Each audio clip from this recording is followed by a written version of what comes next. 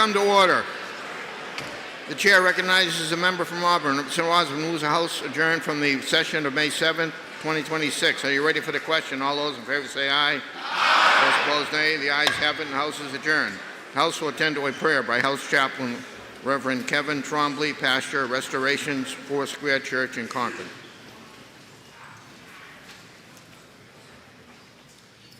Good morning. Seems like a pretty active bunch this morning. Do we need to shake out the wiggles or? Let's pray. Heavenly Father, we come before you today with gratitude for the privilege of gathering in this chamber and for the responsibilities entrusted to those who serve the people of New Hampshire. We ask for your wisdom to guide every conversation, every decision, and every action taken in this place. Grant these representatives clarity of mind, humility of heart, and courage to pursue what is right, just, and good for the people they have been called to serve. In moments of disagreement, give them patience and understanding. In moments of pressure, give them integrity and strength. Help them to lead not from selfish ambition, but from a sincere desire to seek the welfare of others. We pray for our state, for our communities, families, schools, businesses, first responders, healthcare workers, and all who carry burdens that are often unseen. Bring peace where there is division, hope where there is discouragement, and provision where there is need. Lord, remind us all that leadership is ultimately an act of service. May this house be marked by wisdom, respect, diligence, and a genuine concern for the people of this great state. We ask for your blessing upon this session today and upon all who are gathered here. Amen.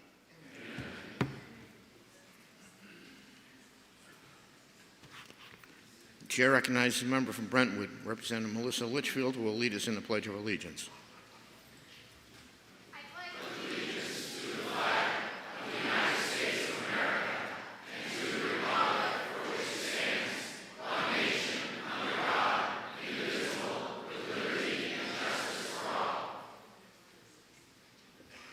The chair recognizes Sounds of the Seacoast Chorus from Portsmouth, who will now sing our national anthem.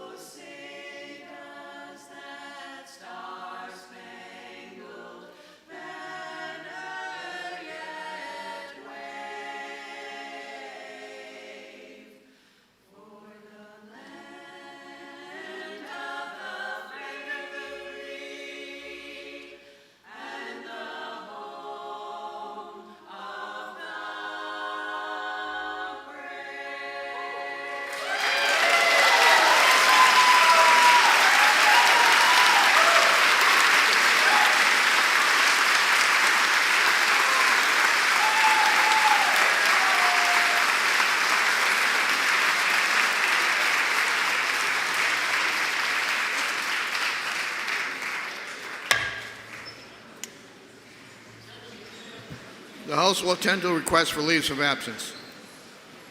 Mr. Speaker, the day, illness, Representatives Baldwin, Bucco, England, Judy, Nelson, Priest, and Souter. The day, important business, Representatives Richard Brown, Arnold Davis, Gilman, Gregg, Robley Hall, Haskins, Hick, Kofalt, Peoples, Richards, Safakidis, Tensar, Verville, and Weinstein. The day, illness in the family, Representatives Bogert, Comtois, and Dee Dee Poulin. These leaves of absence shall be granted unless otherwise ordered by the House. The House will attend to the introduction of guests. Mr. Speaker, please welcome Isis Guyton, student at Milford High School, and Jacob Tiney, student at Timberlane Regional High School, our pages for the day.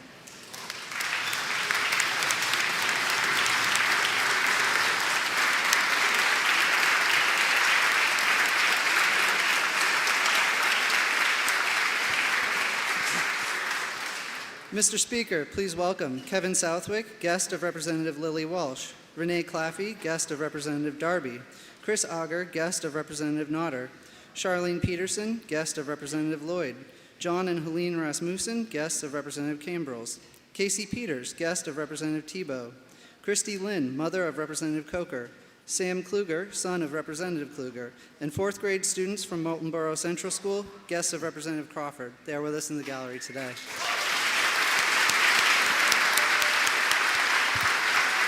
Welcome to the New Hampshire House.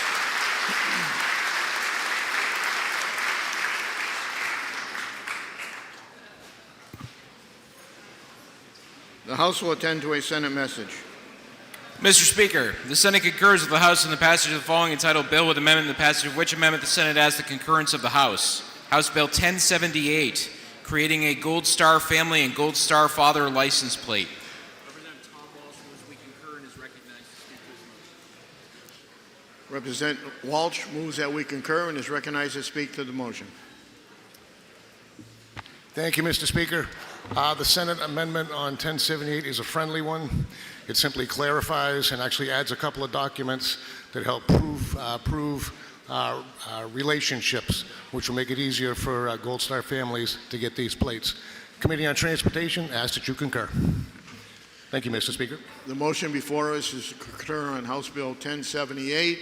Are you ready for the question? All those in favor say aye. Aye. Those opposed, nay. The ayes have it. The motion passes.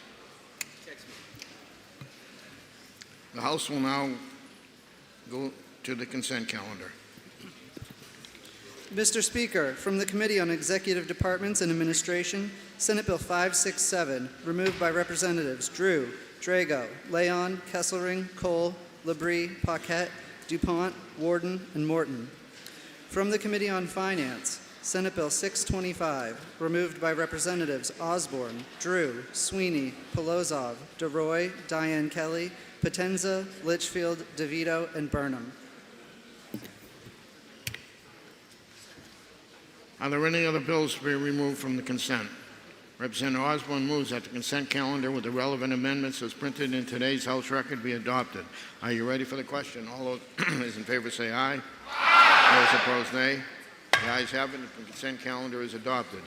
Representative Sargent declared a conflict of interest on Senate Bills 480, 550, 606, and 607.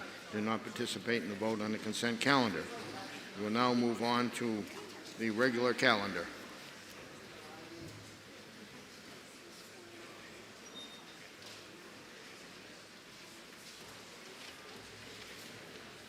Just read this at the bottom because you declared a conflict of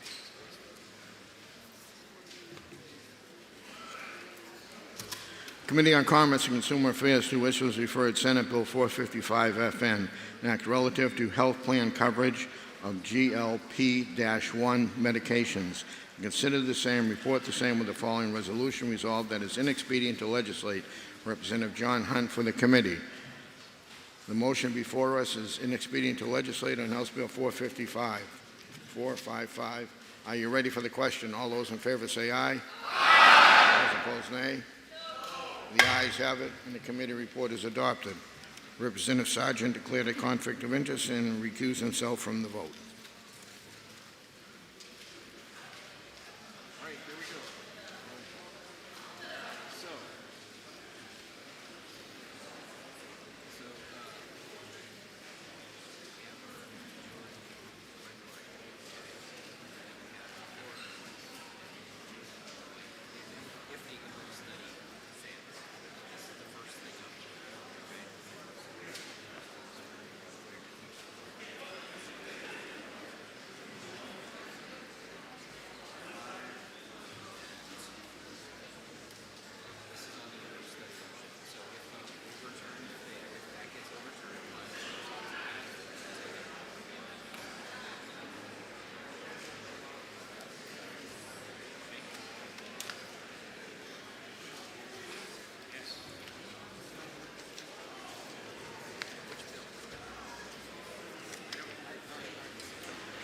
The majority of the Committee on Commerce and Consumer Affairs, to which was referred Senate Bill 498 FN, an act relative to children's mental health services for persons 18 years of age and younger. Consider the same, report the same with a recommendation that the bill be referred for interim study. Senator John Hunt from the majority of the committee. Minority of the committee, having considered the same, being unable to agree with the majority, report with the following amendment and the recommendation that the bill ought to pass with amendment. Senator Julie Miles from the minority of the committee. The chair recognizes Representative Carosa.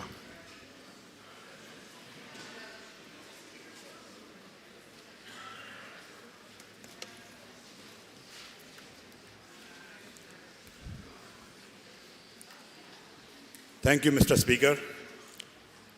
I stand here today in opposition to the current motion for interim study for the Senate Bill SB 498 because I believe very strongly in a better motion for this bill which is out to pass.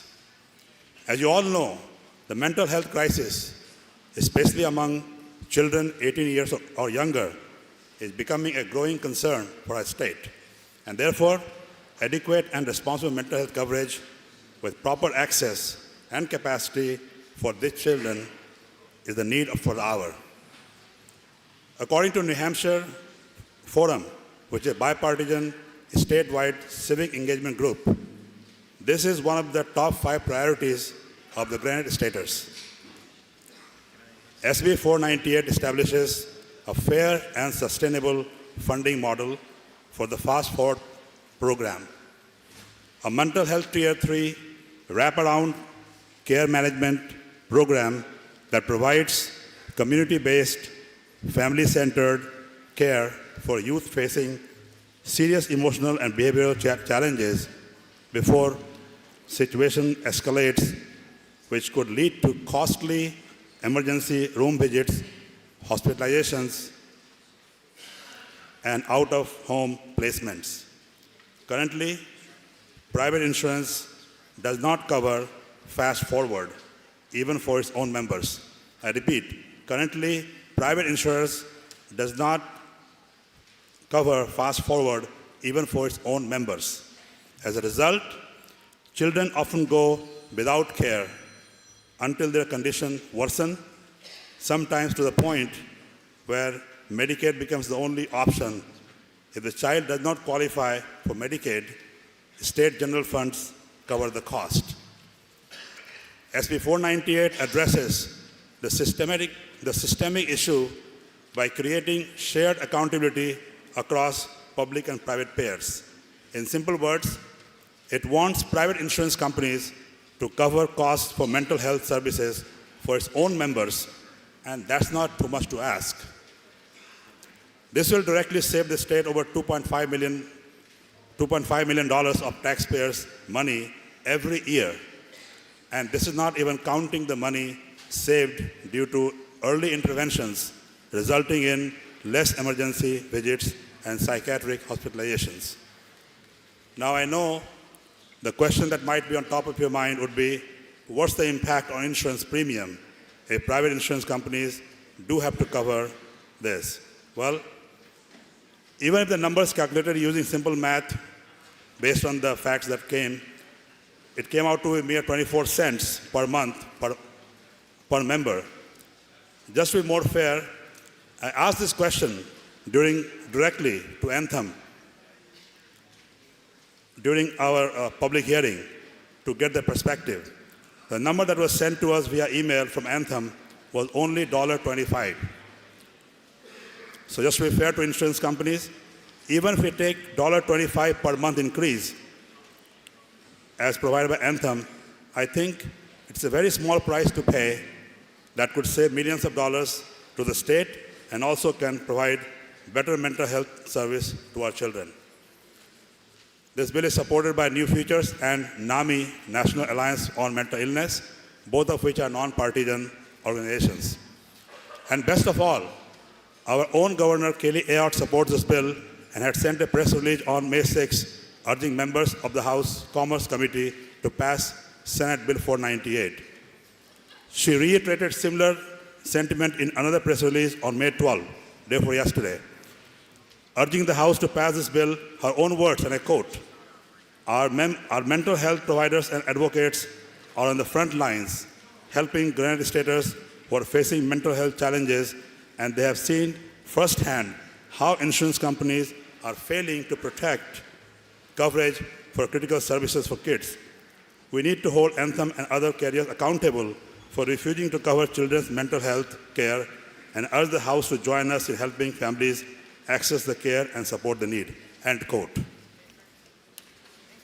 In the same press release, the New Hampshire Insurance Department cited its support to this bill as well. And I quote, the New Hampshire Insurance Department stands behind Governor Ayotte in her effort to pass Senate Bill 498 and hold insurance companies accountable for protecting coverage for children's mental health care, said Insurance Commissioner DJ Betancourt. Without this legislation, Anthem and other insurers will keep letting taxpayers foot the bill for the refusal to cover these services. This bill is not a tax, and it actually saves taxpayers millions of dollars. This legislation is a clear accountability measure that will ensure parents can focus on helping their kids get the care they need rather than battling insurance companies for coverage. Therefore, I strongly urge all of you to press the red button to dismiss the motion of interim study so a better motion of how to pass can be made. And I look forward for a division vote. Thank you. Chair recognizes Representative Jared Sullivan.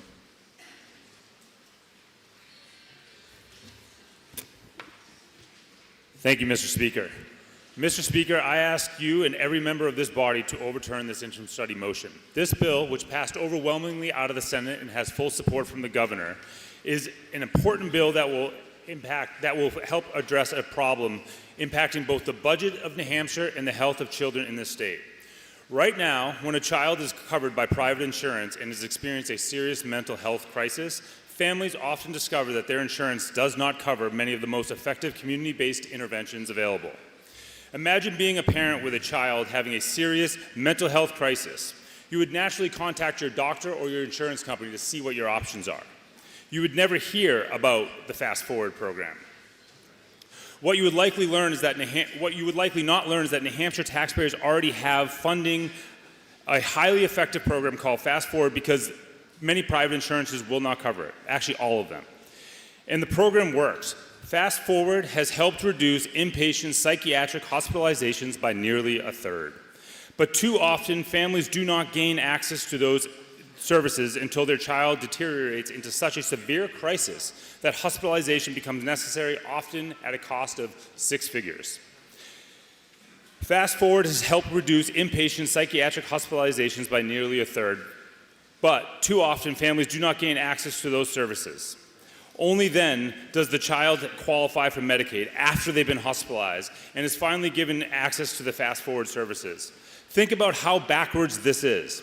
New Hampshire taxpayers are currently subsidizing care for children who already pay for private health insurance plans. If a family is paying for health insurance, they should be able to access effective mental health treatments before the child reaches the state of needing to be hospitalized. Now, some members will stand up after me and call this a tax because they know that word carries emotional and political weight. But here's the reality. Right now, taxpayers are paying these costs. The question before us is whether we continue forcing taxpayers alone to absorb the cost of while insurers avoid responsibility, or whether we implement a targeted assessment so that children can access care earlier before a crisis escalates to hospitalization. This bill is about intervention earlier, about better outcomes for children, and a smarter use of taxpayer dollars. I urge everybody in this body to overturn this interim study motion and support SB 496 on ought to pass. Thank you. Chair recognizes Representative Burrows.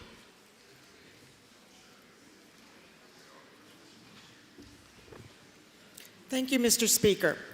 I rise today in support of the Commerce Committee's recommendation for interim study on this bill. Let me begin by saying clearly that children's mental health is a serious issue in New Hampshire. Families are struggling. Providers are overwhelmed. Schools are trying to fill gaps that they were never designed to fill. We absolutely need better behavioral health services for children, but good intentions do not automatically make for good policy. This bill creates a new quasi-governmental nonprofit association run by an unelected board with broad authority to impose assessments on insurers. Mr. Speaker, it's getting loud. Okay, sorry, it was hard to hear. Where was I? Creating a new board to replicate these activities is impractical and in many ways questionable.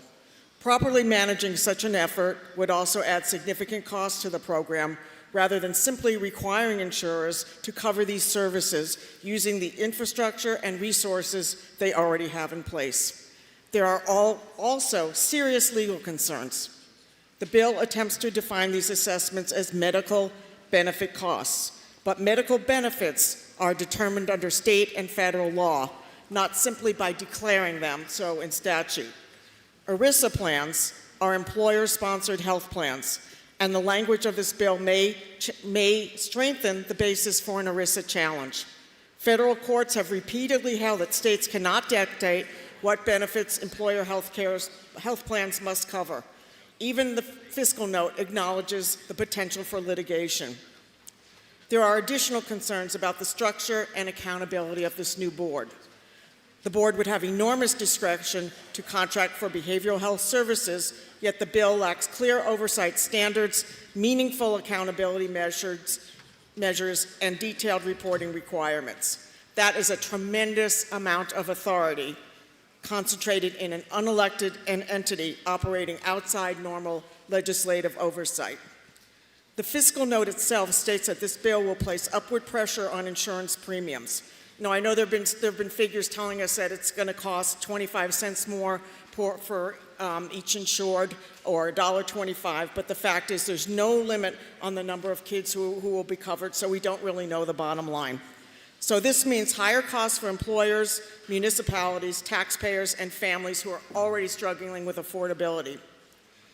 I believe everyone in this legislature believes that these services are essential. And if so, we should debate and fund them transparently through the regular budget process where elected lawmakers remain accountable to the public. Stakeholders had been close to reaching a non-legislative compromise that would address insurance reimbursement issues while allowing more time for oversight and cost analysis. Taking a few additional months through interim study could produce a more stable and legally sound solution without disrupting services for children. For those reasons, I urge the House to support the committee recommendation for interim study on SB 498. Thank you, Mr. Speaker.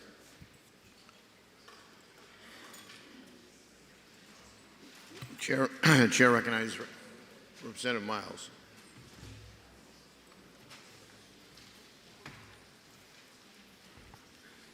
Thank you, Mr. Speaker. Mr. Speaker and members of the House, I rise in opposition to more delay in health care and against the motion of interim study. I rise in support of taxpayer protection, health care access for children and families, and accountability for big insurance. At its heart, this bill is about affordability for New Hampshire residents. It's about protecting families, protecting children, and protecting access to mental health care, and protecting taxpayers from paying for services that big insurance companies are already paid to cover. Families expect coverage to be there when their child is in crisis. Too often, it isn't. When a child experiences crisis, families can wait days or even weeks for services or placement. Children end up in emergency departments, some are sent out of state, and taxpayers pick up the tab through Medicaid because private insurance fails to pay for what has already been paid for. This is not fair to families, and it's not fair to taxpayers. This bill sends a simple message. If insurance companies collect the premiums, they should help provide the care. Now, opponents will call this bill a tax. It is not. In fact, a major national tax reform organization reviewed this structure and confirmed it is not considered a tax and does not violate any anti-tax pledges. This is a healthcare accountability mechanism tied directly to services for children. And let's be honest about what's really happening today. Taxpayers are already paying these costs. What we are really paying, just in the most expensive and least accountable way.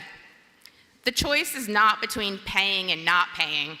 The choice is whether private insurance finally shares responsibility for care that families have already purchased. Opponents also claim that this creates a massive new government bureaucracy. It does not.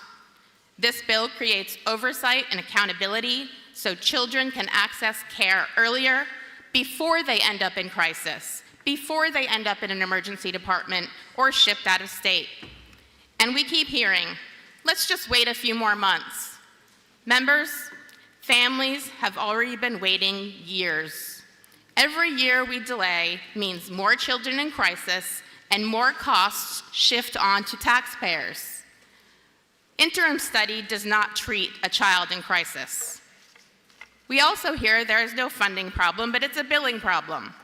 But when families cannot access care, when providers are unpaid, and when taxpayers are forced to backfill the system through Medicaid, that's no longer a billing problem. That is a healthcare access problem. Early care is better. Keeping a child stable at home, in school, and in community is far better and far less expensive than a taxpayer-funded inpatient psychiatric stay. We all talk about protecting children. Today we have the opportunity to actually do it. Members, this bill supports parental choice, improves affordability, protects taxpayer dollars, and holds big insurance accountable. I respectfully ask you to vote down the interim study by pressing the red button so a new motion can be made so the House can support ought to pass. Thank you, Mr. Speaker. Chair recognizes Representative Hunt.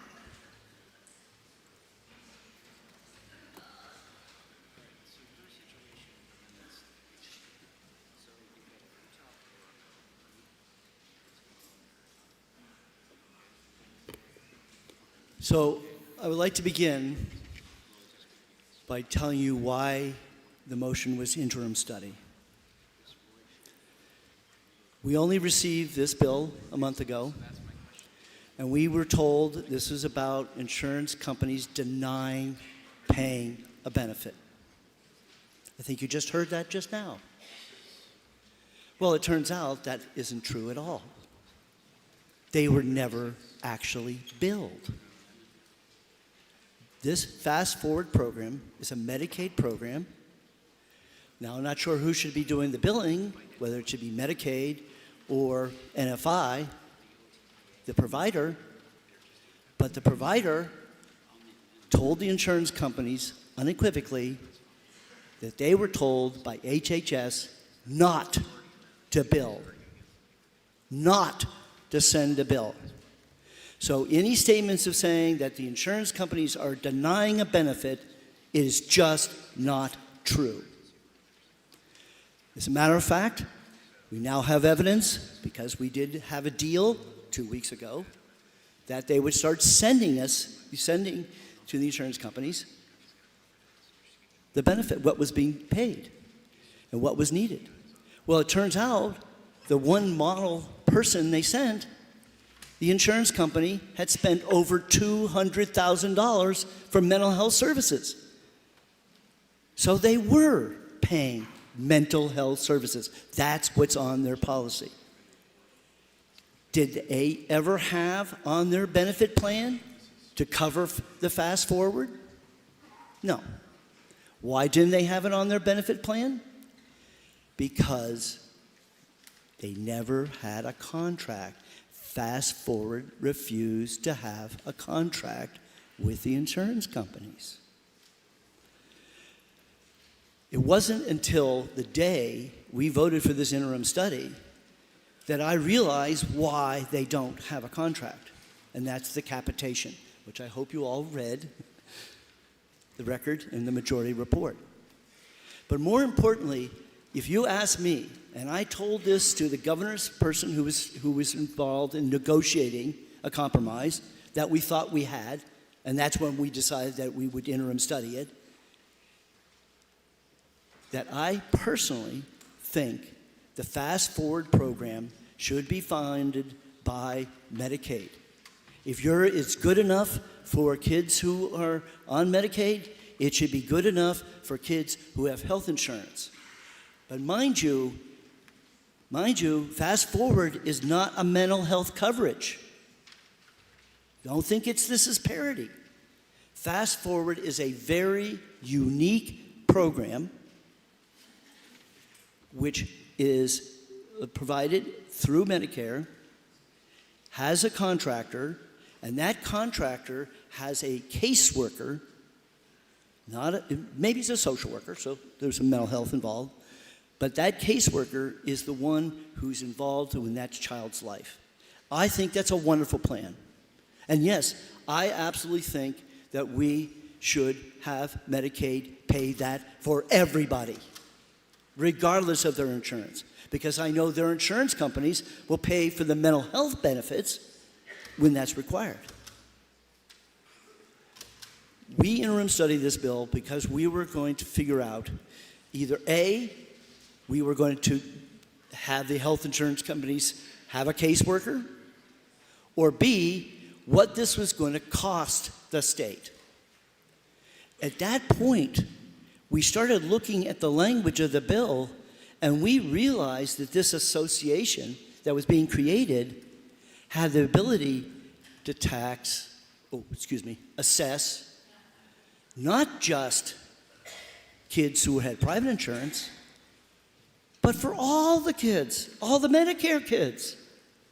This is a cost-shifting bill that basically says is, ratepayers, you're not taxpayers, so therefore, we're going to save taxpayers money by making you pay for the Fast Forward program for all kids.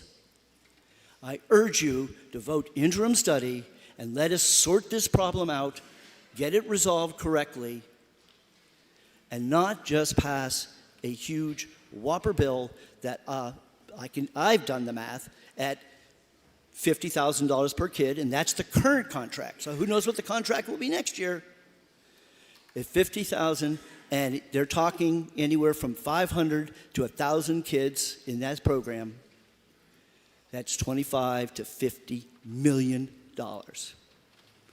Now, if you think that's a good idea, go ahead. Vote down the interim study, and let's take up all these crazy amendments. But if you think that we would like to go home at a reasonable hour and not sit here and debate over and over all these other amendments, stick with the committee, look at the bipartisan vote. Look, you heard the representation, even the Democrats, Republicans, we all agree this bill is not ready for prime time. Please vote yes.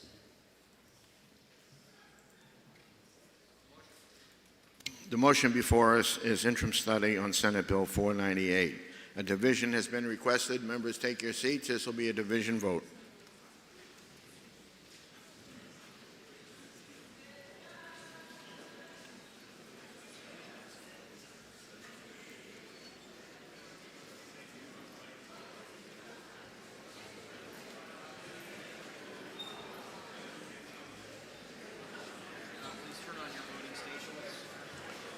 Make sure everybody turns on your voting stations.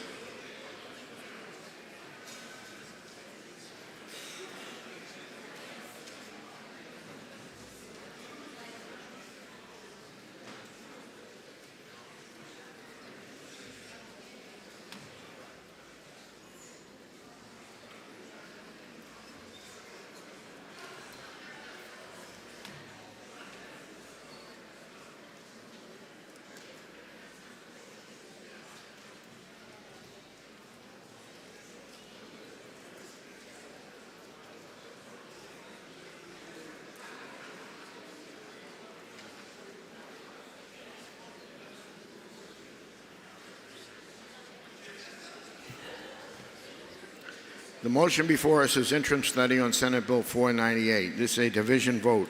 The chair recognizes Representative Lily Walsh for a parliamentary inquiry. Thank you, Mr. Speaker. Mr. Speaker, if I know that taxation is theft and Medicaid is a tax, and Mr. Speaker, if I know that this bill will fix that problem, and Mr. Speaker, if I know that private insurance companies have not been paying their fair share for children's mental health services, and New Hampshire taxpayers have instead been carrying that burden, and Mr. Speaker, if I know that this bill requires insurers to contribute toward covered behavioral health services instead of shifting costs to the state, and that we have already studied this issue for years, then wouldn't I press the red button to overturn interim study so that a better motion may be made? Thank you, Mr. Speaker. Chair recognizes Representative Hunt for a parliamentary inquiry.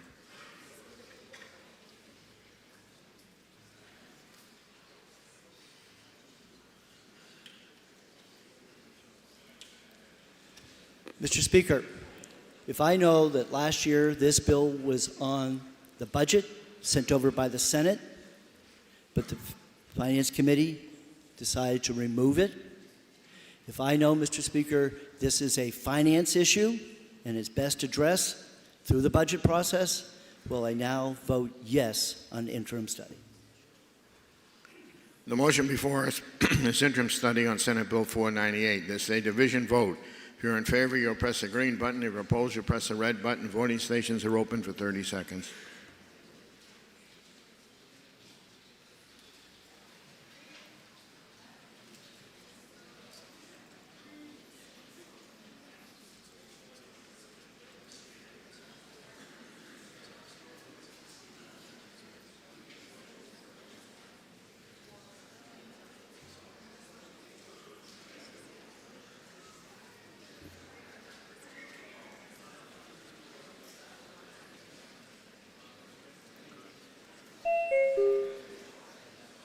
Representative Murphy.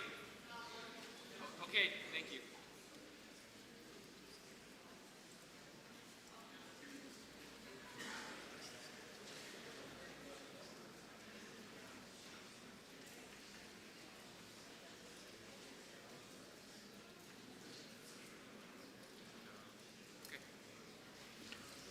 If all members present had an opportunity to vote, also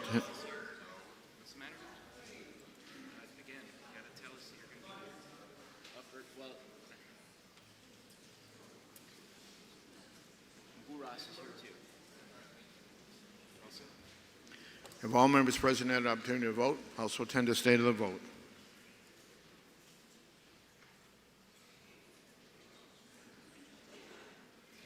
(188) voting yea, 164 voting nay. The committee report is adopted. We have two conflicts. Representatives Morton and Sargent declared a conflict and recused himself from the vote.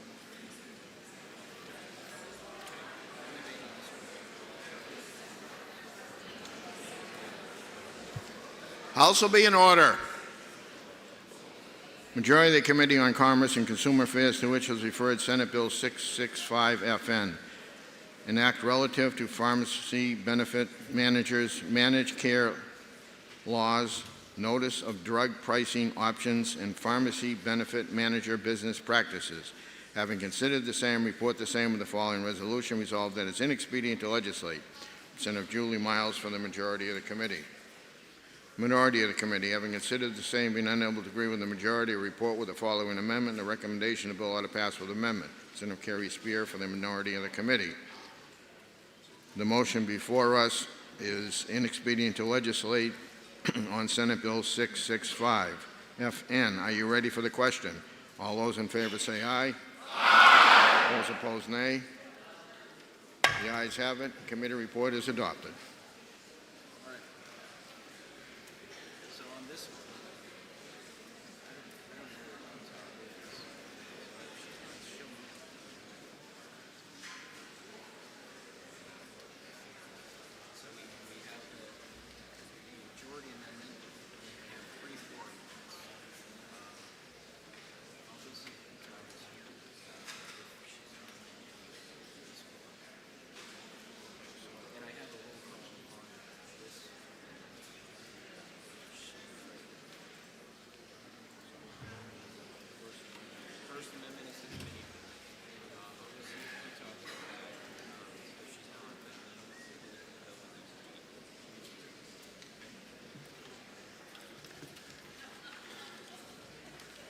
Committee on Criminal Justice and Public Safety, to which was referred Senate Bill 409 FN, Act relative to the penalties for the offense of disobeying an officer. We consider the same, report the same with the following amendment. The recommendation the bill ought to pass with amendment. Senator Terry Roy for the committee.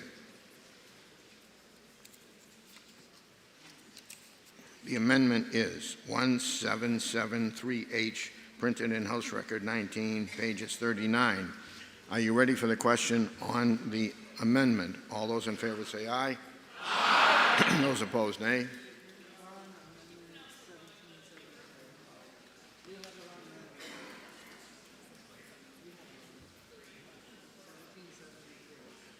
Right, 1773.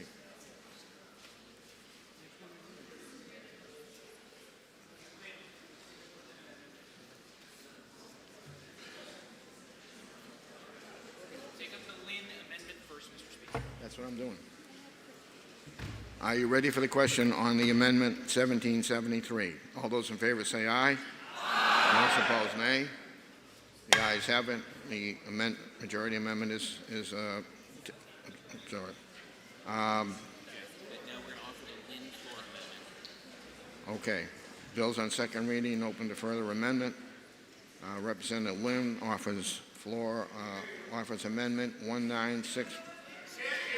Speak in the microphone. Representative Lynn offers amendment 1964H. It's in your seat pockets. And the chair recognizes Representative Lynn. Thank you, Mr. Speaker. Mr. Speaker, I rise in support of floor amendment 1964H. What this amendment does is it doesn't change. Mr. Speaker, we tell people to calm the hell down. Pardon? We changed it.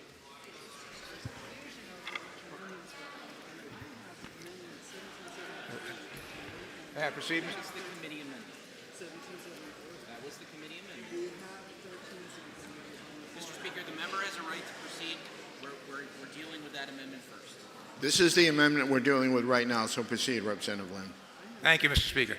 Mr. Speaker, I rise in support of floor amendment 2026, 1964. What this amendment does is it adds on, it doesn't change the text of the original bill at all. It simply adds on to the bill the text of what this House has over 2 years passed, that is House Bill 510, which establishes certain due process rights for students in the university system or the community college system of New Hampshire or faculty members who are facing disciplinary action. You may recall that our friends on the other side of the aisle objected to this bill. I believe that we have addressed every objection that was a substantive objection to the bill. Last year when this bill passed, the Senate killed it because they said that it could interfere with collective bargaining agreements that existed. We said, okay, so this year's bill says that if there are existing collective bargaining agreements, then the bill doesn't apply to them until those collective bargaining agreements are over, and it simply says that in going forward, the university system and unions cannot enter into new collective bargaining agreements that would violate the provisions of this bill. The last point I want to make is this. One of the main arguments made in opposition to this bill is there's no problem here. The students and faculty members are provided due process rights already, so why do we need this? This bill addresses that also. It specifically says that if existing procedures in the university system or the community college system provide the equivalent due process protections to this bill, then they can continue to use them. There's no problem whatsoever. Why then, you may ask, has there been such opposition from the university system and the community college system? I submit to you it's because there really isn't the equivalent due process protections, and they're worried that they may have to do something they really don't want to do and maybe not be able to use sort of the woke procedures that unfortunately we've seen around the country in New Hampshire. I urge you to support this floor amendment. Thank you, Mr. Speaker, and I ask for a division vote.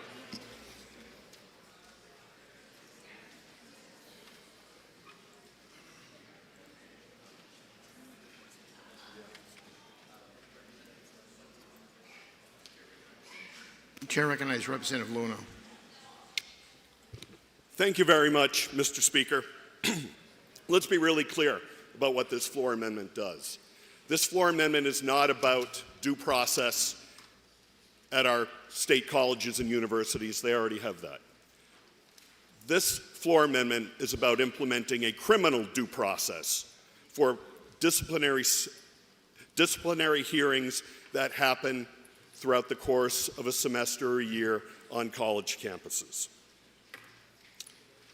I serve on boards at UNH, our largest university, and at NHTI, our largest community college. And in the 25 years I've been on both those boards, I've never heard any complaint about the due process procedures that are used for disciplinary hearings on campus. Never. And I've interacted with every college president and chancellor over that same period of time. So the sponsor's right when he said it's not about fixing a problem. There isn't a problem here. In fact, when you take a look at our community colleges, they're rated top 10 in the country. And just last week, the chancellor of our community college system was voted lead educational leader in the state. If there were problems, with our disciplinary procedures that are in place today, we'd know that, and we'd be about fixing them. But this is not about fixing a problem. You know, there's lots of problems that do need to be fixed across New Hampshire, and this isn't one of them. And I think Granite Staters can see through this. Let's vote no on this amendment. Thank you.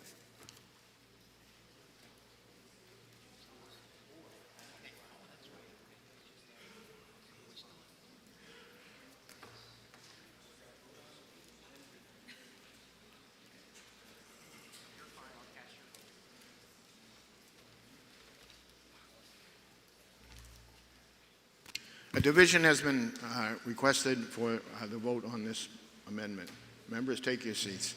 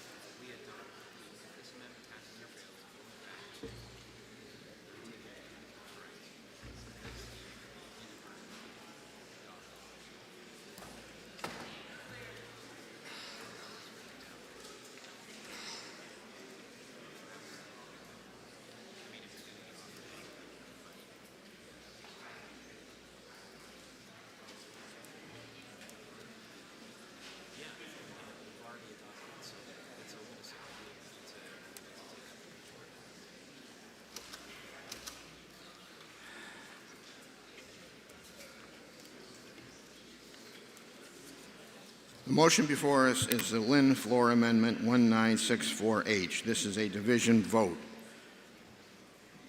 Chair recognizes Representative Lynn for parliamentary inquiry. Thank you, Mr. Speaker. Colleagues, if I know that this is a good amendment that is exactly the same as amendments that have, as bills that have been adopted by this body in the past 2 years, and that there's no reason not to approve it, then would I press the green button? Thank you, Mr. Speaker. Chair recognizes Representative Luna for parliamentary inquiry. Thank you, Mr. Speaker. If I know that in 25 years I've never heard any complaint with respect to the due processes used at either our community colleges or university system, And if I know that this bill is not about fixing a problem, but that problems do exist across New Hampshire in other ways, and our Granite Staters want us to focus on that. And if I know that our community colleges are among the top 10 in the country, and our university system is among the best research universities in the country, then wouldn't I press the red button, vote no on this, so that we could get on to better business? Thank you. The motion before us is Lynn Floor, Amendment 1964H. This is a division vote. If you're in favor, you'll press the green button. If you're opposed, you'll press the red button. Voting stations are open for 30 seconds.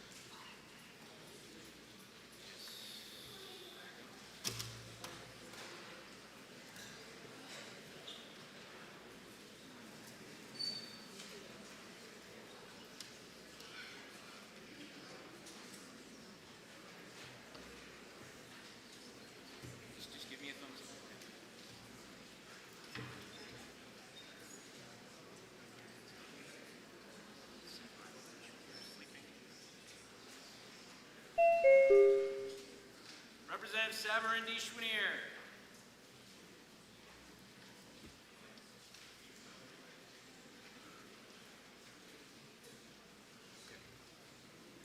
If all members present had an opportunity to vote, House will tend to stay to the vote. 190 voting yea, 164 voting nay. The amendment is adopted.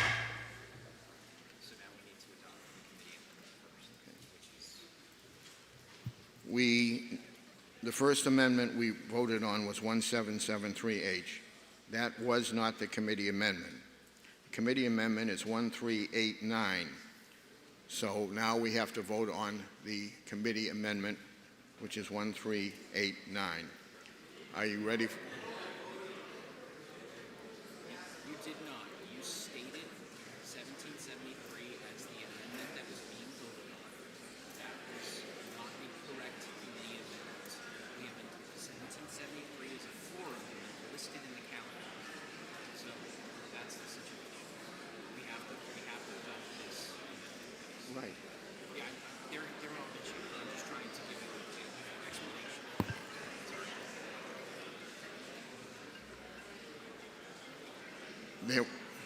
There was a mistake. There was a mistake. That's what I'm trying to convey to you. There was a mistake on the First Amendment. That's why we have to adopt this amendment now, because this was the First Amendment that was supposed to be voted on, and unfortunately, there was a mistake on the chart. So the amendment we're voting on now is 1389H. That was the committee amendment.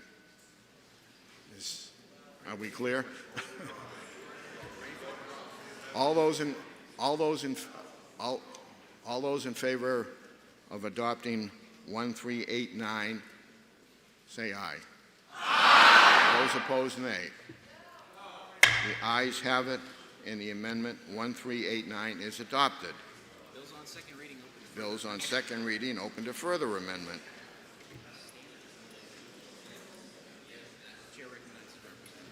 Chair recognizes Representative Kutab offering Amendment 1961H. Thank you, Mr. Speaker. This amendment adds a bill that we already unanimously passed on consent through the House, because currently, if a child is paralyzed or killed in a public school, the school district is not liable. And we need to fix that. It happened to one of our own in this body.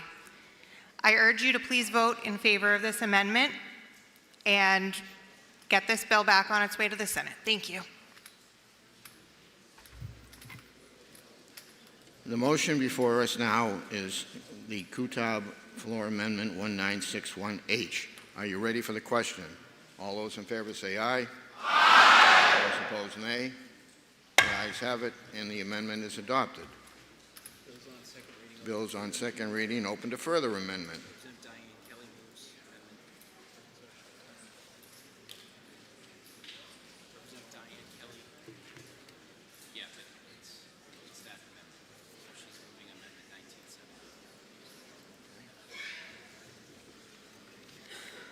Representative Diane Kelly moves Amendment 1970H and is recognized to speak.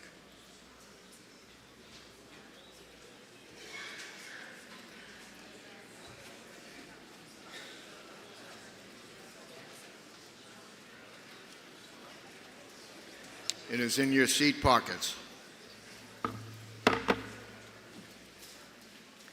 Thank you, Mr. Speaker. This floor amendment adds HB 1633 to this bill. HB 1633 passed criminal justice unanimously. It's passed this House floor unanimously twice. It's passed this House a third time on a roll call of 340 to 1. So everyone on this side of the room and virtually everyone on that side of the room voted for this repeatedly. Why? Well, many years ago, we passed a law that said sexual assault survivors have a right to have evidence collected, what we call a rape kit. That law also says survivors have the right to be informed of their rights. But the DOJ has confirmed themselves that less than a third of victims who come into a hospital, report their assault, and want a rape kit are informed of their rights. That means that for the most underreported and under-prosecuted crime, 1,000 victims a year are being denied their right, their narrow chance to get evidence. It also means that the accused who happen to be innocent are not having the opportunity to prove their innocence. We've had to vote for this 3 times because over the last few years, the body on the other side of the wall, in their infinite wisdom, keeps deciding that victims' rights, the law we passed, should be kept a secret. I don't know about you, but I'm tired of us doing all the work to actually get something passed that we all agree on just for the other body to kill it.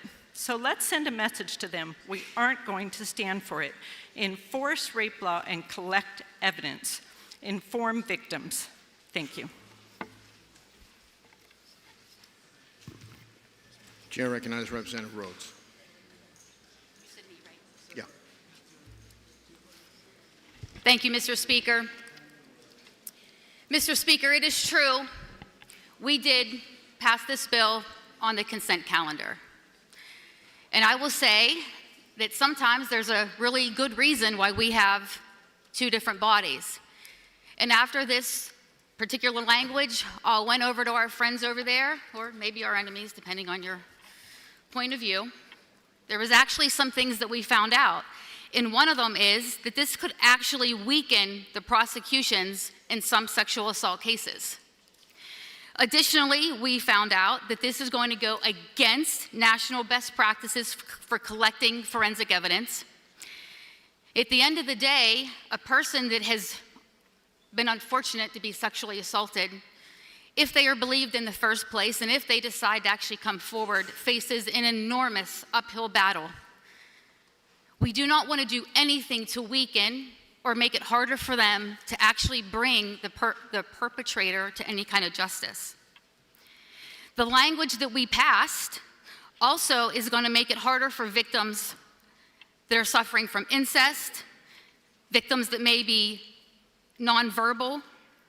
And additionally, the biggest thing to keep in mind is that they indefinitely postponed this bill. They have the same rules over there that we have here. So if we pass this, we are essentially getting rid of all the other things that we just attached to this train. I would ask you to please vote no on this floor amendment. If the sponsor wants to come back, I'm sure she will. We'll look at it again next year. But sometimes you have to give up your right to be right. Thank you, Mr. Speaker.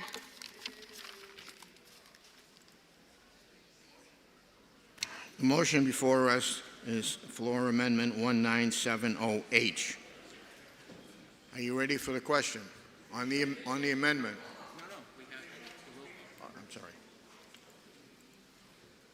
A roll call has been requested, and it is sufficiently seconded, so this will be a roll call vote. Members, take your seats.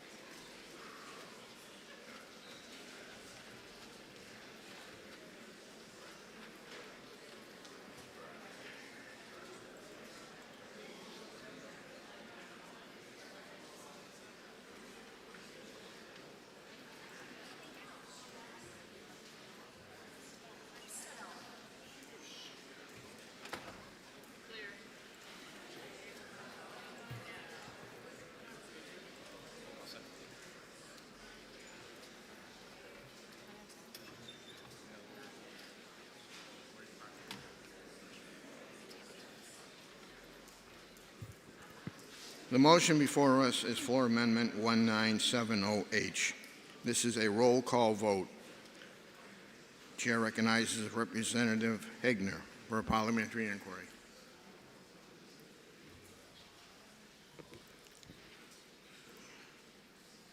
Thank you.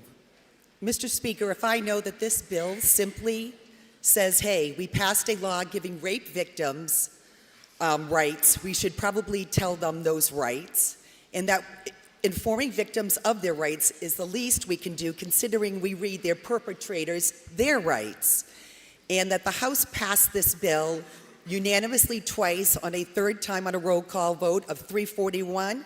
Would I now press the green button to send the body on the other side of the wall a message that they can't ignore victims? Thank you. Chair recognizes Roy for a parliamentary inquiry.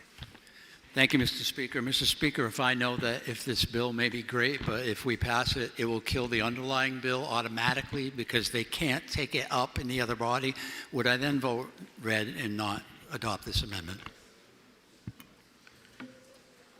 Motion before us is Floor Amendment 1970H. This is a roll call vote.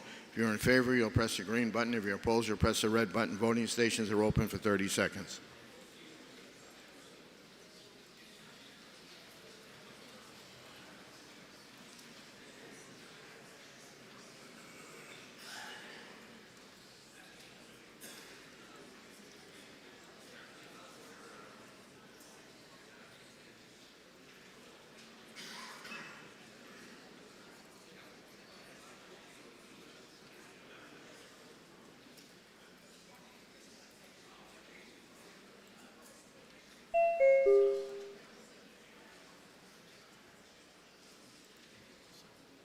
If all members present had an opportunity to vote, House will attend to state of the vote.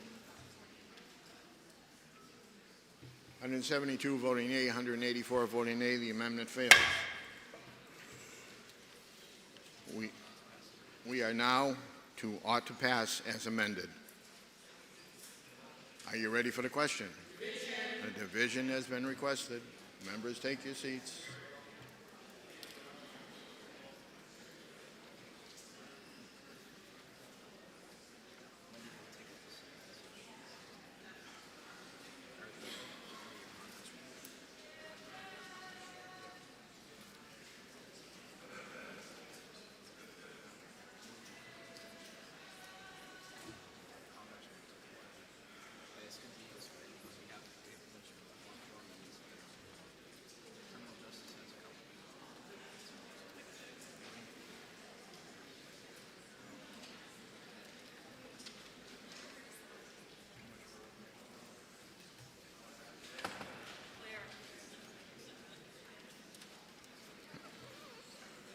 The motion before us is ought to pass as amended. This is a division vote. If you're in favor, you'll press the green button. If you're opposed, you'll press the red button. Voting stations are open for 30 seconds.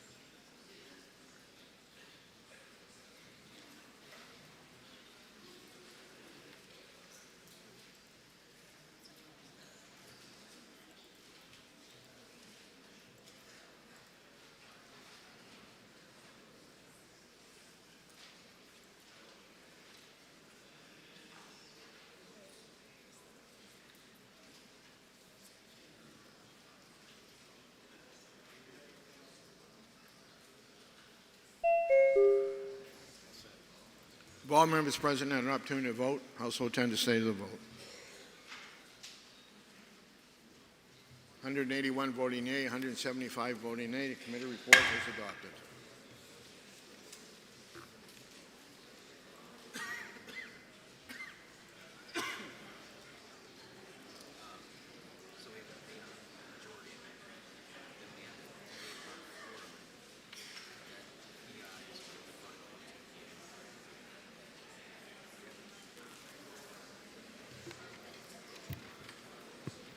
Majority of the Committee on Criminal Justice and Public Safety, to which was referred Senate Bill 624 FN, an act restricting access to certain hemp-deprived products. Having considered the same, report the same with the following amendment, and the recommendation of the bill ought to pass with amendment. Representative Terry Roy from the majority of the committee. Minority of the committee, having considered the same, being unable to agree with the majority, report with the following resolution: resolved that it is inexpedient to legislate. Representative Bashir from the minority of the committee.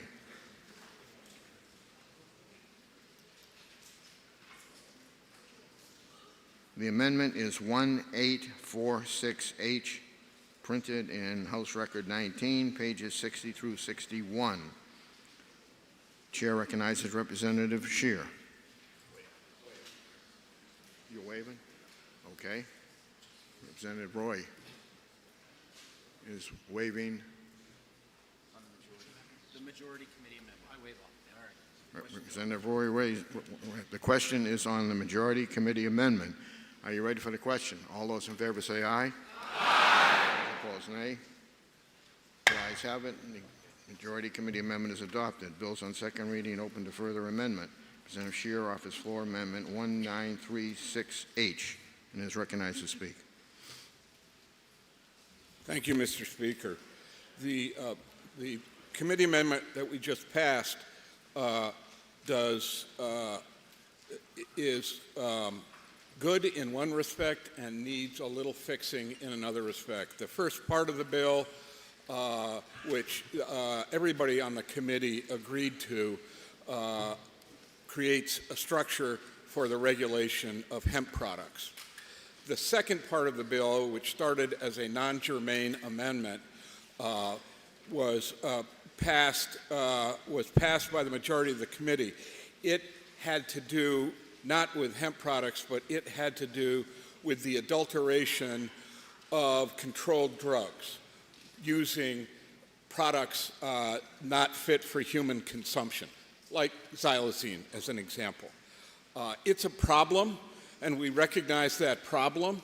The bill, the committee amendment, deals with the problem by having 2 additional felonies. Understand, anyone who gets to those 2 additional penalties is already charged with a felony that could get them up to 30 years in jail. So the people to whom this would apply, this non-germane amendment piece would apply, these 2 felonies would apply, they're already charged with a crime that could get them up to 30 years in jail for possession of the underlying drug, like fentanyl. The committee amendment penalty stacks. It creates 2 new penalties. It says if you adulterate a controlled drug with a product not fit for human consumption, that's a Class B felony.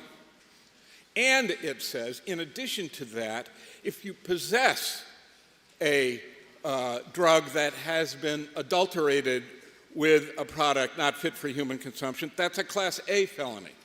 So it really stacks penalties that you don't really need. Somebody can be charged with 2 additional penalties when they're already facing a penalty of up to 30 years. So what the amendment does is it combines the 2 felonies into one. It says if you're charged, if you adulterate a product, you can be charged with a Class B felony. Or if you possess a product that's been adulterated, you can be charged with a Class B felony. But you can't be charged with both. The prosecutor needs to pick one or the other. It prevents needless penalty stacking. So I ask you to ask for a division vote and ask you to press the green button in favor of the amendment. Chair recognizes Representative Roy. Thank you, Mr. Speaker. Mr. Speaker, my friend left a few things out. First of all, if you are charged with murder, you can also be charged with a felon in possession of a firearm. That's not stacking. That's you violated separate crimes. There's numerous crimes where you are charged with multiple crimes. Second of all, it's not if you possess. It's if you are in possession with intent to distribute. This only targets dealers. Now, what's the problem? The problem is right now, coming from China and other countries are chemicals that are being added to our drug supply. So if you go by fentanyl, there's a good chance you're getting fentanyl plus.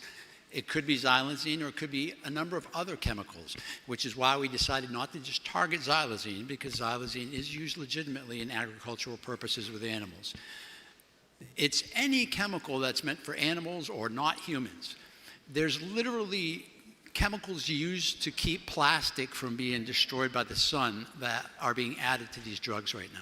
So what's happening is some of them are addictive.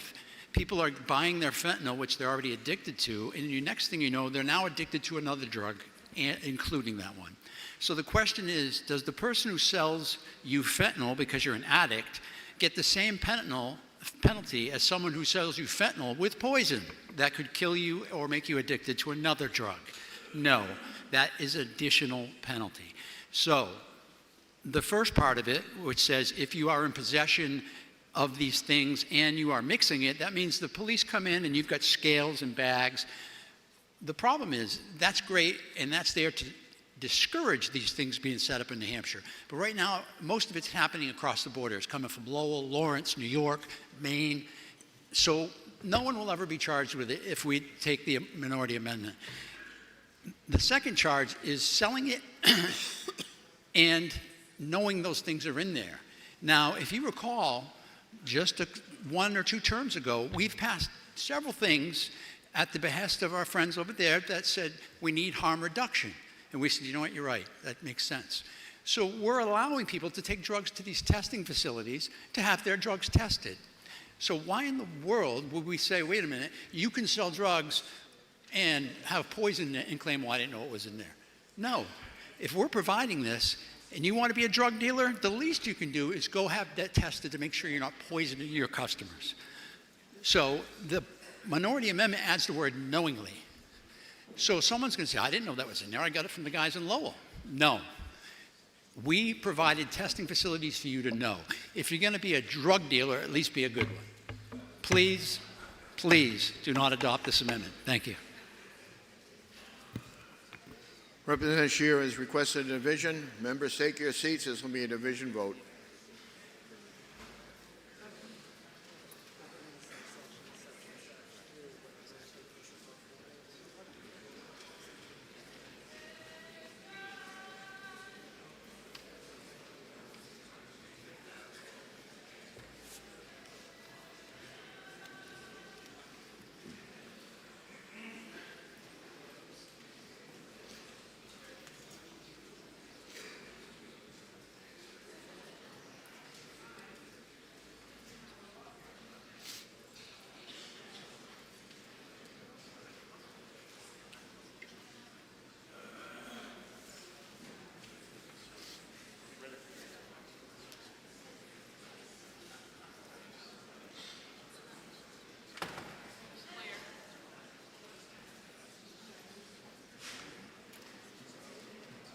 The motion before is Floor Amendment 1936H. This is a division vote. Chair recognizes Representative Scheer for a parliamentary inquiry. Thank you, Mr. Speaker. Sadly, I agree with 75% of what my colleague from Deerfield said. If I know that I agree with 75% of what my colleague from Deerfield said, and if I know that what we disagree on is you can still be charged with possessing with the intent to sell of an adulterated product, and the prosecution can put into evidence that the person didn't get the substance tested at a testing facility. So it doesn't take away that option. It simply, and if I know that it doesn't take away that option, would I press the green button in favor of the amendment? Chair recognizes Representative Roy for a parliamentary inquiry. Mr. Speaker, if I'm not entirely sure what my colleague just said, would I just vote no and support the underlying amendment? Thank you. The motion before us is Floor Amendment 936H. This is a division vote. If you're in favor, you'll press the green button. If you're opposed, you'll press the red button. Voting stations are open for 30 seconds.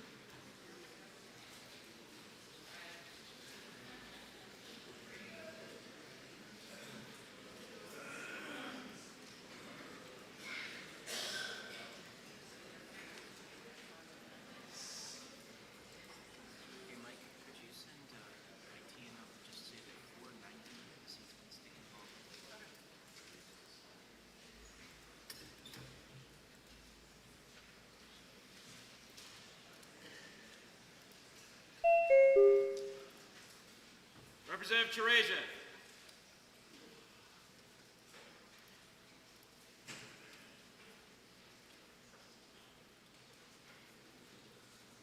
Representative Vallone.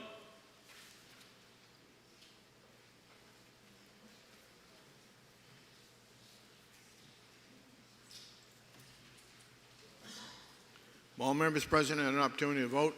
House will tend to stay to the vote.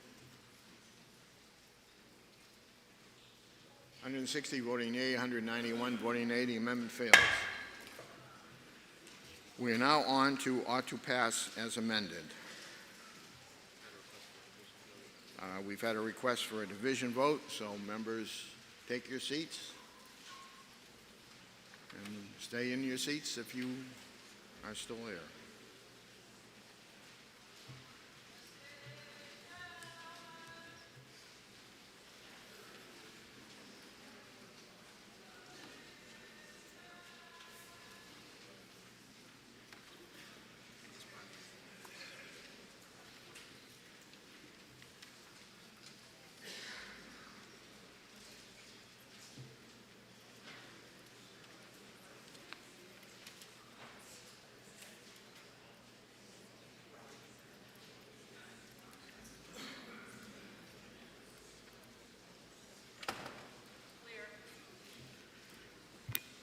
The motion before us ought to pass as amended on Senate Bill 624. This is a division vote. The chair recognizes Representative Scheer for a parliamentary inquiry. Representative Scheer is waived. Chair recognizes Representative Rhodes waived. So the motion is ought to pass as amended on Senate Bill 624. This is a division vote. If you're in favor, you'll press the green button. If you're opposed, you'll press the red button. Voting stations are open for 30 seconds.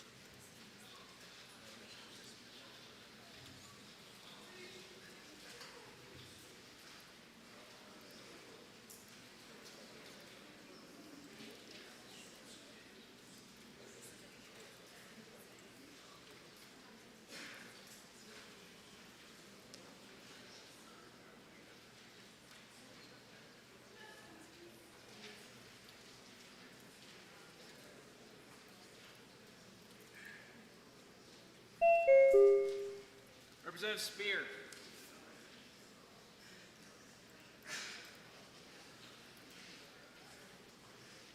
Representative Lauren Fox.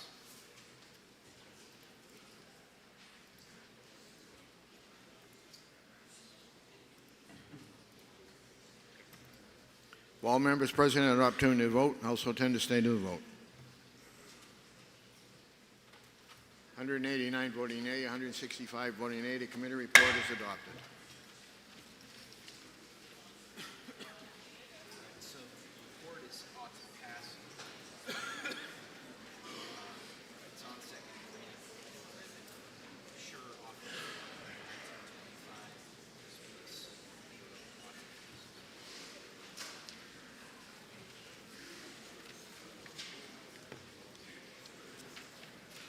Majority of the Committee on Criminal Justice and Public Safety, to which was referred Senate Bill 667 FN, Act relative to the assault of emergency room personnel. Considered the same, report the same, and the recommendation of the bill ought to pass. Representative Terry Roy for the majority of the committee. The minority of the committee, having considered the same, being unable to agree with the majority, report with the following amendment. The recommendation that the bill ought to pass with amendment. Senator Bashir for the minority of the committee. Bills on second reading and open to further amendment, and Representative Scheer offers floor amendment 1925H. It is in your seat pockets. Representative Shares recognizes. Thank you, Mr. Speaker. So what this amendment does, it carves out of a very good bill that is increasing the penalties for those assaulting emergency personnel, a small group of 3 different people.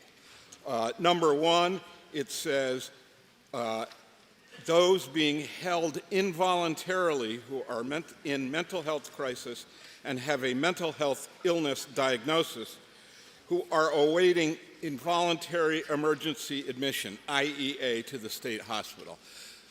Number 2, it carves out those who already have a dementia diagnosis. Number 3, it carves out those with intellectual or developmental disabilities that interfere significantly with their ability to communicate. This is a small group of people who we don't want, who have significant mental disabilities of some sort, who we don't want to hold criminally responsible for their conduct in this circumstance. It prevents, without this amendment, the underlying Bill 667 would criminalize disabilities. It would take these small group of people that it carves out and would say, we don't care about your mental disability, we're going to put you into the criminal justice system. And that's not going to be sorted out until 6 to 9 months later. Because what's going to happen, because they're charged with a Class B or a Class A felony, almost automatically they're going to be held without bail, given the new bail statute. And what's going to happen is they will not have a hearing of any significance to sort this out in front of a judge until 6 or 9 months later, and they'll sit in jail for 6 to 9 months without getting any services whatsoever. Let me pause.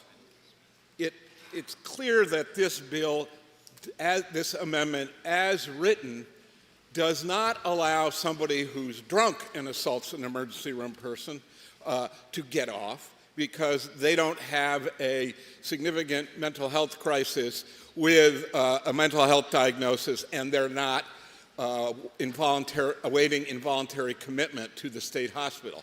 It wouldn't apply to people who are drunk. It wouldn't apply to people who just say, I'm mentally ill, so you can't charge me, because they're not being held involuntarily either. It wouldn't apply to people who say, I'm high and therefore I have a mental health diagnosis. It wouldn't apply to them because they are not sitting there awaiting involuntary commitment to the state hospital. And it wouldn't cover people who are experiencing drug or alcohol withdrawal for the same reasons I described. We, as a legislature, we as a society, we don't want to treat people who have these significant disabilities described in this amendment as criminals. We don't want to put them into the criminal justice system. So I ask you to press the green button in favor of this amendment.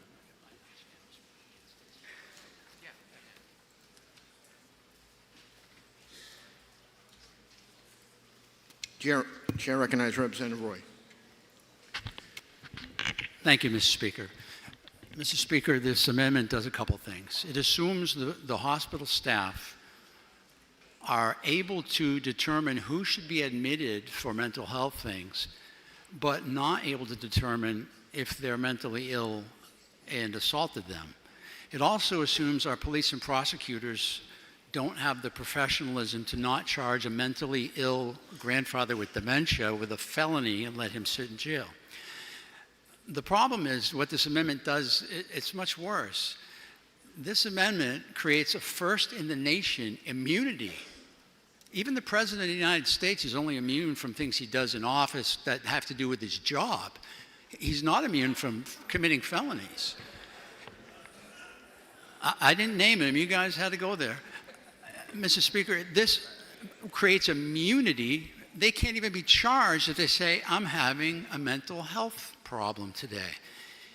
It's then on the state to try and prove that they're not. I mean, it creates a mess of our criminal justice system. Nowhere, anywhere, is there immunity from a charge because of something that you have a condition for. That's why we have unfit to stand trial. We have not guilty by reason of insanity. These are all built into our justice system. What's being proposed here is an advance immunity from charges. It would be unprecedented. We trust these people to take care of us at our weakest moment. When we are in a horrible position, we go to the emergency room, we trust someone's going to be there to take care of us. Not that some meth addict just beat the heck out of them and they're going to be not charged because they happen to also have depression. 80% of people in the criminal justice system have a mental disability of some sort.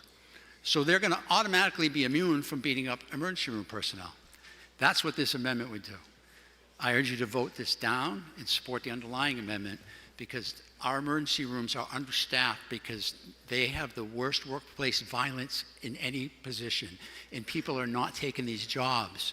They go to school, expend an enormous amount of money and time to become people who can save us at our worst moment, and they're not taking these positions because it's become so violent with drug-seeking behavior, with people drunk, people on methamphetamines. Please, help us protect them and protect ourselves in the process and reject this amendment. Thank you.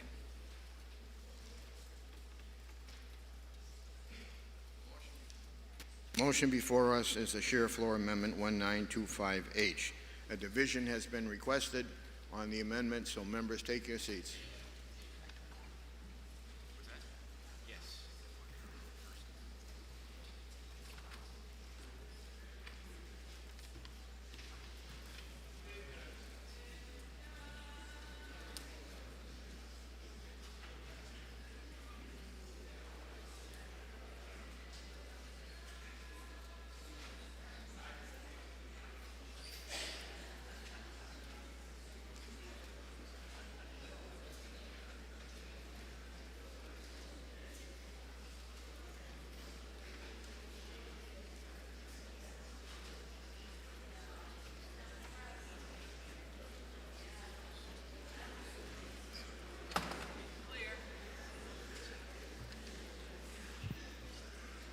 The motion before us is the sheer floor amendment 1925H. It's a division vote. Chair recognizes Representative Scheer for a parliamentary inquiry. Thank you, Mr. Speaker. If I know that my colleague from Deerfield is wrong, this bill does not say anyone can get up there and claim a mental illness and take advantage of the language in this amendment. It says if the hospital has already determined that this person they're going to hold this person involuntarily awaiting their transfer to the state hospital, that's the only person raising a mental illness claim that will qualify. So it's a very, very narrow provision. These effectively act as guidelines. And if I know that the three sections of the amendment act as guidelines for hospital personnel, they know we gotta check and see if this person is suffering from dementia. And if we know that these guidelines do not create immunity, that they merely ask the hospital personnel to think twice about a narrow group of people, then would I press the green button in favor of this amendment? Chair recognizes Representative Rhodes for a parliamentary inquiry. Thank you, Mr. Speaker. Mr. Speaker, if I know that our justice system is designed with layers for a reason, and if I know that you do not adopt laws with exceptions as to who should and shouldn't have to follow them, and Mr. Speaker, if I know that this bill's intent is not to punish a patient that has an illness, but rather to say that it is not okay to beat up somebody in the emergency room because you have not been given the opioid of your choice, would I now vote red on this amendment? Thank you. The motion before us is floor amendment 1925H. This is a division vote. If you're in favor, you'll press the green button. If you're opposed, you'll press the red button. Voting stations are open for 30 seconds.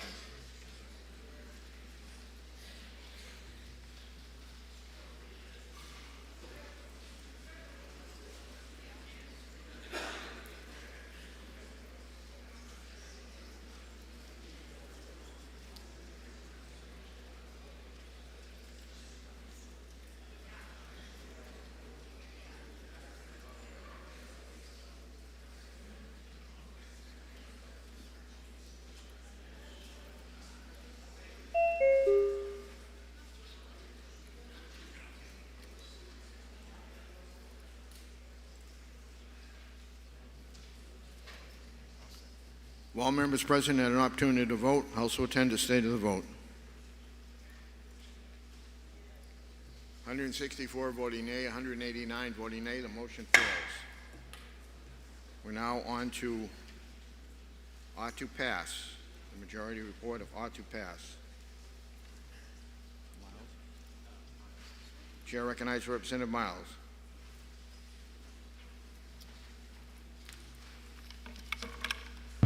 Thank you, Mr. Speaker. I rise, of course, in support of Senate Bill 667. Today, it's not about politics, but it's whether those who stand between chaos and care in our emergency departments deserve the same legal protection as first responders who bring patients into the ER. Recently, this legislator did overwhelmingly support and enhance protection for firefighters, EMTs, paramedics, and law enforcement officers through House Bill 59, which was the right thing to do. However, a gap does remain in these protections for ER responders currently stop at the emergency department threshold at the door. The ambulance crew hands off the patient, but the danger doesn't stop there. It often gets worse. Emergency departments are places of crisis, violence, fear, addiction, mental illness, grief, anger, and chaos. Despite these challenges, nurses, physicians, technicians, security staff, and volunteers continue to serve every day. This is not rare. Over 16,000 nurses are assaulted every year in America. An ER nurse is assaulted about once every 2 hours, and 90% of emergency physicians report being hit, threatened, or spit on within the last 6 months. Yet these professionals continue to care for strangers on the worst days of their lives. The continuum of emergency medical care doesn't end at the hospital doors, and neither should their legal protection. Senate Bill 667 does not create a new legal standard. It uses the same language that this body already passed for pre-hospital workers, the same standard, framework, and the knowingly requirement. This balances accountability and judicial discretion. This bill simply says the nurse caring for a trauma patient inside the ER deserves the same respect and protection as the paramedic who brought them there. Consider this. Nearly 20 years ago, this legislator created enhanced criminal penalties for assaulting police dogs and horses. Today, in New Hampshire, a police dog or horse has clearer statutory protection against assault in an ER than a nurse, doctor, or technician trying to save a human life just inside those hospital doors. That's not controversial, it's common sense. Most importantly, this bill sends a message. New Hampshire values the people on the front lines of emergency health care. Violence against ER staff cannot be tolerated, and these men and women are not forgotten simply because they work just beyond the ambulance bay. If we respect our nurses and doctors, and I know we do, we truly support frontline healthcare workers. Today we can prove it, and thank you, Mr. Speaker. Please support our nurses and doctors and vote ought to pass with the green button. Thank you.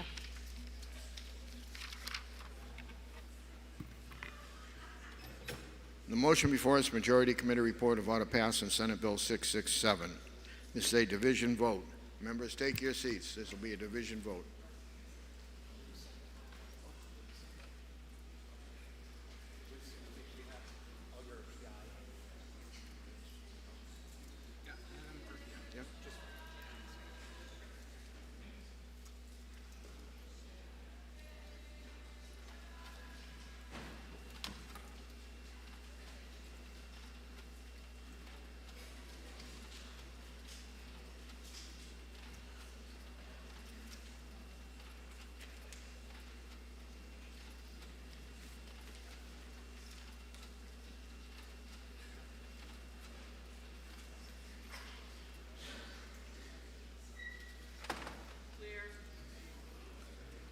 The motion before us, Majority Committee report of ought to pass on Senate Bill 667. And this is a division vote. Chair recognizes Representative Scheer for a parliamentary inquiry. If I know that this bill is not about whether we want to protect emergency personnel like we protect others. We all want to do that. The question that this bill raises is, are we not going to protect the most vulnerable people who come into emergency rooms? If I know that, would I press the red button to defeat OTPA? Chair recognizes Representative Rhodes for parliamentary inquiry. Mr. Speaker, if I know you do not make laws and say that everybody has to follow these laws except the person that's having a bad day, would I now vote green? The motion before us is a majority carrying report of order passed on Senate Bill 667. This is a division vote. If you're in favor, you'll press the green button. If you're opposed, you'll press the red button. Voting stations are open for 30 seconds.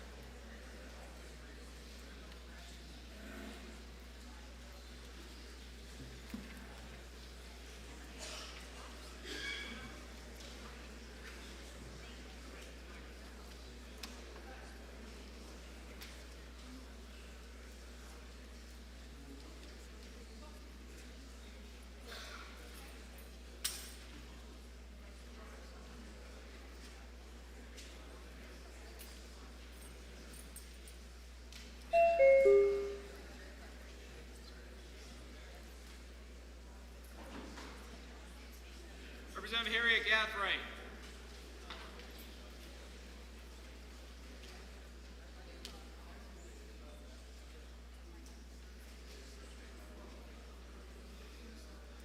Representative Lascelles.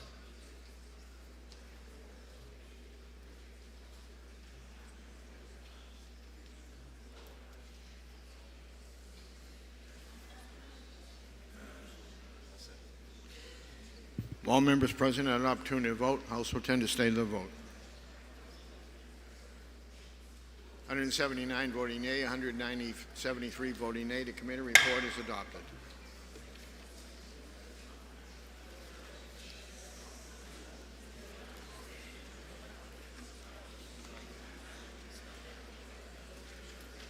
The majority of the Committee on Education, Policy, and Administration, to which was referred Senate Bill 430, an act relative to mandatory disclosure by school district employees to parents and legal guardians. Having considered the same, report the same with the following amendment, and the recommendation of the bill ought to pass with amendment. Representative Melissa Litchfield for the majority of the committee. Minority of the committee, having considered the same, being unable to agree with the majority, report with the following resolution: resolved that it is inexpedient to legislate. Representative Lorraine Seelig for the minority of the committee.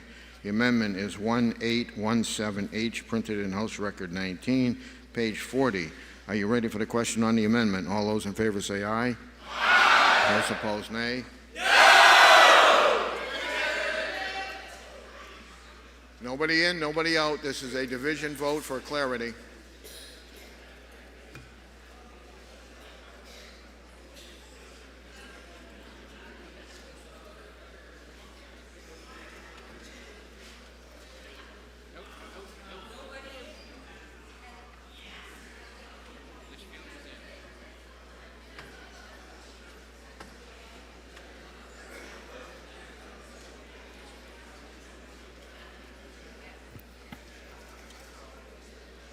This is a division vote on the amendment. If you're in favor, you'll press the green button. If you're opposed, you'll press the red button. Voting stations are open for 30 seconds.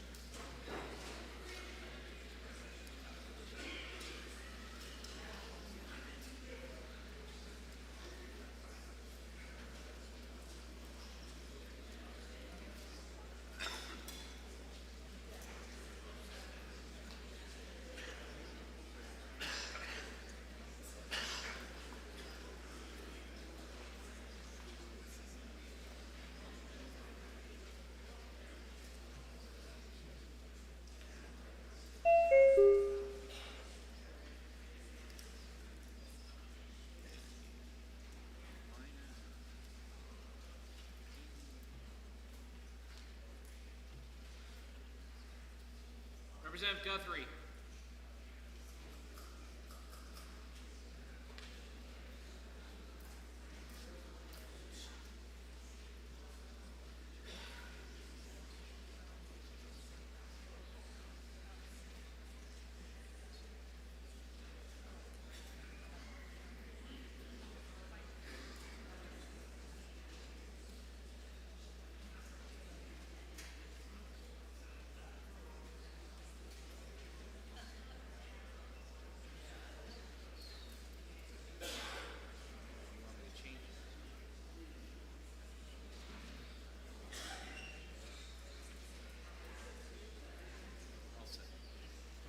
All members present and an opportunity to vote. House will attend the state of the vote.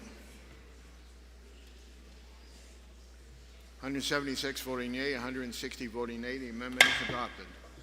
The motion before us now is ought to pass as amended. Chair recognizes Representative Seelig. Yes. Good to hear. Thank you, Mr. Speaker. I rise today in opposition of Senate Bill 430 as amended because it raises serious concerns about student privacy, safety, and trust within our schools. Education is not simply about academics. Schools are places where young people seek guidance, stability, and support during some of the most vulnerable moments in their lives. That support depends on trust.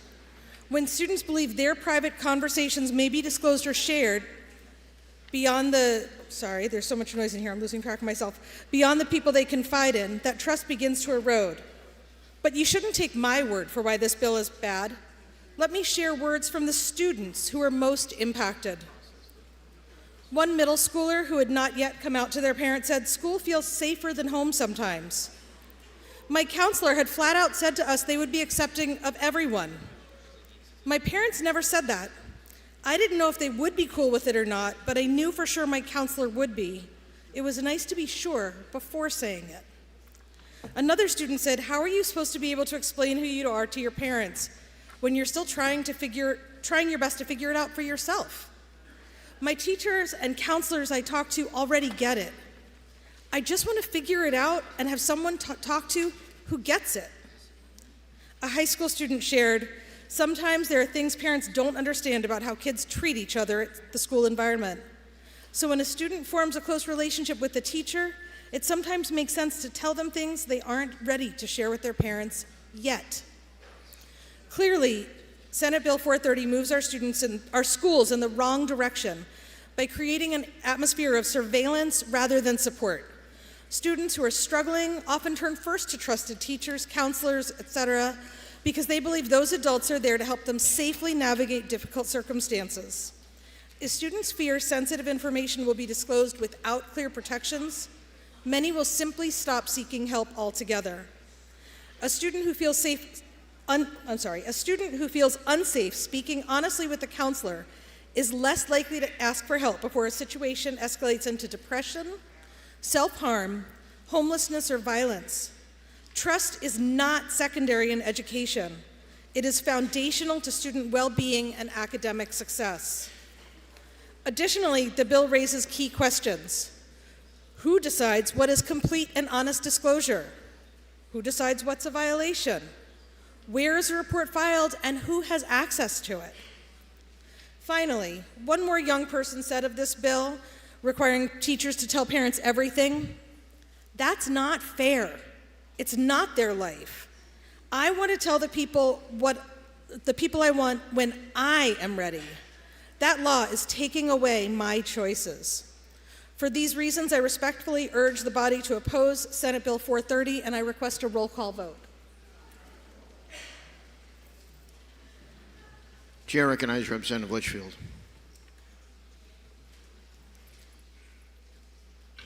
Thank you, Mr. Speaker.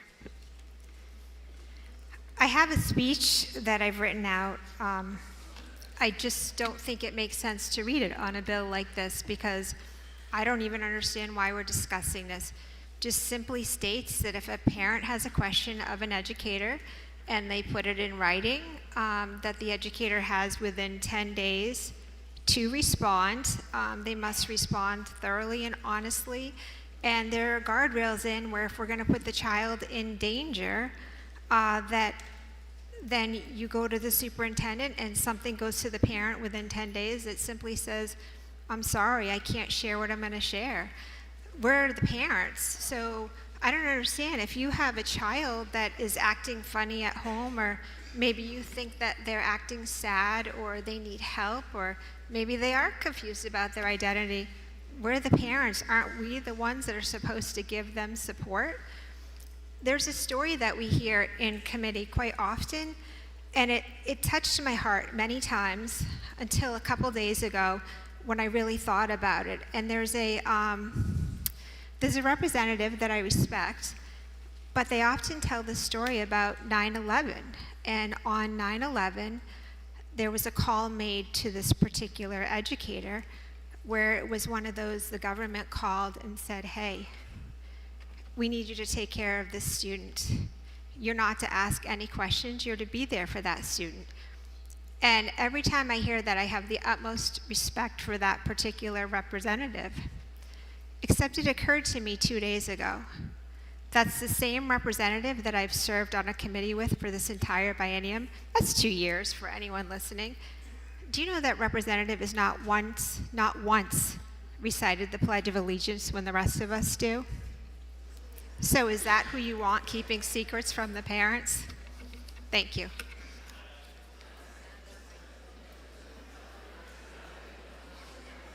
Motion before us is ought to pass as amended.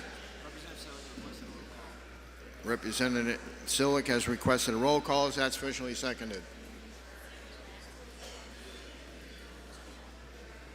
It is sufficiently seconded. This is a roll call vote. Members, take your seats.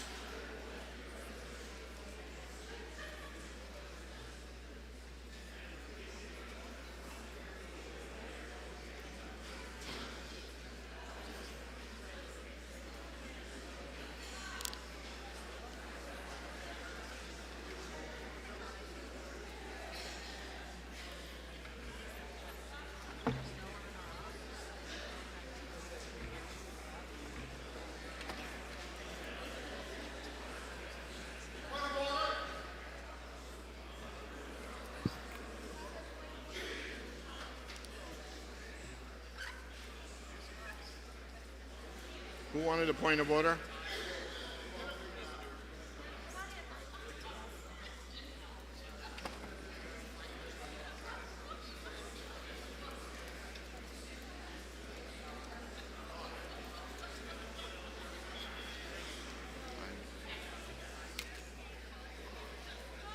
Yes, Mr. Speaker. The last person I'm referring to here cited a member of the committee who chose not to say the Pledge of Allegiance without any relevance to either the question of the bill or for no other reason except to throw shade on that particular representative. I, as a teacher, over 20 years, I had many students who did not say the Pledge of Allegiance on religious grounds, and I did not disqualify them at any time from full participation in the class. I think that was above and beyond to call somebody on their religious affiliation.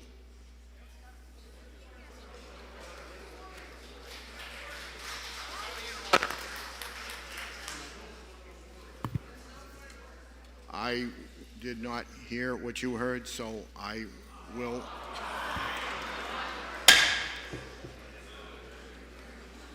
We have a long day ahead of us, and it's going to get longer if we continue talking, making noise, and we'll be here till midnight. And if that's what you want, then fine. But the House will remain in order from this point on. Do I make myself clear? I respectfully disagree with you, but I accept that point of order. Thank you so much.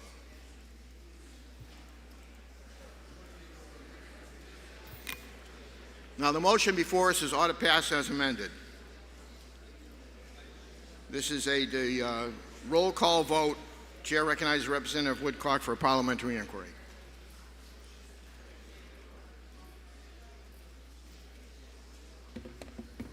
Thank you, Speaker. If I know the issue is not the process, it's the intent of the bill, if I know that parents have opportunities daily to create conversational environments with their children, and if I know that the likelihood of those teenagers discussing important issues with their parent is pretty darn slim, and if I know that children need someone that they can discuss important issues with, and the choice really isn't good if it's another teenage classmate, then I would pass the red button so we can allow students the opportunity to discuss with a trusted adult in a confidential environment, knowing that their conversations will be trusted and honored. I would vote red. Thank you, Mr. Speaker. Chair recognizes Representative Freeman for a parliamentary inquiry. Thank you, Mr. Speaker.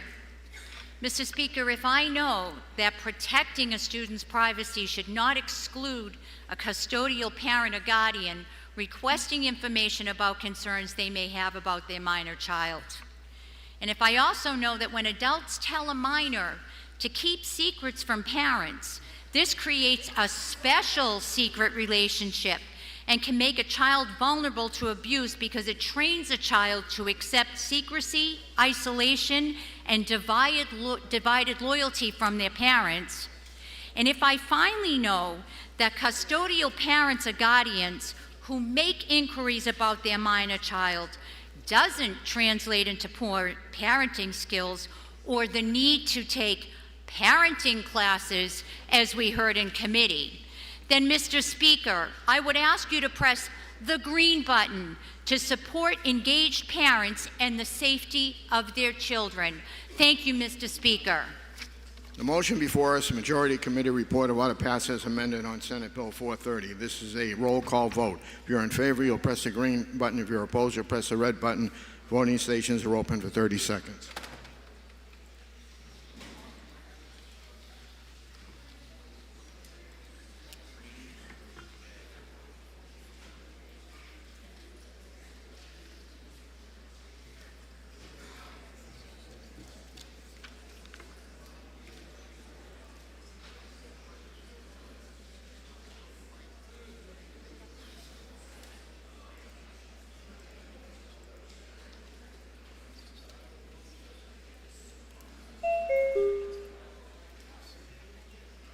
All members present had an opportunity to vote. House will tend to state of the vote.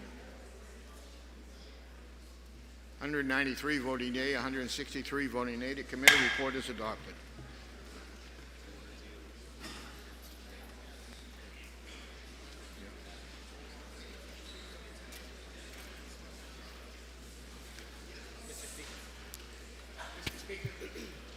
For what reason does a member rise? I rise to make a motion. State your motion. I would request that all remarks related to SB 430 be entered into the permanent journal. Without objection. We're going to have our lunchtime announcements. Chair recognizes Representative Megan Murray.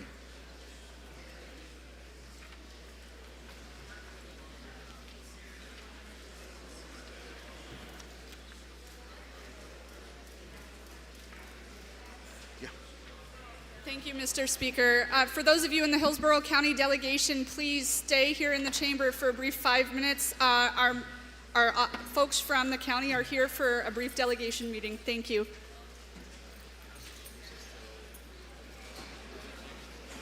House will be in recess. I guess there's a couple of lunches today till 1:15.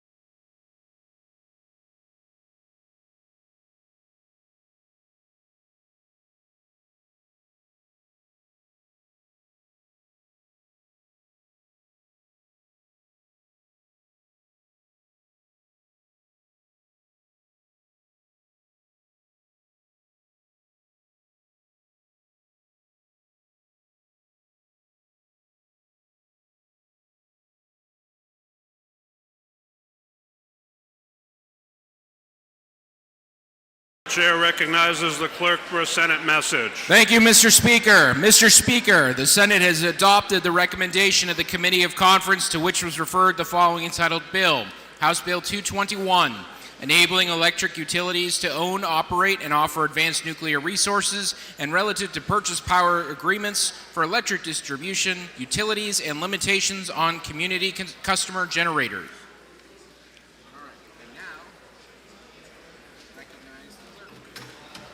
The chair recognizes the clerk for the report. Mr. Speaker, Representative Vose moves that the House adopt the Committee of Conference report on House Bill 221. The report is in the seat pockets. Are you ready for the question? All those in favor say aye. Aye. Any opposed, nay? The ayes have it. The report's adopted. For what reason does the member rise? For a motion? State your motion. Mr. Speaker, I move that we specially assign Senate Bill 552 for immediately after we complete work on the executive departments and administration.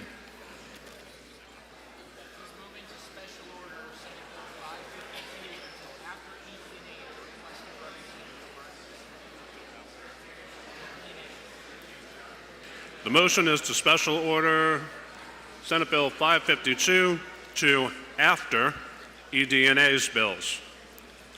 You ready for the question? All those in favor say aye. Aye. Any opposed, nay? The ayes have it, so ordered.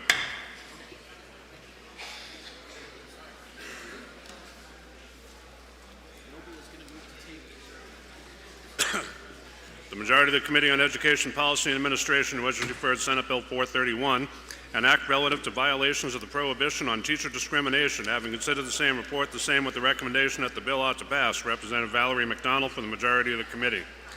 The minority of the committee, having considered the same and being unable to agree with the majority, report with the following resolution: resolved that it is inexpedient to legislate. Representative Peggy Baldoni for the minority of the committee. For what reason does the member rise? Let's make a motion. State your motion. I move to table SB 431, please. Representative Noble moves that Senate Bill 431 be laid on the table. You ready for the question? All those in favor say aye. Aye. Any opposed, nay?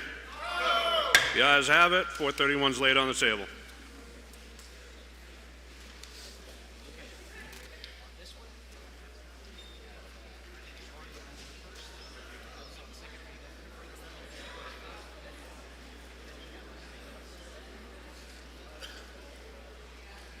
The majority of the Committee on Education, Policy, and Administration, to which is referred Senate Bill 434, an act relative to regulation of public school materials. Having considered the same, report the same with the following amendment and the recommendation that the bill ought to pass with amendment. Representative Kristen Noble for the majority of the committee. The minority of the committee, having considered the same and being unable to agree with the majority, report with the following resolution: resolved that it is inexpedient to legislate. Representative Lee Ann Kluger for the minority of the committee. The amendment is 1815H, printed on House Record 19 on pages 40 to 41. Questions on the amendment? Are you ready for the question? And a division has been requested. Members, take your seats.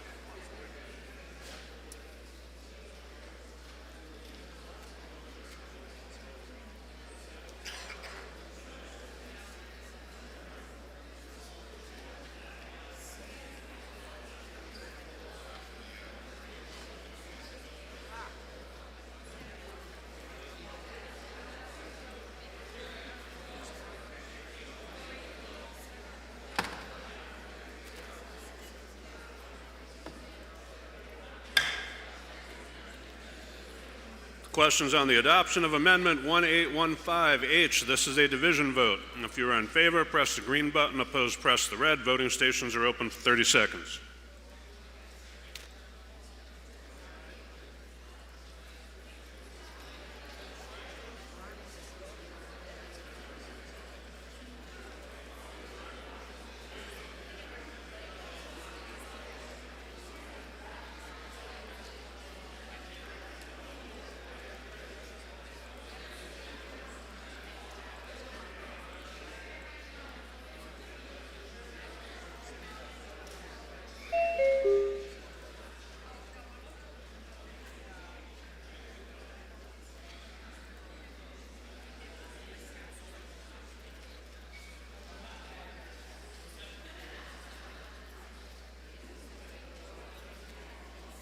Representative Southworth.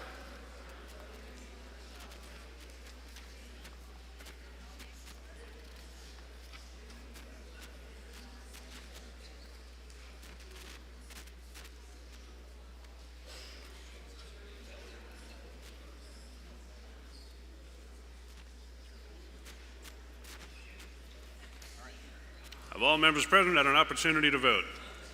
The House will attend to the state of the vote. 8 in the affirmative, 336 in the negative. Nobody wanted that. The amendment's defeated. The bill is on second reading and open to further amendment. Representative Noble moves Amendment 1937H, which can be found in your seat pockets. Representative Megan Murray is recognized to speak against the amendment. Thank you, Mr. Speaker. I rise today to speak against Floor Amendment 1937H. In addition to there already being clearly defined procedures and processes in public schools across the state to address concerns some may have with books or other media materials, that process has already been well determined by locally elected school boards in local communities. The amendment before us creates confusion. While it is true that the statute already includes a concept involving counties, it isn't clear if this inclusion is in reference to a geographic boundary or a political subdivision of governance, and was not a concept we discussed in full within the committee. Since we don't organize SAUs by county, it is unclear if a district including one or more counties would be required to address opposition to media content or material. Which county would a policy come from, or a standard? And would a county potentially have to respond to a complaint when we don't organize SAUs currently in this way? Again, the issue can only cause further confusion when trying to interpret it. I ask you to vote no on the adoption of Floor Amendment 1937H to reject that confusion. Thank you. Representative Noble is recognized to speak for the amendment. Thank you, Mr. Speaker. This amendment will replace the bill and is very straightforward. It requires each local school board to adopt a policy for handling parental complaints about obscene and harmful materials. It no longer defines what that policy should be, other than the definition for materials considered harmful to minors must be included. The two definitions in this amendment come from current statute and are both modified for the school setting. The definition for material is based on the definition in the Obscene Matter Statute, RSA 650:1. The other definition is material considered harmful to minors, which is based on the definition in the Exposing Minors to Harmful Materials Statute, RSA 571-B1. Currently, that says in the county within which any offense set forth in this chapter was committed, and I didn't think that made sense for the school setting. We kept the county in there so that they can make decisions based on what would be a community standard. This amendment draws a bright line against material that is predominantly pornographic and lacks redeeming value, and I urge you to support it. Thank you. Division's been requested. Members, take your seats.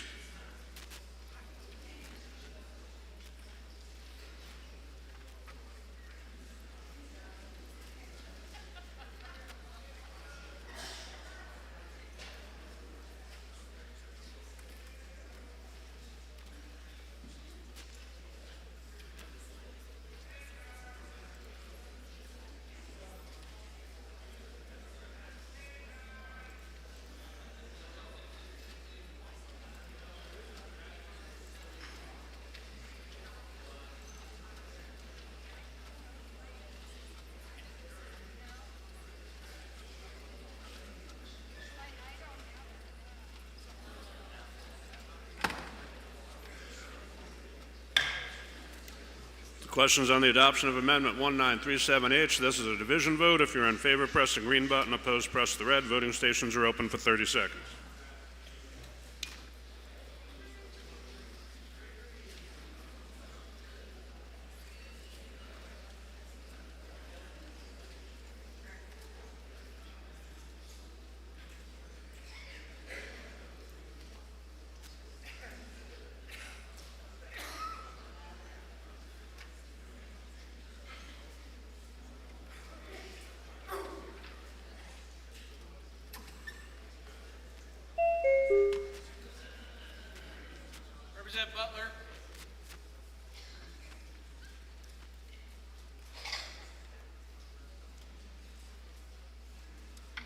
Have all members present had an opportunity to vote?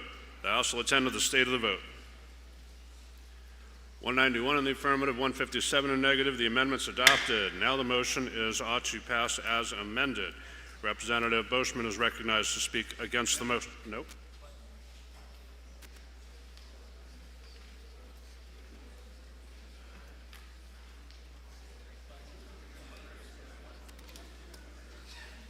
I guess that's a D. Representative Budman is recognized to speak against the motion.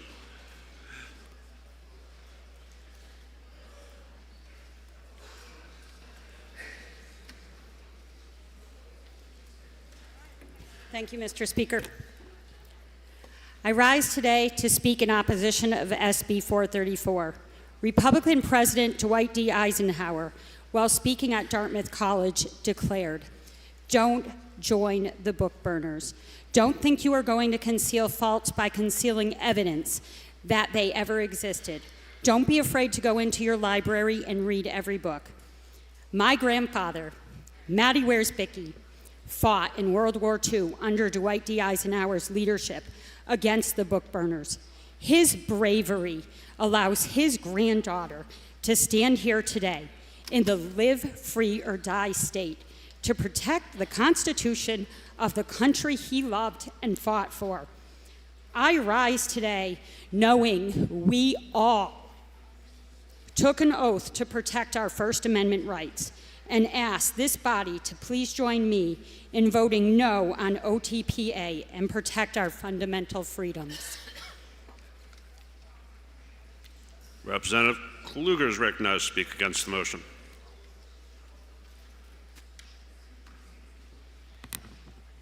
Thank you, Mr. Speaker. SB 434 is amended, regulates materials in a school district, and outlines a detailed parental complaint process when materials are found to be objectionable in the parent's opinion. The bill allows this process to be implemented when the materials are offensive to minors. First, there are already policies and protocols in place in order to address parental complaints. Secondly, this bill could potentially allow one parent to influence material being removed from a school, with other parents being unaware of or unsupportive of the material that is being restricted or removed. There are already existing guidelines when educators are selecting materials for their schools.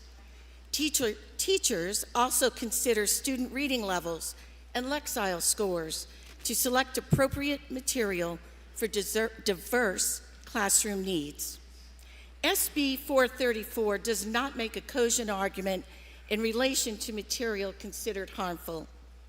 It expands upon the definition of materials to include books, magazines, motion pictures, films or videos, pamphlets, pictures, drawing, photographs, figures, statues, plays, dances, or other representations that are provided by the school district. Consequently, the bill has such a broad overreach that it goes far beyond the House Bill 324 that Governor Ayotte vetoed last year. Contrary to the governor's decision, SB 434 includes the potential removal of materials that lack serious literary, artistic, or scientific value. Previously, in the veto of HB 324, Governor Ayotte stated that we should not be in the business of judging literary value and appropriateness. Librarians and other educators have the knowledge and skills to choose the materials that are right for the students that they teach. They are the experts in curriculum development. I will say that SB 434 caused me to reflect on the variety of books that I read throughout my childhood. I enjoyed so many genres and particularly loved books about art and history. Many of these books inspired me to embrace art throughout my lifetime. I am grateful that I had educators who encouraged choice and the freedom to learn in the classroom, classrooms that taught me to discuss and gain perspective about the world. I suggest that we want our students to become independent thinkers who have the freedom to read and to learn. Please vote against SB 434, and I'm requesting a roll call vote. Thank you. Representative Nobles recognized to speak in support of the motion.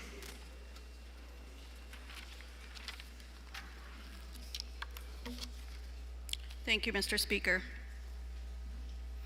SB 434 provides a guideline to help school boards make objective decisions when faced with complaints about sexually explicit content in schools.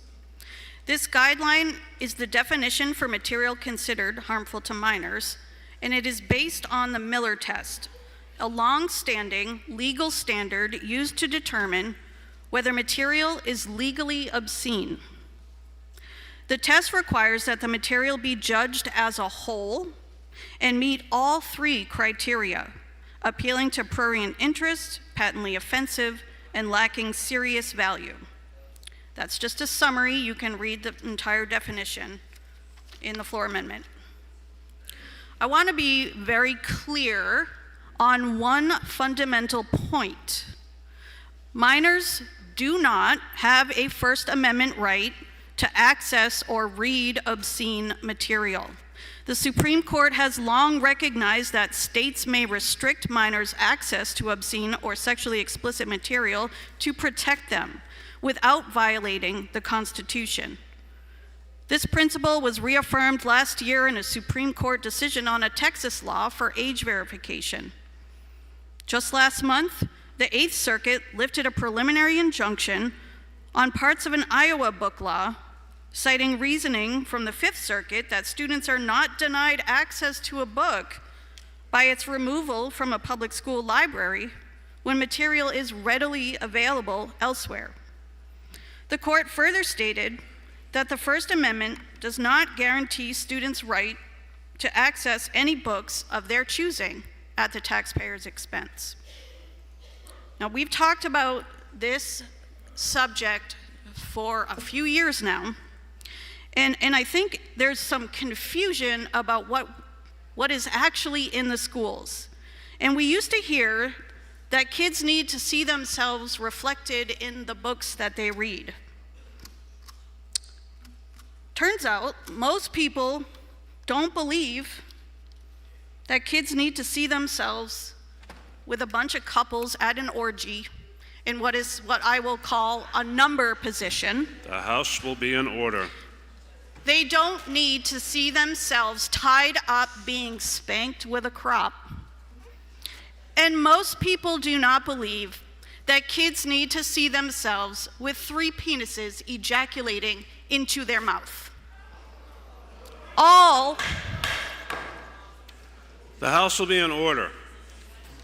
It's not like this is our first day. You are going to say things they don't like. They are going to say things you don't like. We're professionals and get through it. The member will continue. All of which is available in books in public school libraries. Yes, it is. SB. The member will suspend. Seriously, how long do you want this to take? You see this up here? We weren't planning on buying dinner. You'll be hungry later. I don't care. The member will continue. SB 434 is a simpler, common sense approach that respects local control while providing clear legal guidance.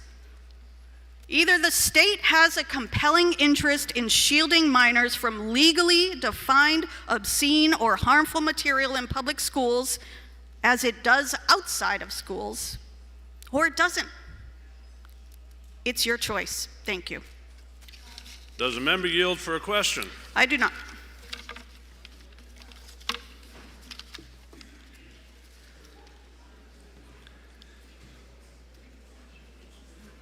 The question is the motion about to pass as amended.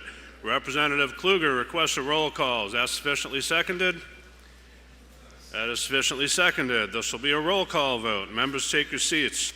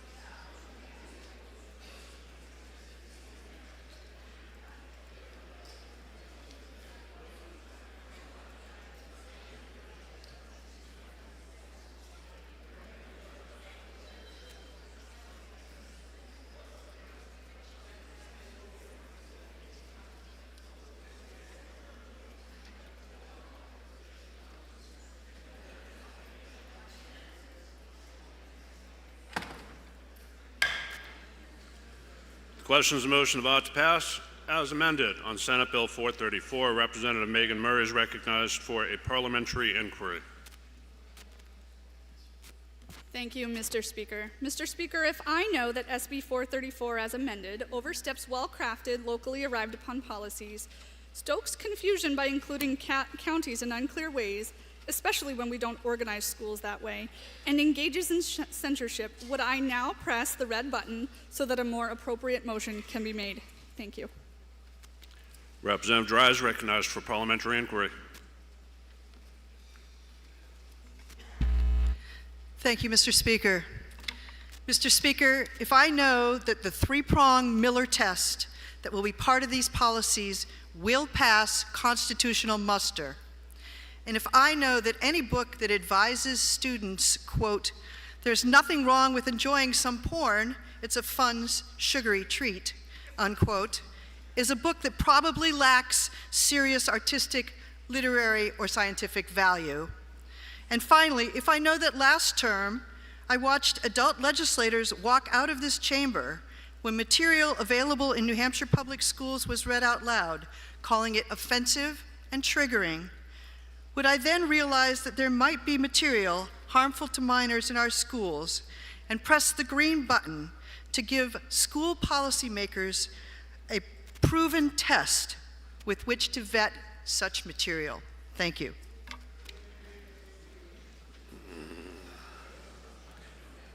The question is the motion about to pass as amended on Senate Bill 434. This is a roll call vote. If you're in favor, press the green button. If you're opposed, press the red. Voting stations are open for 30 seconds.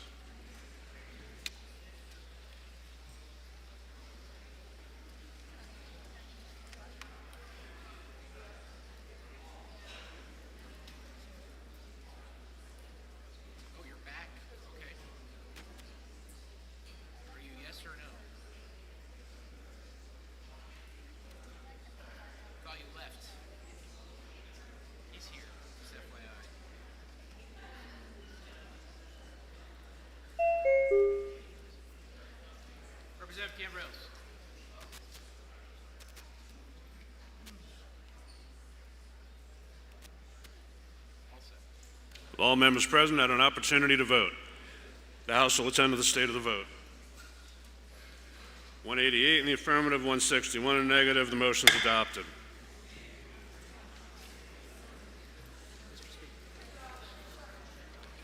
For what reason does a member rise? All right, if you got your bingo cards, folks, to make a motion, Mr. Speaker. I move that the debate on SB 434 be placed in the permanent journal. Without objection, so ordered. For what reason does a member rise? I would like to make a motion. Okay. Having voted on the prevailing side of SB 498, I would like to request a reconsideration and would like a roll call vote, please.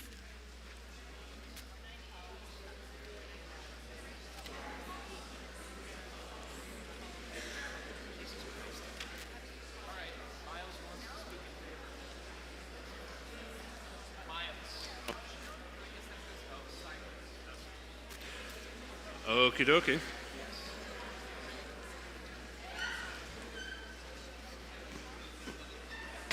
Jeez, what did I do to you? Anyway.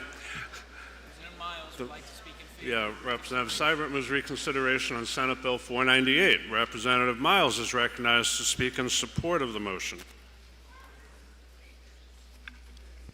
Thank you, Mr. Speaker. I rise in support of the motion to reconsider. This was a difficult and emotional debate involving children in mental health crisis, families struggling to access care, and taxpayers carrying growing health care costs. I believe some members did still have questions during the earlier vote regarding the structure of the bill, the assessment mechanism, and concerns raised during the floor debate. Since that vote, additional conversations have occurred, questions have been clarified, and I believe many members now understand better what this legislation actually does and does not do. This bill is about affordable health care access, accountability, affordability, protecting taxpayers from continuing to subsidize costs private insurance should already be covering. It is also clear that the interim study does not solve the underlying problem facing families today. Children are still waiting in emergency rooms.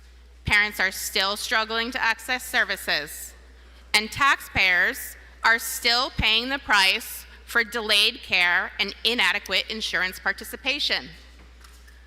Members, reconsideration exists for moments exactly like this, when additional reflection and clarification may lead to the body to a better decision. I respectfully ask the House to support reconsideration by pressing the green button so we may continue working toward a timely and responsible solution for New Hampshire families and children. Thank you, Mr. Speaker. Representative Hunt is recognized to speak against the motion. Thank you, Mr. Speaker. Mr. Speaker, if I know that if we vote yes on reconsideration, not only will do the whole debate all over again, we then have all those amendments that are hanging out there. But more importantly, Mr. Speaker, I want to reconfirm to all of you that I promise you, I guarantee you, that the Commerce Committee will have this issue solved in September. We have a deadline that was agreed upon with the governor that August 31st was that the insurance companies have to demonstrate one way or the other whether they can provide the service or not. Otherwise, the members' amendment that came into the committee that had a different resolution will absolutely be taken up in September. I guarantee you we'll get it done. Representative Seibert requests a roll call. Is that sufficiently seconded? It is not sufficiently seconded. Oh, there you are. Okay, that's a roll call vote. They weren't up a second ago.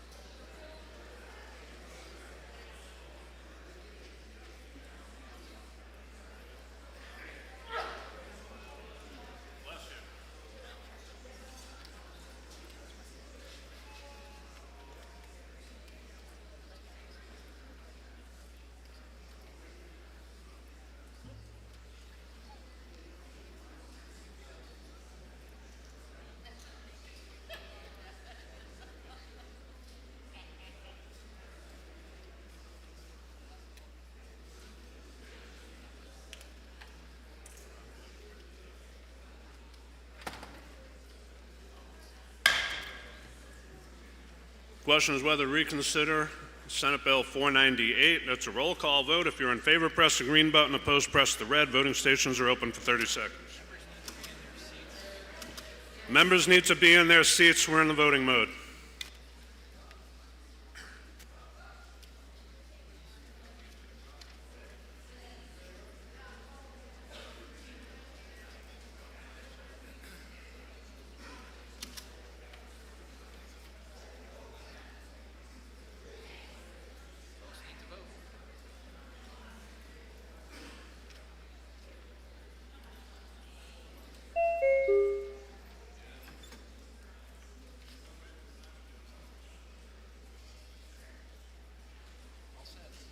If all members present had an opportunity to vote, the House will attend to the state of the vote.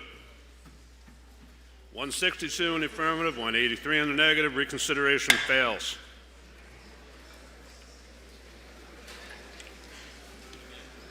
The majority of the Committee on Education, Policy, and Administration, which was referred Senate Bill 574, an act establishing a commission to study the efficiency and structure of school administrative units, having considered the same, report the same with the following amendment and the recommendation that the bill ought to be passed with amendment. Representative Katie Peternell for the majority of the committee. The minority of the committee, having considered the same and being unable to agree with the majority, report with the following resolution: resolved that it is inexpedient to legislate.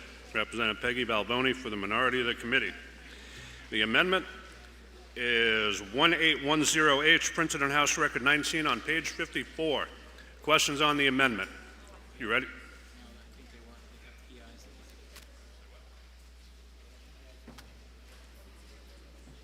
Division's been requested. This will be a division vote. Members, take your seats.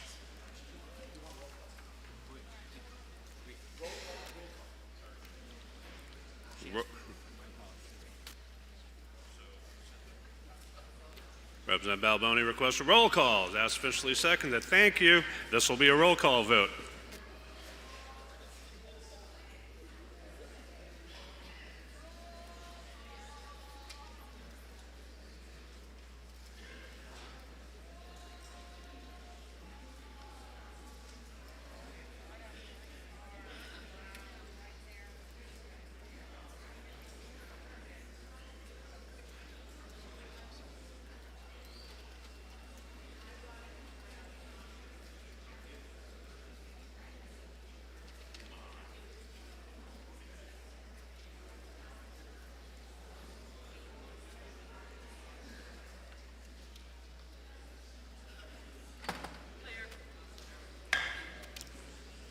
Questions on the adoption of Amendment 1810H.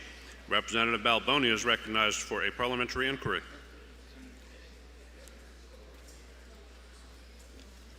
Thank you, Mr. Speaker. If I know that the Amendment 1810 makes a flawed bill worse by adding a representative from the School District Governance Association of New Hampshire, and if I know that this organization has a demonstrated policy bias against school district administrative structures that raises serious concerns about predetermined outcomes, would I now press the red button to reject the committee amendment? Representative Petronell is recognized for a parliamentary inquiry.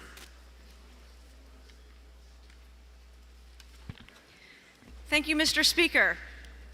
If I know that the three organizations included in the underlying study commission on this bill have an inherently biased disincentive towards the consolidation of school administration units, if I know that this amendment adds one more member appointed by an independent, nonpartisan alternative to these other organizations, and that the mission of this organization is to restore elected, locally controlled, fiscally responsible transparency and accountability to local school boards, and if I know that adding the School District Governance Association to this study commission barely tips the imbalance of a commission that is already so politically lopsided it is almost falling over, would I now press the green button and adopt Amendment 1810 to bring a little bit of diversity, equity, inclusion to this SAU study commission?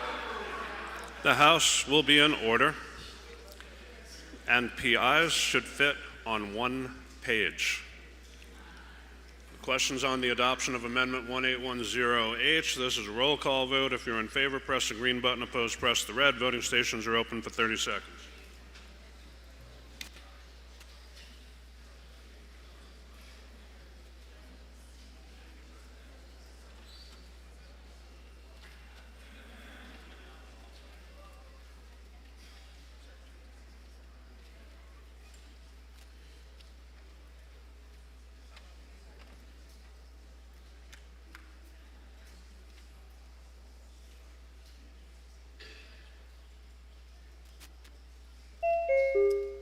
Representative Leapley.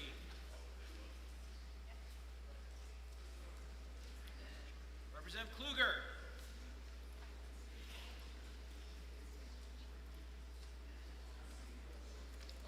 Have all members present had an opportunity to vote? The House will attend to the state of the vote. 191 in the affirmative, 157 in negative. The amendment's adopted. Now the motion is ought to pass as amended. And it looks like Representative Balboni is recognized to speak against the motion. Thank you, Mr. Speaker. I rise in opposition to SB 574 as amended. No one disputes that we should examine school administrative costs or whether SAUs are structured in the most efficient way possible. In fact, the commission outlined here is tasked with reviewing demographic and enrollment shifts, comparing costs per pupil across SAUs, studying other states that have consolidated or restructured, identifying barriers to consolidation and school closures, and soliciting outside testimony. But the question is not whether these topics are worth studying. The question is whether this commission, as structured, is likely to produce balanced, actionable conclusions that improve the system rather than simply reinforce an already narrow focus. This is especially important because the commission is not just studying efficiency in the abstract. It is explicitly directed to examine how SAUs can adjust resource allocations to reduce property taxes and to identify consolidation opportunities and potential school closures. That frames the entire effort primarily through cost reduction and structural reduction before we have fully answered broader questions about educational outcomes, local control, and long-term system stability. We should be careful about assuming that lower administrative costs or fewer SAUs automatically translate into better results for students or stronger communities. Efficiency is important, but is not the same as effectiveness. Just as importantly, we already created a committee to address SAU consolidation last year. That effort did not produce consensus, but instead produced divided reports and unresolved disagreement. SB 574 essentially restarts the same debate under a new structure and timeline without first addressing why consensus was not reached. I am also concerned that the commission includes a member appointed by the School District Governance Association of New Hampshire, a private organization with a clear policy orientation. Given the already significant emphasis in the charge toward consolidation and cost reduction, that raises additional questions about whether the commission will be viewed as fully balanced and broadly representative. If we are going to do this work again, it should be done in a way that builds trust in the process with a clear and comprehensive mandate that considers not only cost per pupil and consolidation opportunities, but also educational outcomes, local governance, and the long-term impacts on our communities. Because once we begin focusing only on administrative reduction and cost allocation without a shared definition of what success looks like for students and communities, we risk repeating the same debates without reaching better outcomes. I urge you to vote against SB 574 as amended. And Mr. Speaker, I ask for a roll call vote. Representative Petronell is recognized for parliamentary inquiry. No, you're not. You're recognized to speak for the motion. Psych. Thank you, Mr. Speaker. I appreciate you trying to move things along a little more quickly. SB 574 creates a study commission designed to study the feasibility of SAU consolidation. New Hampshire school districts have been administered by SAUs since 1919, when educational reform mandated the creation of 64 supervisory unions, which are now known as school administrative units. Almost immediately after enactment, districts were requesting changes to their assigned SAUs, and the number has regularly fluctuated, with the lowest number occurring in 1973 at 42 SAUs. In 1996, 2 bills were introduced to formalize the process of consolidation or the dissolution of SAUs. And that same year, a bill was introduced to consolidate SAUs into 5 districts based on the current executive council map. However, that bill was voted inexpedient to legislate. They did pass the bill that allowed for more breakups of SAUs. And so now this fall, New Hampshire will have 108 SAUs. And the entire population of New Hampshire is the size of administrative units in other states. The legislature has conducted numerous studies to determine whether consolidation is feasible or viable, even passing a consolidation incentivization grant in 2024. So all of this history should be taken into consideration to determine the feasibility of SAU consolidation. And after the rush study from SB 57 last year, the committee hopes that this commission will take time to study the history of SAUs and propose a financially viable plan for consolidation, as our constituents are requesting that we do something to reduce the administrative burden and costs. I urge you to vote ought to pass as amended on Senate Bill 574. Representative Balboni requests a roll call. Is that sufficiently seconded? It is sufficiently seconded. This will be a roll call vote. Members, take your seats.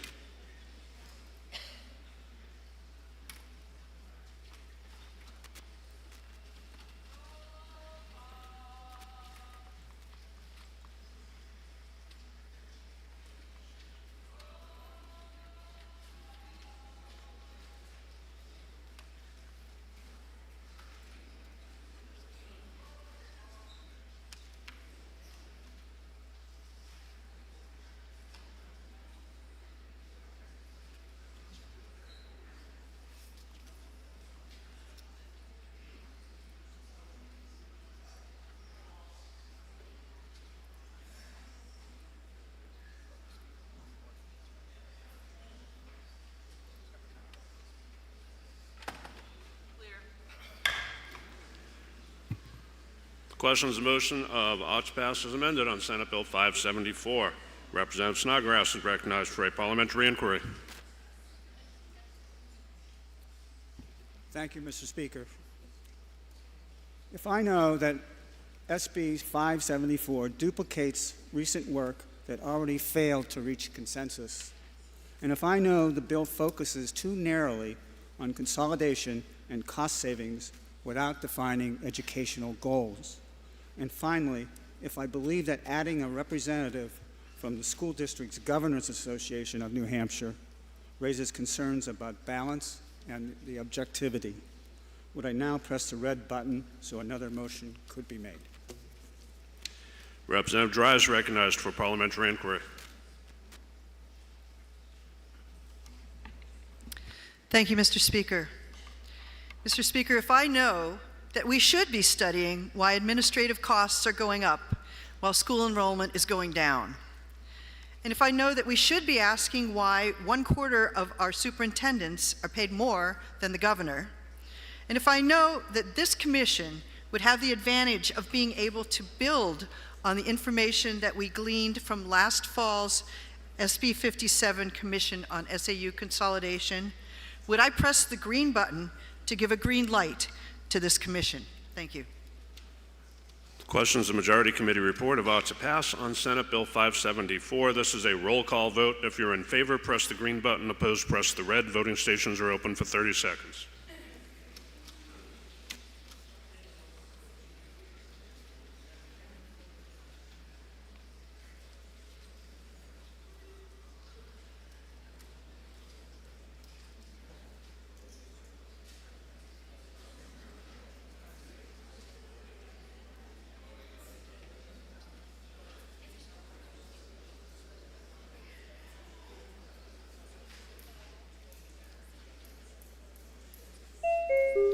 Representative LaBrie.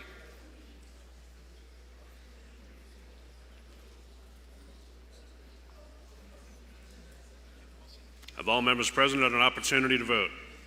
The House will attend to the state of the vote. 197 in the affirmative, 151 in the negative. The committee report's adopted. For what reason does a member rise? To make a motion, Mr. Speaker. Mr. Speaker, I move to special order CACR 12 to the next order of business. Representative Sweeney moves that CACR 12 be special ordered to the next order of business. Are you ready for the question? All those in favor say aye. Aye. Any opposed, nay? No. The ayes have it. Let's do it.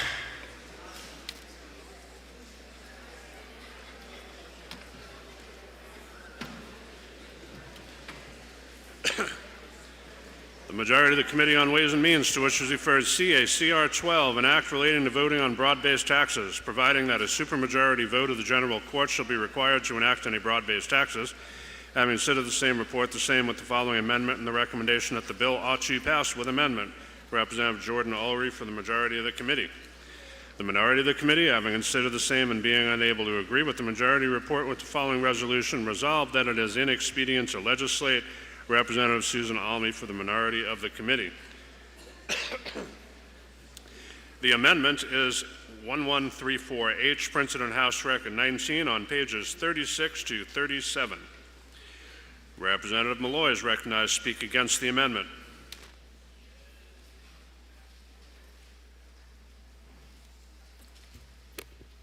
Thank you, Mr. Speaker. For over 200 years, New Hampshire has thrived as a state. Every 2 years, we come together as a legislature and pass a balanced budget to keep our state running for the next biennium. The amount of spending will change, things we fund will change, and the way we raise revenue will change. But no matter what, the budget that we pass into law is balanced. That concept of a balanced budget is so ingrained in our state's culture that many people think it's required by our Constitution. It's not. It's simply a statutory requirement in RSA 9.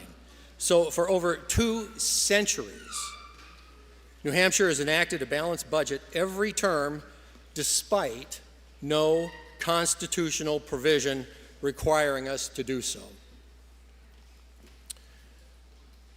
We've managed to balance our budgets for over 200 years without an income tax and have done so in this very room because we listen to the voters. Now, does that mean we've always done it right? I don't think we have. Some of the decisions that this legislature has made in recent years have set our state and our constituents back. Cuts to business taxes over the past decade have shifted more than $1 billion of the tax burden onto property taxpayers. Other changes to tax policy that benefit the wealthy have shifted the burden even further. Our constituents understand that what we've been doing isn't working for them, and it isn't a sustainable strategy. Granite Staters do not want an income tax. I know that from talking to my constituents in the 4 communities that I've served since I've been here in the House. Opinion polls consistently tell us the same thing. So if the people don't want an income tax, do they also think the Constitution needs to be amended to ban one? The public hearing on this amendment was telling. Despite a month of promotion in the press and on social media, public turnout at the hearing was minimal. Most of the people who showed up to speak in support of the amendment are sitting in this room right now or on the other side of the wall. Of the 16 members of the public who spoke at the hearing, 9 were in support of the amendment and 7 were against it. Among those who registered their opposition online, opponents of this amendment outnumbered supporters by the hundreds. So why the push for this now? It's a great question. Last fall, members of this body filed over 800 bills for the legislature to consider in the 2026 session. This proposal was not one of them. It showed up as a non-germane amendment to a Senate bill a month ago. Amending the Constitution is a big deal and should require a high bar. Based on the rhetoric I've heard surrounding this CACR, you'd think we pass every constitutional amendment on to voters because it's simply the right thing to do. Just let the people decide. We all know that's not actually how it works. We've taken up 24 constitutional amendment proposals in the House alone this year on subjects ranging from the right to fish to the right to vote. And only one of those 24 amendments that we've seen fit to pass on to the voters is one eliminating the register of probate. So here we are, considering our 25th constitutional amendment of the year, CACR 12. A proposal that may be new to us, but also resembles amendments this body rejected in 2019 and 2021. Amending the Constitution to ban a tax that doesn't exist will do nothing to reduce the burden of property taxes and the rising cost of essentials like food, housing, and child care that voters are repeatedly voicing today. This amendment is poorly written, unnecessary, and performative. I urge my colleagues to press the red button to defeat this motion. Thank you, Mr. Speaker. Representative Ullery is recognized to speak in favor of the amendment.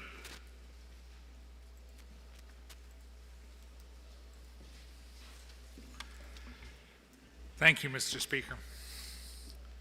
My colleague is correct that about 80% of the people support no income tax in New Hampshire. We have heard in committee about the bad policy banning income tax, how bad that would be for New Hampshire. And yet the suggestion in the minority report that a no income tax policy has received serious consideration belies the recent comments in front of this building. Indeed, inside this hall from members who have marched down and made statements. And if you check your seat pocket, even today in a floor amendment. Anyone suggesting that our colleagues are not serious when demanding that they put forward a policy before the people to vote on whether they are in favor of banning an income tax seems to me to be a rather specious argument. This is not a petition article as those in the policy, as those policies deal with implementation. This deals rather with the structure of government. Those with a passing acquaintance with the Constitution of New Hampshire may recognize in Article 1 that all government of right originates from the people and is founded in consent. The people get to make their own bedrock laws in our Republican form of government.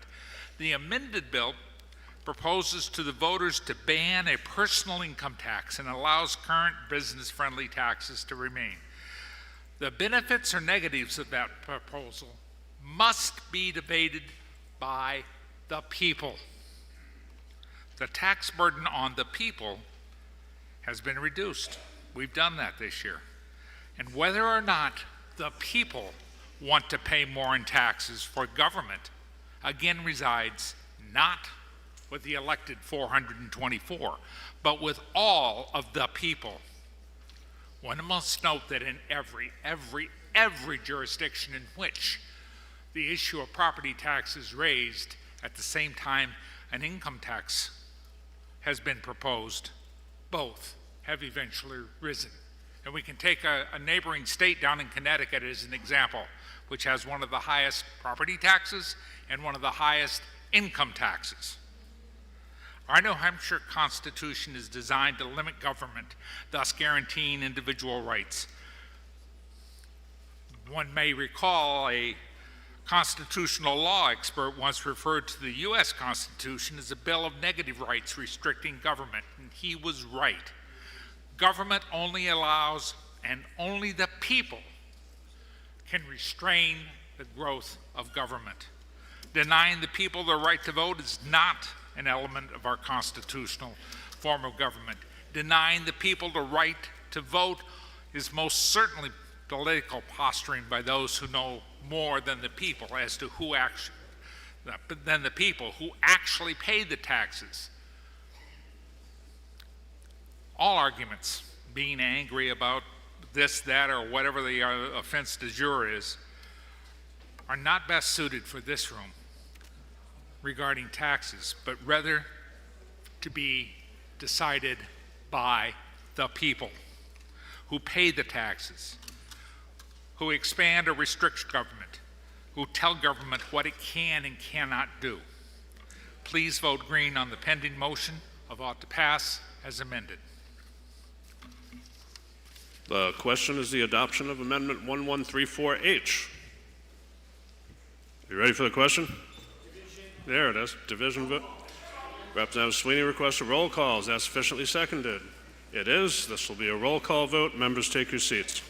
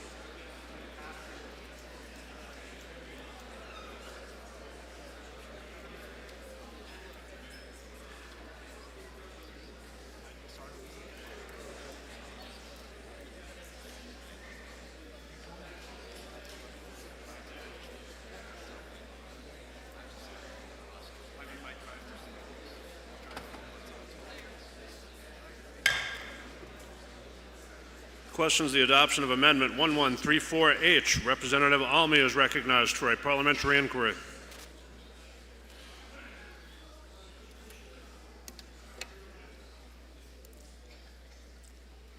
Thank you, Mr. Speaker. If I know that the leaders of this state have failed to acknowledge the effect of inflation on the value of our money for far too long, choosing instead to reduce the tax burden on large corporations and wealthy individuals, which has produced the structural deficit that we now must live with. And if I know that this has continuously increased the burden of funding of public services and infrastructure on the people we represent, particularly harming the middle class, the disabled, and the poor who are struggling to make ends meet. And if I know that New Hampshire ranks 48th nationally in aid to cities and towns and dead last in state education funding, and that the burden of funding public services and infrastructure falls on the property taxpayers here more than in any other state. And if I understand that an income tax is not now in the interest of our state, but that we cannot predict what may happen 50, 100, 200 years from now, and if I know all these things, and I understand the amendment before us will do absolutely nothing to address the grave effects of unrecognized inflation on our constituents and on our businesses and our economy, would I now press the red button to vote no on this motion? Representative Sweeney is recognized for parliamentary inquiry. Thank you, Mr. Speaker. Mr. Speaker, if I know that New Hampshire has thrived under over 200 years without an income tax, and I know we can survive and thrive with 200 more plus years without an income tax, and Mr. Speaker, if I know that while some seem to want to keep the door open to an income tax in the future, my voters sent me here to oppose an income tax now and forever. Would I now press the green button and prevent the burden of an income tax being added to our taxpayers now and forever? Thank you. Don't. Just don't. The question is the adoption of Amendment 1134H. This is a roll call vote. Shocker. If you're in favor, press the green button. Opposed, press the red. Voting stations are open for 30 seconds.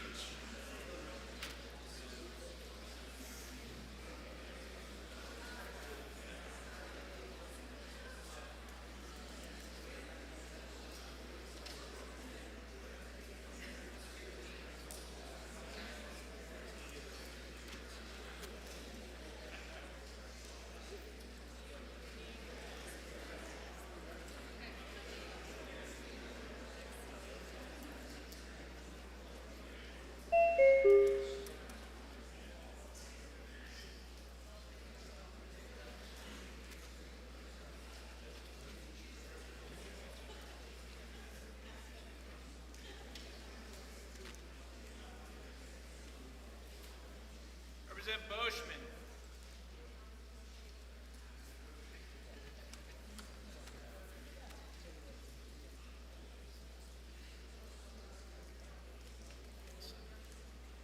Have all members present had an opportunity to vote? The House will attend to the state of the vote. 192 in the affirmative, 148 in the negative. The amendment's adopted. The bill's on second reading and open to further amendment. Representative Oppel moves floor amendment 1903H, which can be found in your seat pockets, and is recognized to speak. Thank you, Mr. Speaker. I suppose I should be proud of the fact that I think I've brought both sides together today. Mr. Speaker, we've heard a lot of talk about allowing New Hampshire citizens to have a say about tax policy. And I think it's a little ironic on a couple of fronts. For example, whenever people say we live in a democracy, I hear an awful lot of people respond, no, it's a republic. But a republic is by definition a representative form of government, not a direct vote by the people. Still, and New Hampshire is not, unlike, say, our neighbor in Maine, a voter initiative state. However, previous speakers have been correct, there is some tax policy that is written into our Constitution. Other members have mentioned certain articles. Article 12 in the first part of our Constitution clearly states that every member of this community has a right to be protected. But it goes on to say, in return, everyone is, quote, bound to contribute his share in the expense of such protection. Articles 5 and 6 in Part 2 specifically require this legislature to impose taxes at a uniform rate, and courts have so ruled that that rate must be a flat tax. So if we are indeed considering taking the question of an income tax to the people, I believe we should provide them with a clear choice rather than a question that is phrased in a way to elicit a predetermined outcome. Floor Amendment 2026-1903H does not impose an income tax. Rather, if adopted by our citizens, it would permit the future adoption of a progressive income tax, which now would not be permitted. That progressive income tax would mean higher rates could be applied to higher income levels. In other words, those with more would pay more, as opposed to our current system that continues to levy the heaviest burden on people with the least.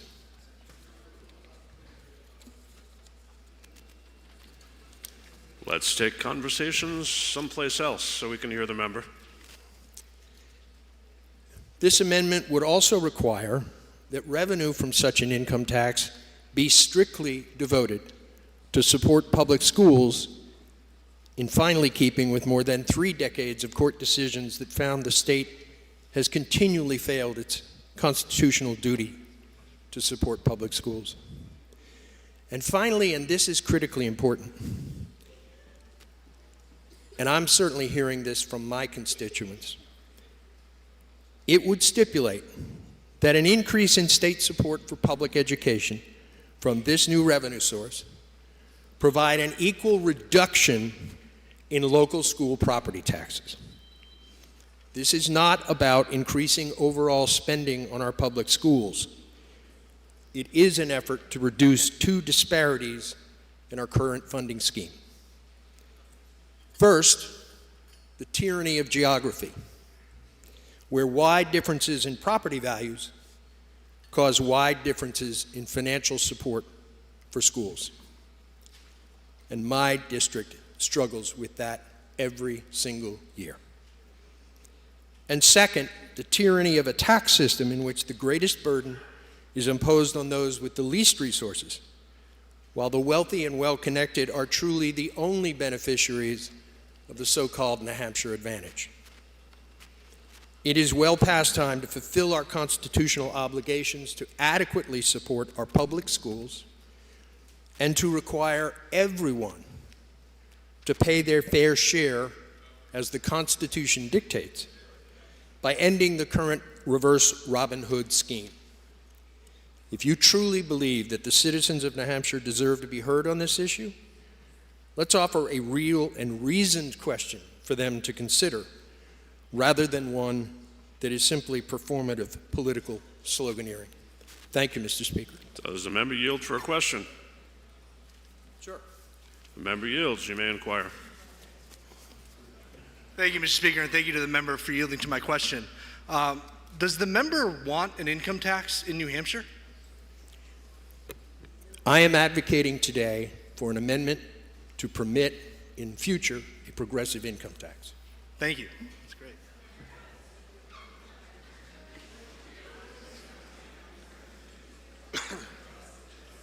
Representative Sweeney is recognized to speak. Thank you, Mr. Speaker. Mr. Speaker, just moments ago, we passed an amendment to this CACR that would ban an income tax from ever being considered in the state of New Hampshire. And we just heard that there are those among us who want a progressive income tax in our state. While we have just voted to slam the door shut on taxing people's wages and incomes and earnings in the state of New Hampshire, there are those among us who want to open the door wide open so that they can go into your wallet and take your earnings, your income, your wages. This is not for New Hampshire. This is for someone else. The Constitution as a document does not enable the government to do things. The Constitution is a restraint on the government, a restraint on the legislative branch, the executive branch, and the judicial branch, giving the power to the people of New Hampshire. Our amendment that we've already adopted under CACR 12 would place a further restraint on the state government to never allow an income tax in the future. This amendment, brought forward by Democrat members of this House, would open the door and enable the government to tax your income. And they're gonna say, you know, it's gonna be progressive, guys. We're gonna start it off that only the top 1% has to pay this tax. Every single state, Mr. Speaker, that has imposed an income tax for temporary purposes or only at the top 1% eventually slides that scale down, and every single working member of society is then forced to pay their income tax to continue to fund the bureaucracy and the out-of-control zealots that then dominate the government and swamp culture that it creates. We can keep New Hampshire on the right path today.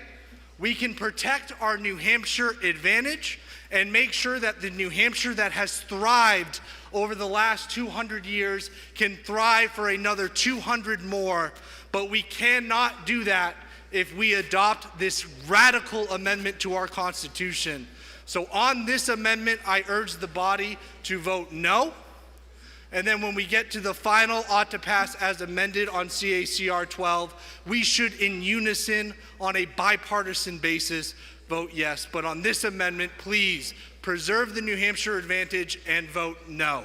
Thank you, Mr. Speaker. No.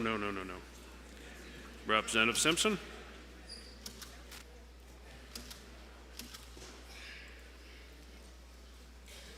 Thank you, Mr. Speaker. To clarify, for my member from Salem, one Democrat brought forward this amendment. Also to clarify, the zealots who are in the majority in this body right now are not Democrats. They're Republicans. Thank you. You may recall that a couple of months ago, I stood at this well and urged the House to reject a floor amendment to a CACR that we were just seeing for the first time. Well, in the words of Yogi Berra, it's deja vu all over again. The amendment before you was drafted on Tuesday afternoon. None of us knew it existed 48 hours ago. Just like the proposal I spoke against back in March, this isn't a typical floor amendment. It is a complete rewrite of a proposed constitutional amendment. And instead of following the normal legislative process, it was dropped in our laps at the 11th hour. That means no public hearing, no committee review, no recommendation from Ways and Means, just a brand new constitutional amendment presented long after the committee process was completed with the expectation that we rubber stamp it. Sound familiar? That was a bad way to legislate 2 months ago, and it's a bad way to legislate today. The bottom line is that Granite Staters do not want an income tax, period. I think we've done a good job listening to the people we represent. No proposal to enact an income tax has received serious consideration this century. This amendment would not gain the support of our constituents and is being presented in a way that circumvents the thorough work we do as lawmakers. I urge you to vote no. The question is on the adoption of Amendment 1903H. Are you ready for the question? Who got that first? Representative Dan McGuire requests a roll call. Is that sufficiently seconded? It is. This will be a roll call vote. Members, take your seats.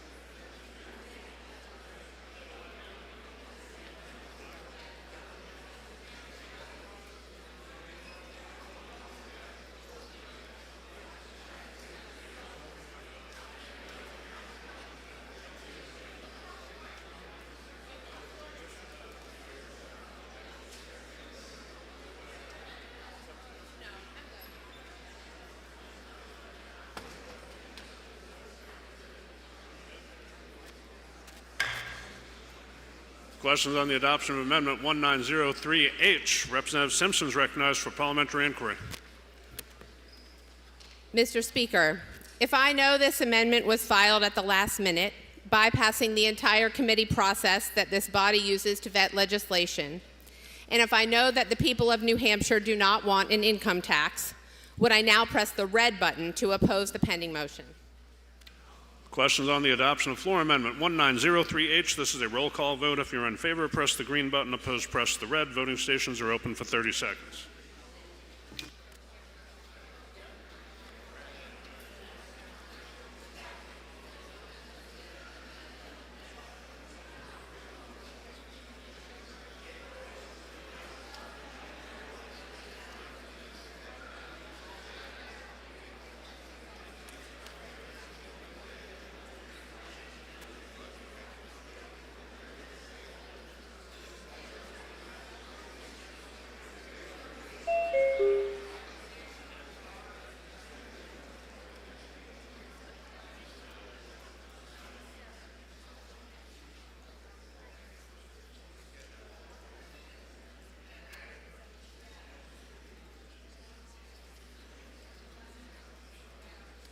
Representative Bergeron.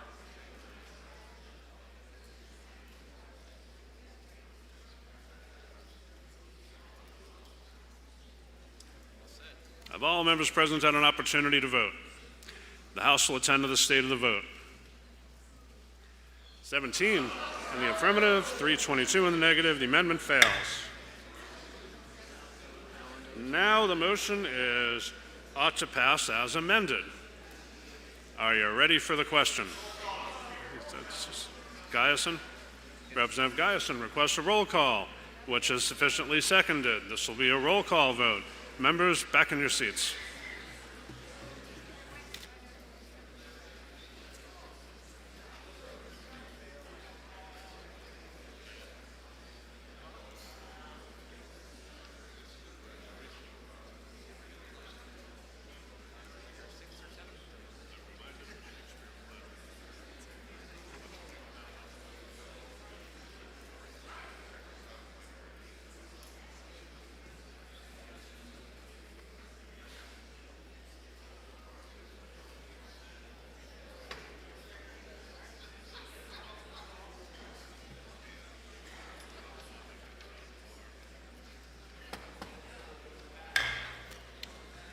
Questions on the Majority Committee report about to pass as amended.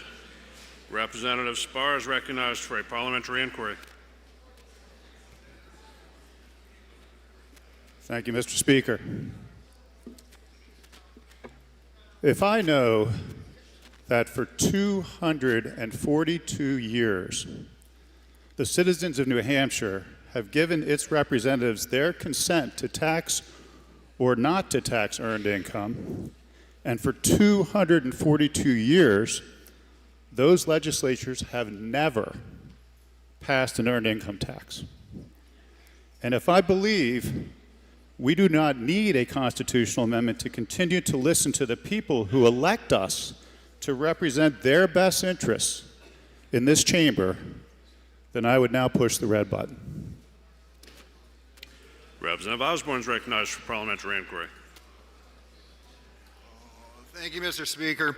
Look, if I know that in the words of my friends from Nashua and Exeter that we agree that the people of New Hampshire do not want an income tax, and if I know that at the behest of my friend from Exeter that we held an extensive public hearing for this very amendment that we are voting on today and gave 4 weeks advance notice so that we could get as much participation from the public and from both sides of the aisle as possible. And if I know that now today there are no excuses left and that it is our responsibility to give every Granite Stater the opportunity to say no income tax, not now, not ever. And if I agree with John Stark that death is not the worst of evils, but I know that an income tax just might be, would I now press the green button? Questions on the Majority Committee report about to pass as amended on CACR 12. This is a roll call vote. If you're in favor, press the green button. Opposed, press the red. Voting stations are open for 30 seconds.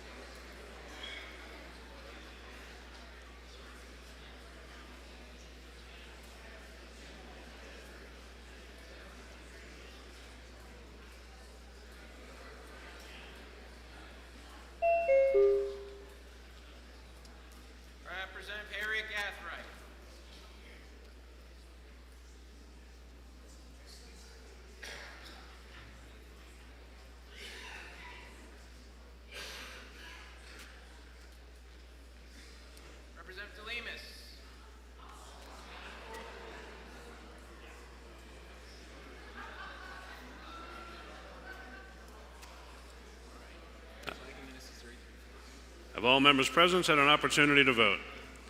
The House will attend to the state of the vote. 193 in the affirmative, 148 in the negative. It fails to reach the 3/5 threshold. For what reason does a member rise? Rise to make a motion, Mr. Speaker. Go ahead. I move the previous debate to the permanent journal. Without objection, so ordered.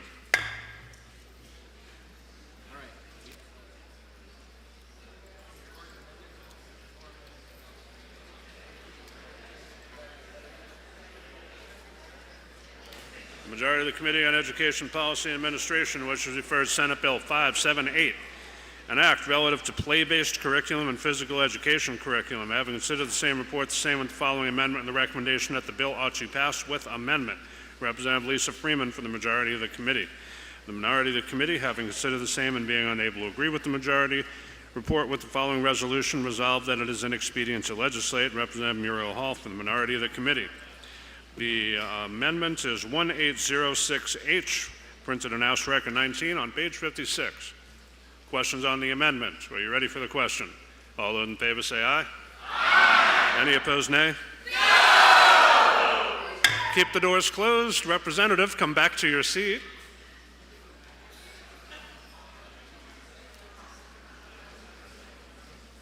If you're in the chamber, please go to your seat. We're going to do a clarification. All set? All right. If you were in favor, press the green button. Opposed, press the red. Voting stations are open for 30 seconds.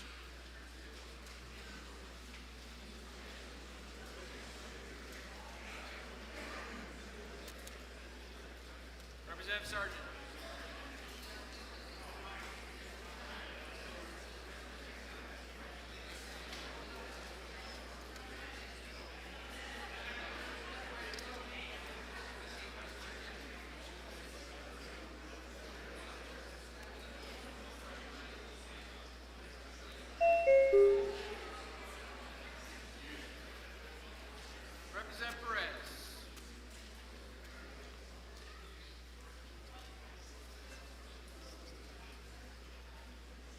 Representative Nagel.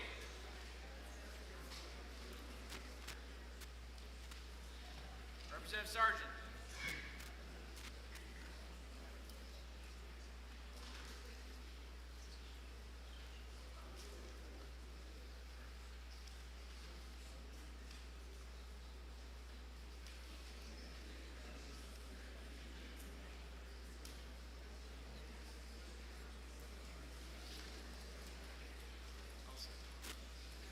Have all members present had an opportunity to vote?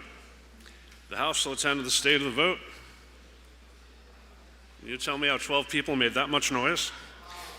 12 in the affirmative, 319 in the negative. The amendment fails. The bill's on second reading and open to further amendment. Representative McDonald offers floor amendment 1945H, which can be found in your seat pockets and is recognized to speak.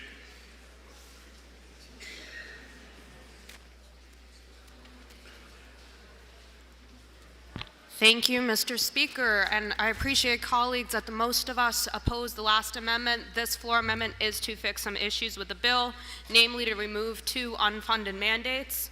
The first being a particular curriculum that's already required for kindergarten. The underlying bill extended to 3rd grade. That may be a good idea, it may not be, but there isn't enough information to know, so it doesn't make sense to mandate that statewide. The second being that we would be mandating the amount of time schools are required to spend on resets through 8th grade, which that seems a bit of an overstretch for the legislature to mandate recess. So this removes that from the bill. So thank you. Questions on the adoption of Amendment 1945H? Are you ready for the question? All those in favor say aye. Aye. Any opposed, nay? I think I can call that one for the ayes. The amendment's adopted. Now the motion is ought to pass with amendment. Are you ready for the question? All those in favor say aye. Aye. Any opposed, nay? The ayes have it. The amendment and the motion is adopted.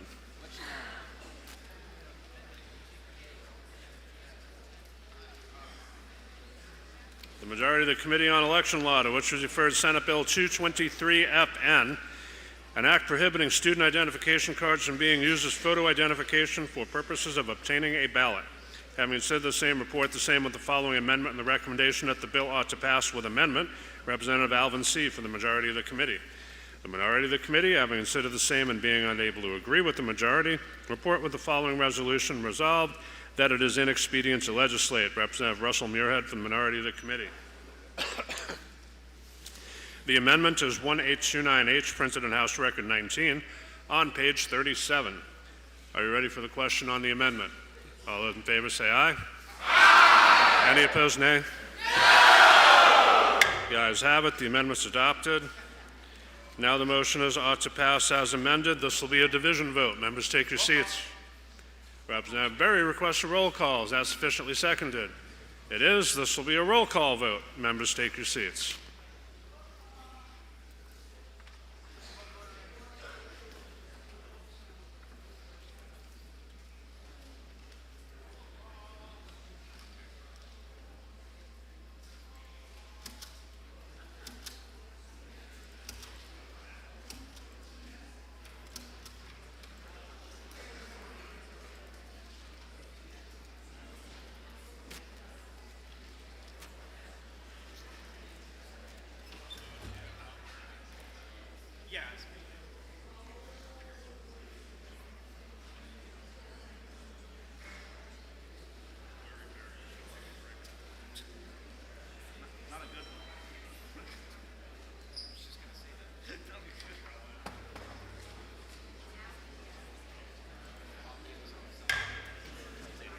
All right.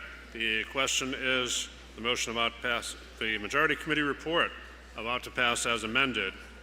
Representative Muirhead recognized for a parliamentary inquiry.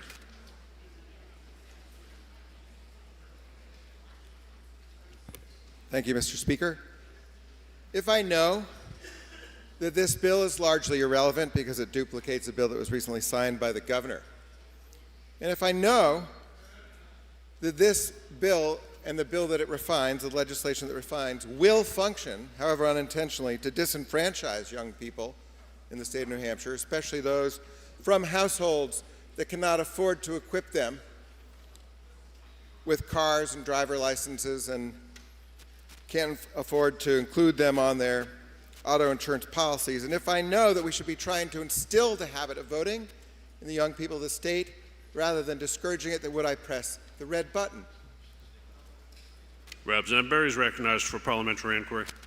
Thank you, Mr. Speaker. Mr. Speaker, if I know that this body has already passed a prohibition on using student ID as a form of voting, but Mr. Speaker, if I know that some people, including some judges, may not read the law as we passed or our committee reports had our intention in it, and finally, Mr. Speaker, if I know that this bill slams the door and puts the final nail in the coffin on this and makes it unambiguous as to this body's intention, would I now press the green button to adopt the committee report? The question is the majority committee report about to pass as amended on Senate Bill 223. This is a roll call vote. If you're in favor, press the green button. Opposed, press the red. Voting stations are open for 30 seconds.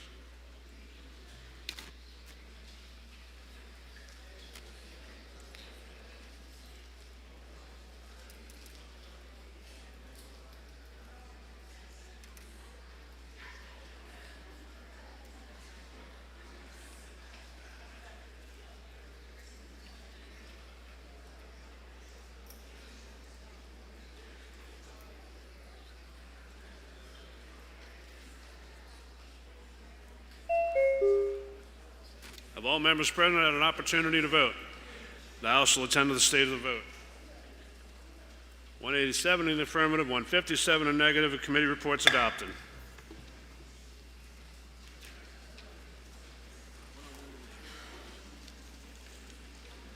Majority of the Committee on Election Law, to which was referred Senate Bill 405, an act relative to amounts reported by political committees.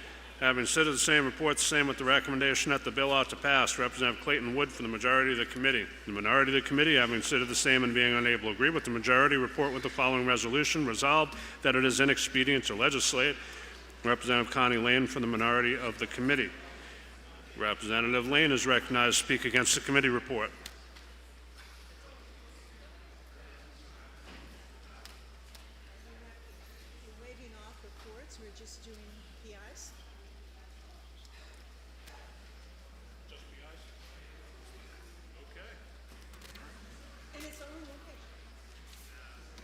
Oh, you want a division vote then? Okay, this will be a division vote. Members, take your seats. Not yet, not yet. Division.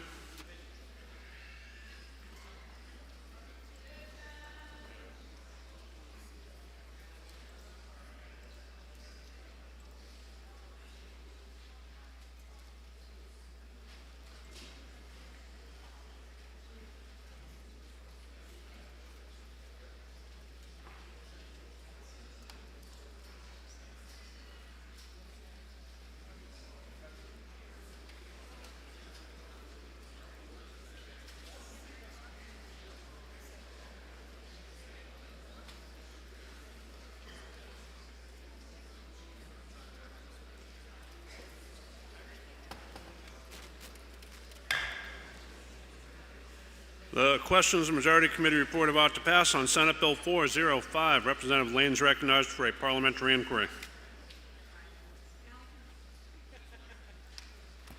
Thank you, Mr. Speaker. If I know that the majority has been steadily increasing the amounts that individuals and political committees can give directly or indirectly to candidates over the past 8 years, and if I know that one of the best antidotes for harm that money brings to elections is full transparency of the donors, and if I know that the reasons given for increasing the threshold to $1,000 are flimsy at best, since the inflation would bring the amount to $250, not $1,000, and it's ludicrous to claim that a donor will not give to a candidate of their choice if they have to provide identifying information. Then when I press the red button to support transparency in campaign finance donations. Thank you. Representative Woods recognized for parliamentary inquiry. Thank you, Mr. Speaker. If I know SB 504 increases the thresholds within reasonable amounts of $200 and $1,000 before there's disclosure, and I know my constituents appreciate being able to give low amounts of money to a state representative position where they know that money's very effective and probably not affected in any other election. And if I know this completely simplifies the process, because trying to keep track of a few dollars is pretty much ridiculous, I would say that this would still get the job done, because everything over $200 would be collected and everything over $1,000 would have the occupational information. Then why would I vote green? Thank you.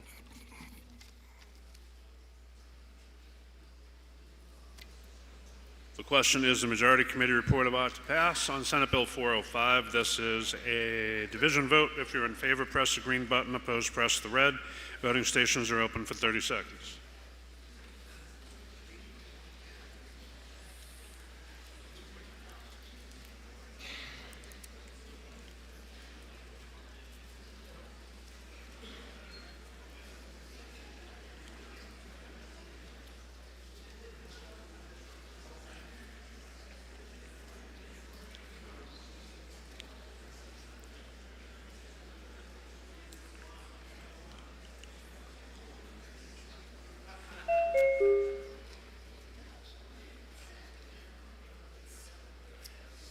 Representative Minor. Representative Minor.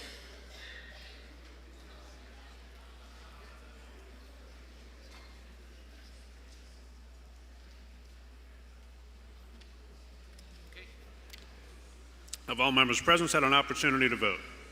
The House will attend to the state of the vote. 176 in the affirmative, 159 in the negative. The committee reports adopted.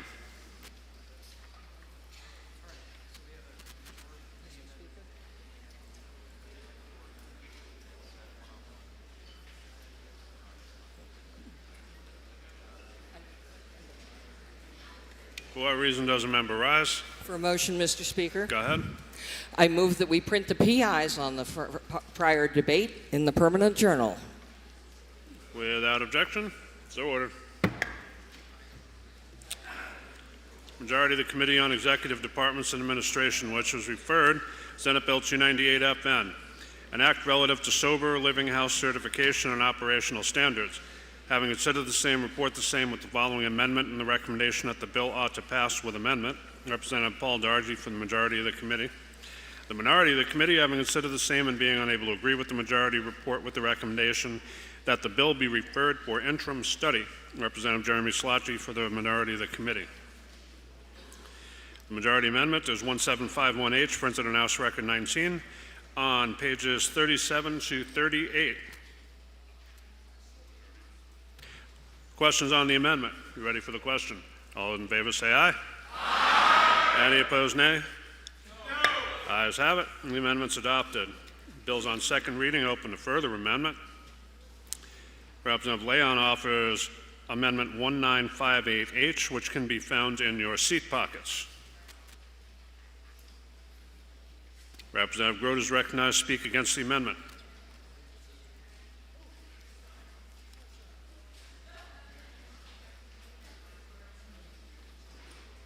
Thank you, Mr. Speaker. I rise against the, I'm sorry, is this better? Mr. Speaker, I'm sorry that you couldn't hear me. I'll speak louder. So I'm here to rise against Floor Amendment 1951. There's no need for this study committee. We've studied this issue for the last 10 years when the commission first met to discuss this, and since then, recovery houses and the work having to do with recovery houses has continued. In New Hampshire, we have nearly 100 certified recovery houses around our state. And every day, those recovery houses are supporting people in their efforts, and we're asking you to pass this bill to provide consistent oversight, patient protection, and quality standards. We've heard in committee from many recovery houses that recognizing uncertified houses are important because it weighs down the entire field and leaving individuals at risk.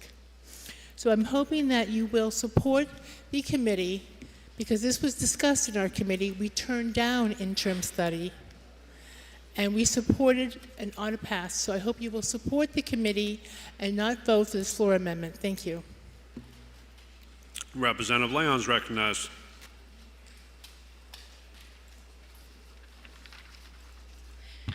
Thank you, Mr. Speaker. First, I would just like to correct a little of what happened in our committee. I'm very thankful that the member is back and healthy with us, but we did not discuss this study committee amendment in committee. This is something that has been drafted since then because the expectation was that this bill was going to interim study. So with that, this amendment contains three parts. The first part is including House Bill 1211, which is a judicial deference. This is something that's currently happening in our courts, but we need to make sure that this continues to happen while it's not a fight, and we can agree that good policy should be put into law. Second, it adds House Bill 1540, which would require the state to buy unsalted products instead of fragrance products.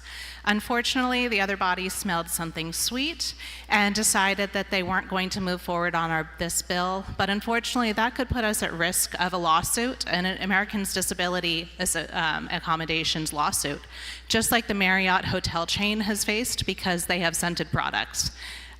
That's a problem. We need to fix it. It's a pretty easy fix, and we're including that in this bill. Now to the meat of this amendment. There are problems with our sober homes. We know that. We acknowledge that. It's not an easy fix, and it's not a simple fix. What we need to do is ensure that we don't have basically flop houses taking taxpayer money. What this bill would do, if we do not pass the amendment, is it wouldn't just put out of business some of the people that aren't operating in good faith. It would put homes out of business that are operating under the national standard and that are not operating under the Department of Health and Human Services and their vendor standard that was developed outside of that process. It also would put these New Hampshire created standards into law and enshrine them so that this is something that would just be updated in rules instead of coming back to us. That's abdicating our responsibility for some of our most vulnerable citizens, and I'm not okay with that. One of the problems is when these contracts went out to bid, it was based on the National Alliance for Recovery Residences standards. So a lot of the homes that followed those didn't actually bid on this process because they thought it would be under those standards and they could live and operate under those. That's not what we have today. That's not what the bill would create, and that's why we need this amendment with the study committee. Another issue is this bill, if we do not pass the study committee and look at the issue comprehensively, anybody who has failed in a previous recovery attempt because they were with people with methadone and they were not able to recover in that situation will basically have to go to places that have a don't ask, don't tell policy. They have their own way to choose people who aren't using methadone and bring them into their home because that's not allowed under federal law. But we need to have MAT-free, they're called abstinence-only homes, available for the people who can only recover in those situations. The study committee has us looking at interactions with federal law and seeking waivers for it. Because I'm going to fight for Granite Staters who are in recovery to make sure that we make New Hampshire law work and get accommodations from the Fed so we can give them the environment to get back to their families, back to their jobs, and get back to living. There's a lot more that I could say, but this study committee is going to be very intensive. And I know that there's many of you that have worked with me on detailed policy in the past. You know I dig into it. You know I don't take these lightly. And Mr. Speaker, I give you and everybody else in this room my word that we will work on this and find a solution to bring legislation forward in September with this study committee. It is part of the charge. I ask you to support this amendment. I ask you to support those in recovery. And I note that if we don't pass this and we pass the bill with the committee amendment, it still won't go into effect until July 1st, 2027. We'll be putting into statute something that'll close some of the homes and send some of the providers out of state. I beg of you, for those in recovery, pass this amendment and then the bill. Thank you. Questions on the adoption of the floor amendment? Are you ready for the question? All those in favor say aye. Wait. Somebody yelled division before you yelled aye. This will be a division vote. Members, take your seats.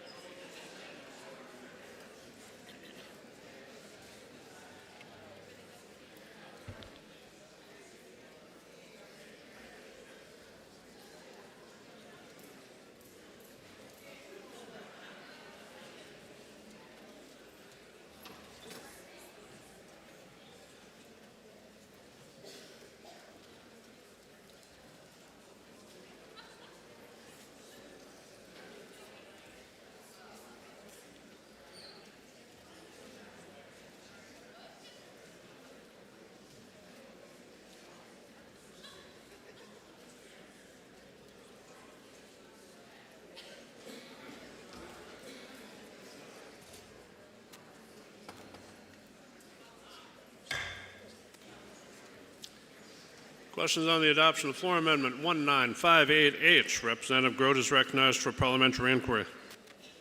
She is waving off.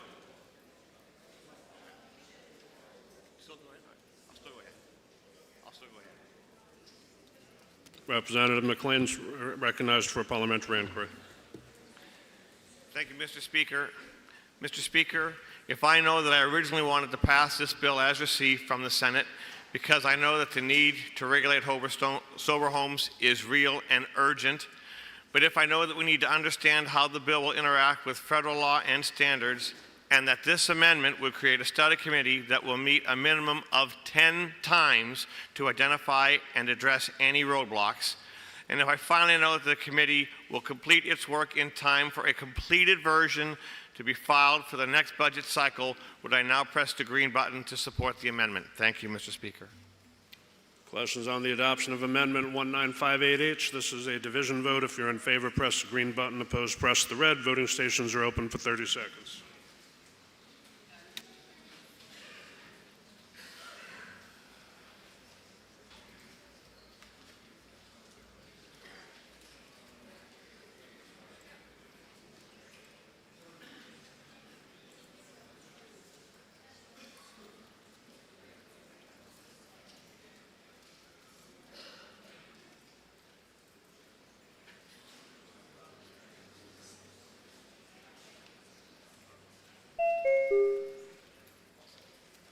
Have all members present had an opportunity to vote?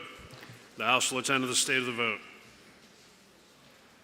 176 in the affirmative, 166 in the negative. The amendment's adopted.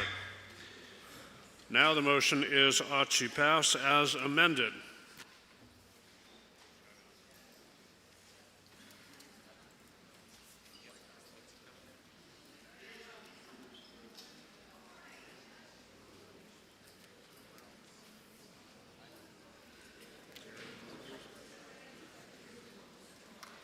Who's waving off? Okay. The motion is ought to pass as amended on Senate Bill 298. Are you ready for the question? All those in favor say aye. Aye. Any opposed, nay? All righty then. The ayes have it, and the motion's adopted. The Committee on Executive Departments and Administration, which was referred Senate Bill 488. An act enabling the governor to declare a state of emergency due to the failure of the legislature to pass a budget, or continuing resolution to fund the New Hampshire state government by July 1st of the first year of a biennium. Having considered the same, report the same with the following resolution. Resolved that it is inexpedient to legislate. Representative Paul Dargy for the committee. Questions on the majority committee report. Are you ready for the question? All those in favor say aye. Aye. Any opposed, nay? The ayes have it. The committee report's adopted.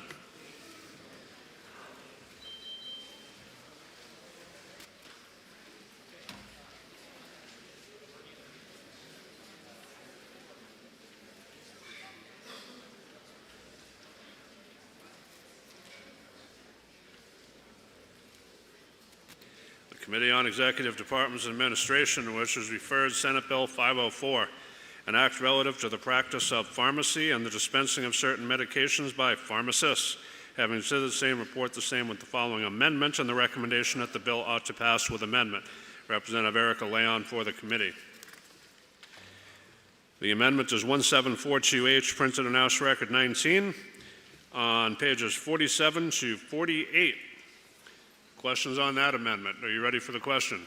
All those in favor say aye. Aye. Any opposed, nay? The ayes have it. The amendment's adopted. The bill's on second reading and open to further amendment. Representative Packard offers Amendment 1951H, which can be found in your seat pockets.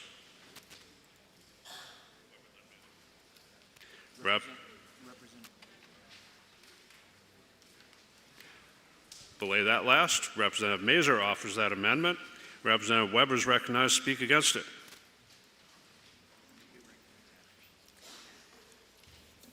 Thank you, Mr. Speaker. This amendment would attach a bill two bills that we had already, one being the establishment of experimental treatment centers, and one being the right to try experimental treatments for people who are not at the terminal stage of their life. That sounds like a great idea. But as those bills were drafted, it turns patients' desperation into profit centers. It takes away all of the protections that patients have currently when they are undergoing experimental treatments and removes them. And unfortunately, yes, it's wonderful that people want to expedite care and medications. But when we do that at the expense, and I really do mean expense, because currently, if you're undergoing experimental treatment, you may not be charged for it because you are providing the service of allowing yourself to be used as a guinea pig. This allows not only the medical provider to charge the patient, it also allows the producer of the medication or device to charge the patient. So patients can be charged twice. And there are very few controls remaining that protect a patient from being preyed on by people who want to monetize their desperation. Finally, I would just say that turning the legislative process into a giant game of chicken to see who's going to blink first before a catastrophe happens, or introducing adulterated meat into the sausage-making process so that people can have food poisoning, is not a good way to pass laws. We deserve a clean up or down vote on each issue without this kind of adulteration. So I urge people to vote red, and thank you very much. Representative Mays is recognized. Thank you, Mr. Speaker. Last year, I had the privilege of sponsoring HB 701, which expanded New Hampshire's protections for terminally ill patients seeking experimental therapies. The governor's remarks at the signing ceremony sent a clear message. New Hampshire is open for business and for patients. Innovative biotech companies from around the country heard that message and came in droves to testify before the House and Senate HHSEA committees on HB 1734 and HB 1735, which are included in this amendment. These companies asked us to follow models already working in Montana and Florida to create a legal framework for emerging treatments and build a rare disease ecosystem right next to Boston. I dream of seeing that kind of growth here in New Hampshire. But this amendment is about far more than jobs and economic development. It is about patients and saving lives. When critics say we should slow down and wait for Congress to overhaul FDA regulations, I think about the families we worked on last year's Right to Try bill. I think about baby Athena, born after her father Jake died of throat cancer. Evidence suggested a microbiome transfer could have helped him respond to immunotherapy. But fear of regulation and liability delayed treatment until it was too late. I also think of Giannis, a happy 5-year-old boy with a rare genetic mutation who is not expected to live past age 10. When his parents asked if he had a message for New Hampshire legislators, Giannis simply said he wanted you all to know that he loves zebras. Today, thanks to therapies being developed by the very companies looking to come here, individualized gene editing could save children like Giannis. But even the FDA admits it has no framework for offering these treatments at scale. Thankfully, for the last decade, the FDA has allowed states to create their own expanded access frameworks. That means we in this chamber have the opportunity to lead. The live free or die state can help save lives by combining proven legal concepts from states like Montana with the biotech infrastructure of Manchester and Greater Boston. This should not be partisan. In Montana, Republicans and Democrats worked together for patients.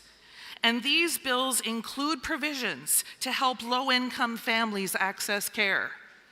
Patients have already waited too long for states to step up. Today, New Hampshire has the chance to lead and help save lives.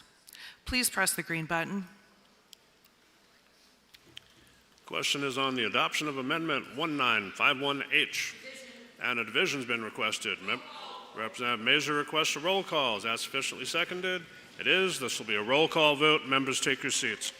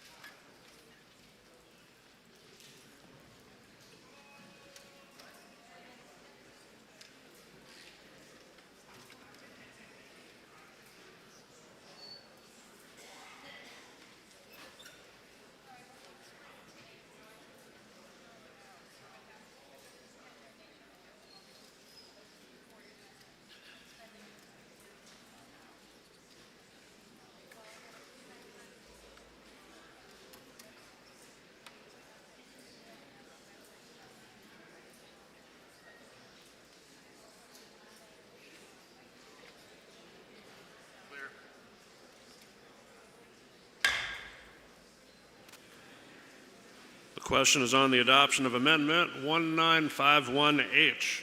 Representative Weber is recognized for a parliamentary inquiry. Thank you, Mr. Speaker. Mr. Speaker, if I know that our current right to try law provides protections for patients as well as permission to make their own decisions, and if I know that this extension of that law removes those protections for all patients, and if I remember clearly that one of the proponents of this bill testified in our committee that this bill would make New Hampshire the wild, wild west of risk-taking, would I press the red button once again to defeat this amendment? Representative Mazur is recognized for a parliamentary inquiry. Thank you, Mr. Speaker. If I know that this legislature already supported expanded access to experimental therapies through HB 701, and that we should not hesitate to continue that mission with this amendment, and if I know that families like Jake's and children like Giannis are running out of time while promising therapies already exist, and finally, if I know that New Hampshire should not wait years for federal action and lead with hope and innovation now, would I then press the green button? The question is on the adoption of floor amendment 1951H. This is a roll call vote. If you're in favor, press the green button. Opposed, press the red. Voting stations are open for 30 seconds.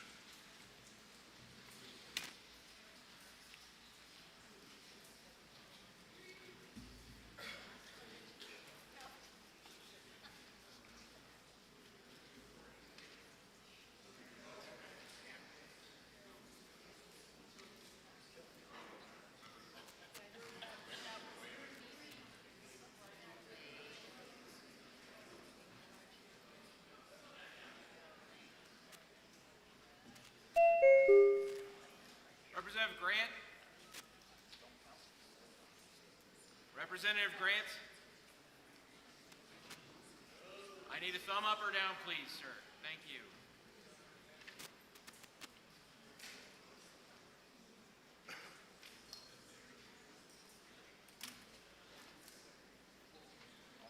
Have all members present had an opportunity to vote? The House will attend to the state of the vote. 188 in the affirmative, 153 in the negative. The amendment's adopted. Now the motion is ought to pass as amended. Are you ready for the question? Representative Pavici-Muller requests a roll call, and it is sufficiently seconded. This will be a roll call vote. Members, take your seats.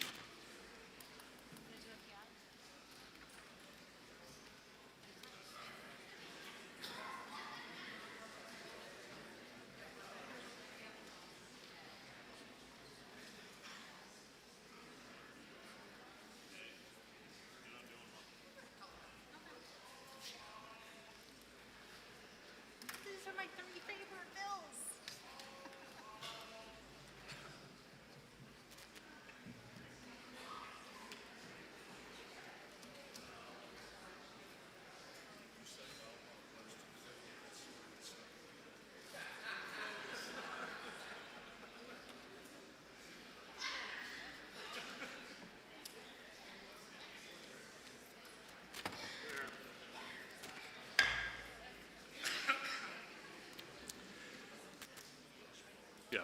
Question is the main motion of ought to pass as amended on Senate Bill 504. There's a roll call vote. If you're in favor, press the green button. Opposed, press the red. Voting stations are open for 30 seconds.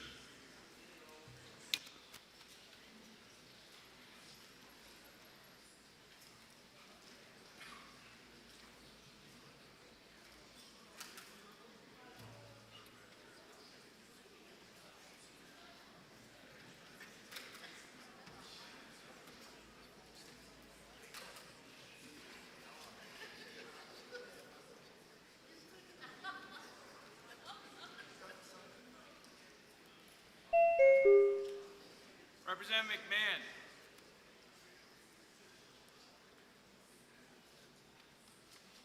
Representative Jared Sullivan.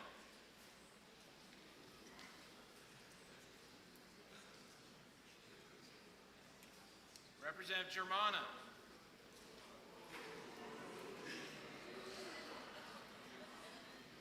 Representative McGee.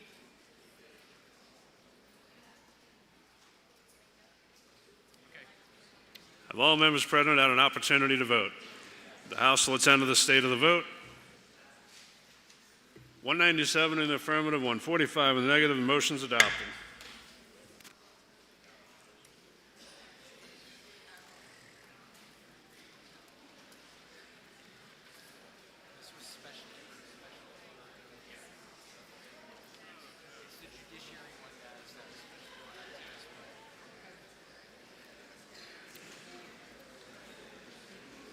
Okay, this is the bill that was special ordered. The majority of the Committee on Judiciary, to which was referred Senate Bill 552, an act permitting classification of individuals based on biological sex under certain limited circumstances, having considered the same, report the same with the recommendation that the bill ought to pass. Representative Caitlin Kuchab from the majority of the committee. The minority of the committee, having considered the same and being unable to agree with the majority, report with the following resolution: resolved that it is inexpedient to legislate.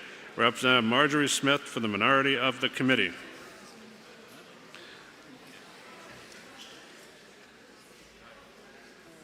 So I know how these go. My request is that we take a breath, recognize that we're going to hear stuff that we don't like, and just get through it like pros. Representative Marjorie Smith is recognized to speak against the committee report.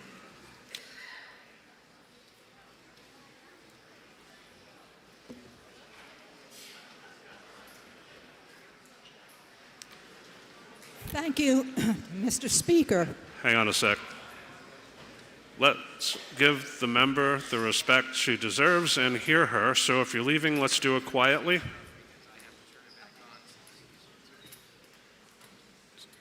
Mr. Speaker, you and I have a lot in common.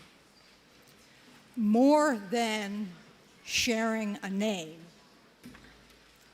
I believe that we share a respect for this institution and what it has stood for many years. 30 years ago, Mr. Speaker, I was elected to represent Durham and sometimes Lee and Madbury.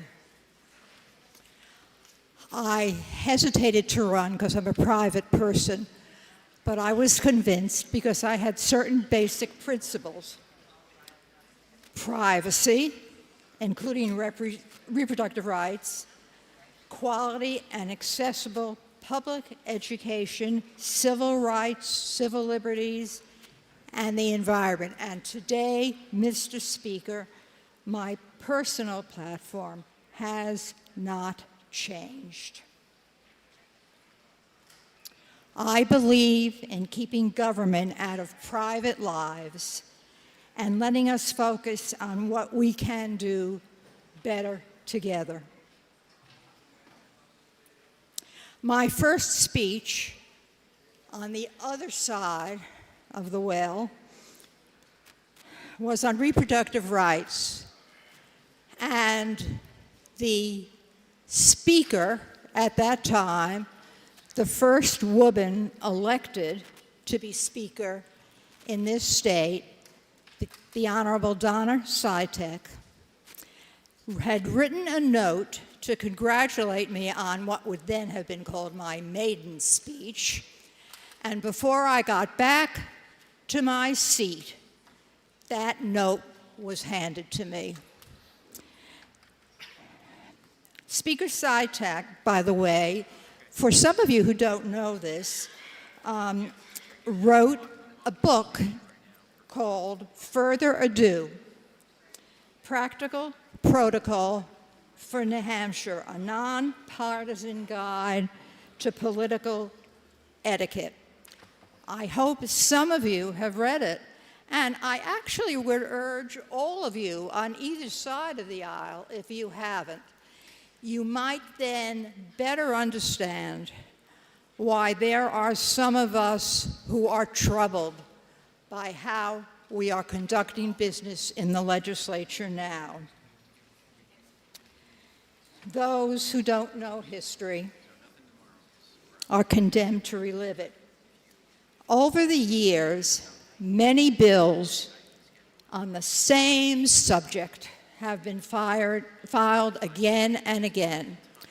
And people say, why do we permit that? And we do it because this is not a baseball game where 3 outs and you sit down and let somebody else stand at the plate. We do it because each time that we file a bill that we believe is appropriate to be filed and could make life better for the citizens of this state, we learn from our colleagues, we learn from the people who come to testify that there might be a way to get to yes, we could get better if we listen to all sides, if we're willing to compromise, if we're willing to bring together disparate views. And that is how we have, in the past, conducted ourselves. This bill takes a different approach. Governor Sununu vetoed a similar bill. Last session, the current governor did the same. Those who support the bill were not comfortable with that, and so they set out to introduce basically the same bill over and over and over again. 5 bills, I believe, or is it 6? I must check with the chair of my committee, have come to judiciary and have been passed and passed and passed and passed, but that hasn't been enough. Even today, we had floor amendments on the same bill. When is enough enough?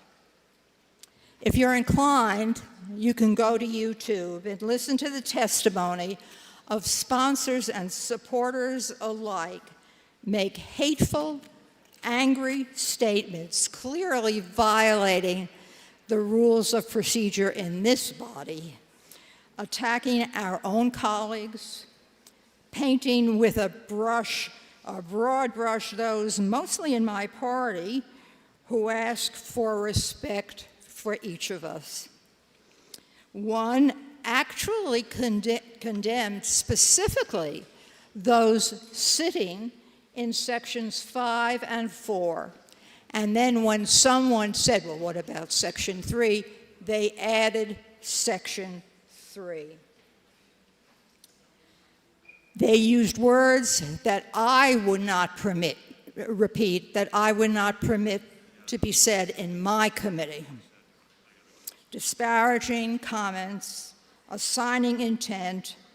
I hope Speaker Sytek never is forced to subject herself to listening to those tapes.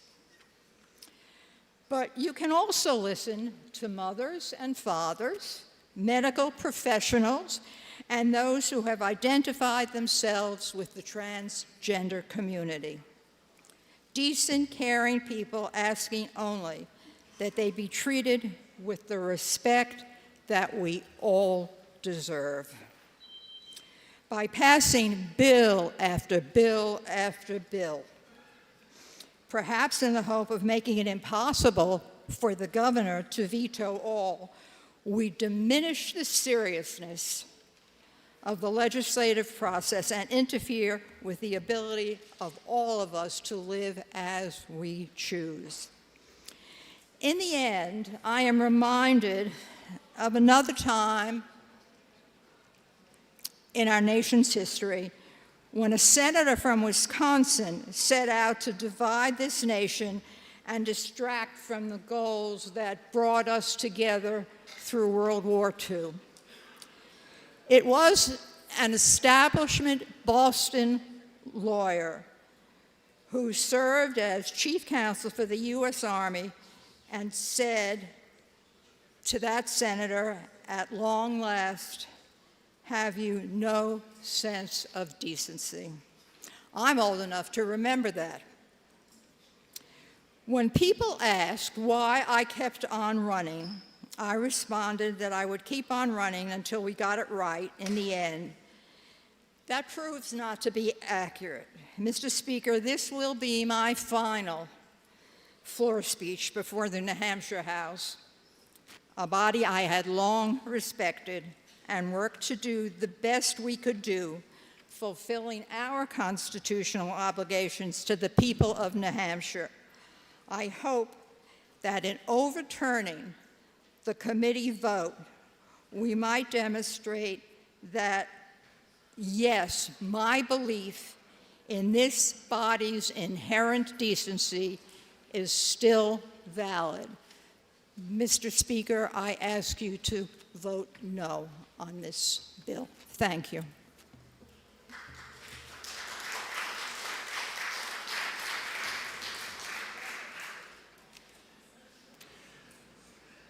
Representative Perdomo Bryan is recognized to speak. Thank you, Mr. Speaker.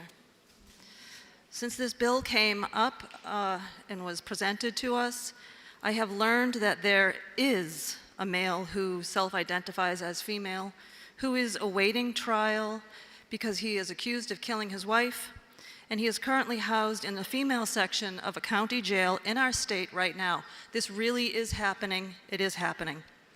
It would be inhumane to not pass this bill. It would be inhumane to women and girls. Please pass this bill. Thank you.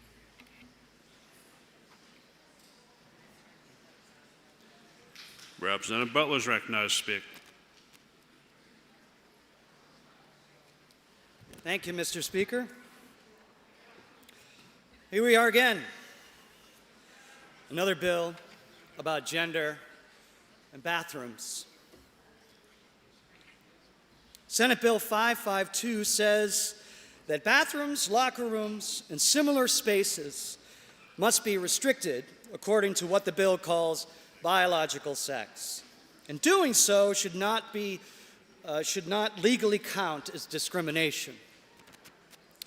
But Mr. Speaker, this bill is not based on any data whatsoever. It's all based in vibes. There is zero evidence of any documented crisis of assaults by trans folk in New Hampshire. Sponsors of this bill claim it's about safety from an invisible threat. But it will not create safety. What it will create is suspicion, confrontation, and pitting fellow Granite Staters against each other. My constituents are worried about the crushing cost of living, health care, public education, and our antiquated tax system. My property taxes alone have doubled in 5 years.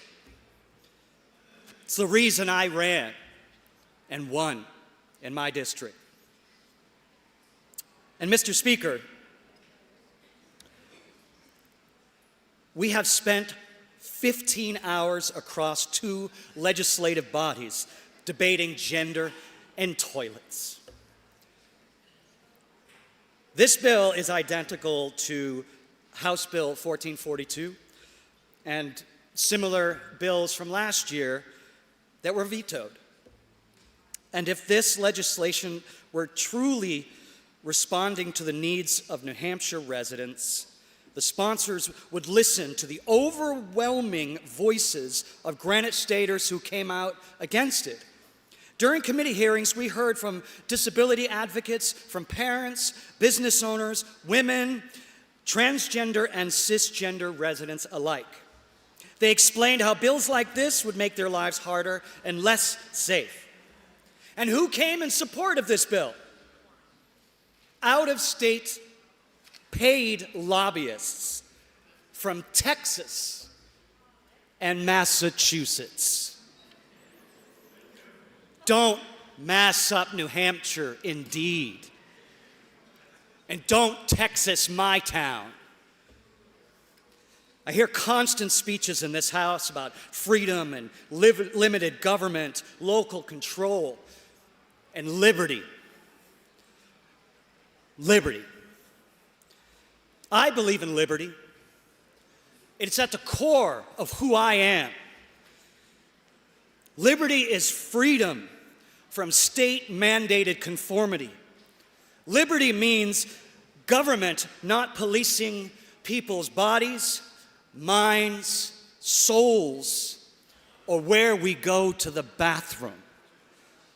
I urge this body to vote no on ought to pass on Senate Bill 552. Thank you, Mr. Speaker. Representative Kuchab's recognized to speak.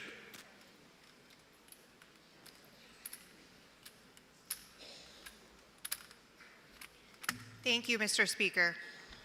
Mr. Speaker, to be clear, this bill doesn't mandate anything. It simply provides that in 3 limited circumstances, including prisons and places of involuntary confinement, shared bathrooms and locker rooms,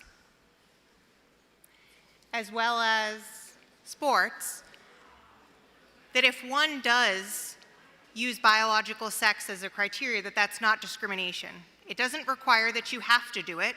It just says that if you do, it's not discrimination. This allows women to have their privacy in intimate spaces, and it enables businesses to make their own decisions about what they think is appropriate. I ask you to please support this bill. Thank you.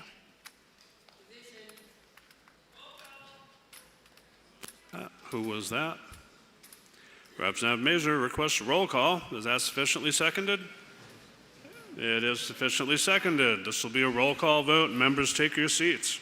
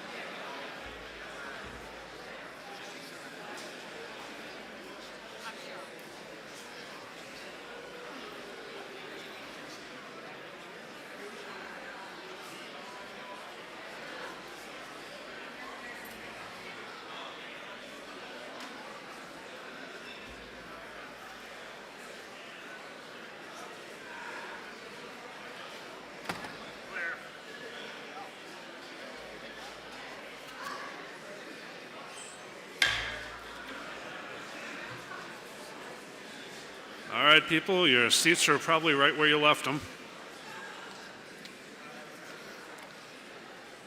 The questions the Majority Committee report are about to pass, and Representative Marjorie Smith is recognized for a parliamentary inquiry.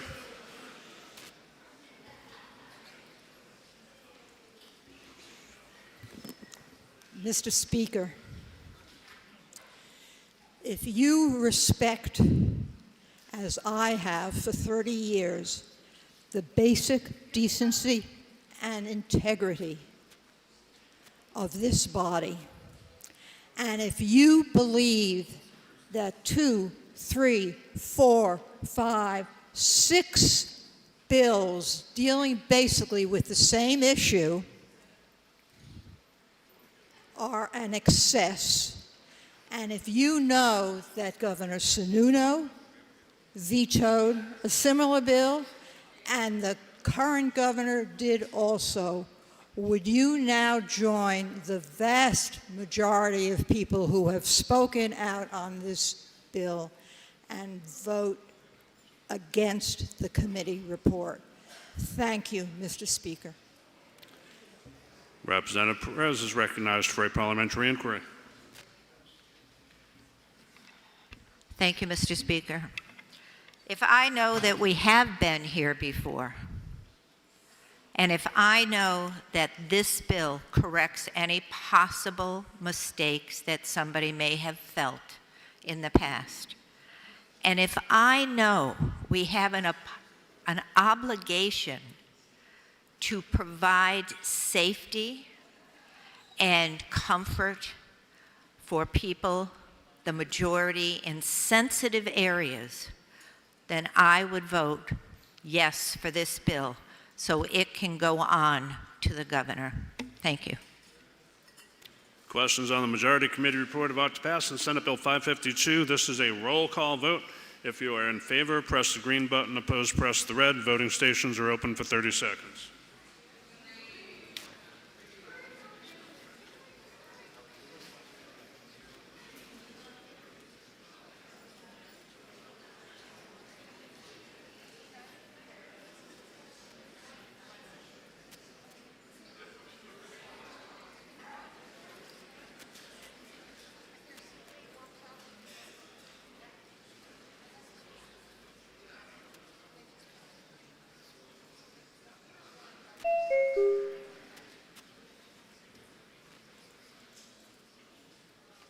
Representative Woodcock.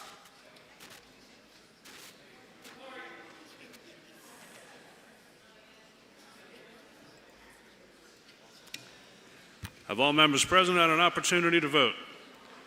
Before I show you the vote, I want to thank you.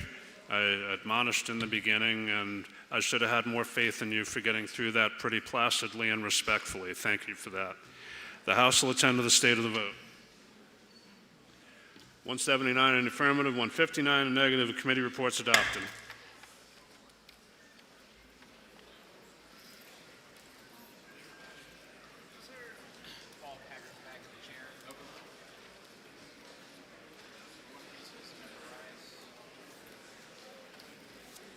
For what reason, the member rise?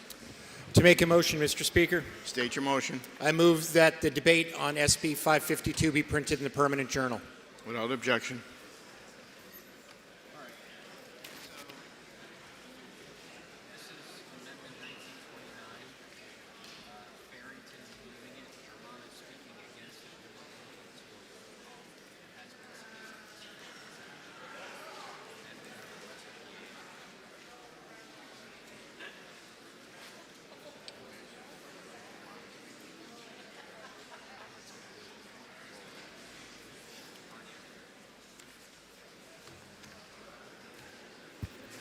Majority of the Committee on Finance, to which was referred Senate Bill 408 FN, an act relative to health insurance coverage for prosthetics. Consider the same, report the same with a recommendation the bill ought to pass. So Joe Sweeney for the majority of the committee. Minority of the committee, having considered the same and being unable to agree with the majority, report with the following resolution: resolved that it's inexpedient to legislate. Representative Dan McGuire for the minority of the committee. The amendment is 1929. It's in your seat pockets. The chair recognizes Representative Germano.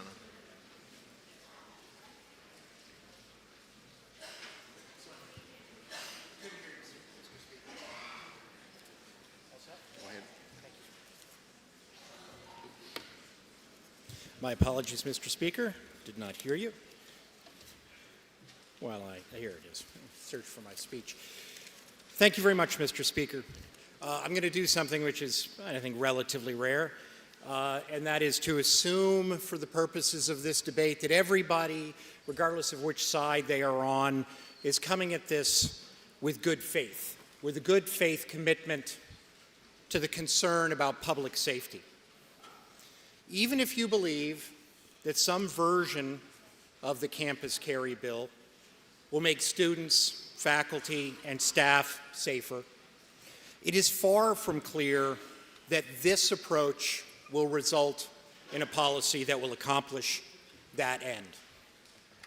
Those of you who know me and who have worked with me know that I'm not generally inclined to see the purported wisdom of some of the decisions made by our friends on the other side of the wall.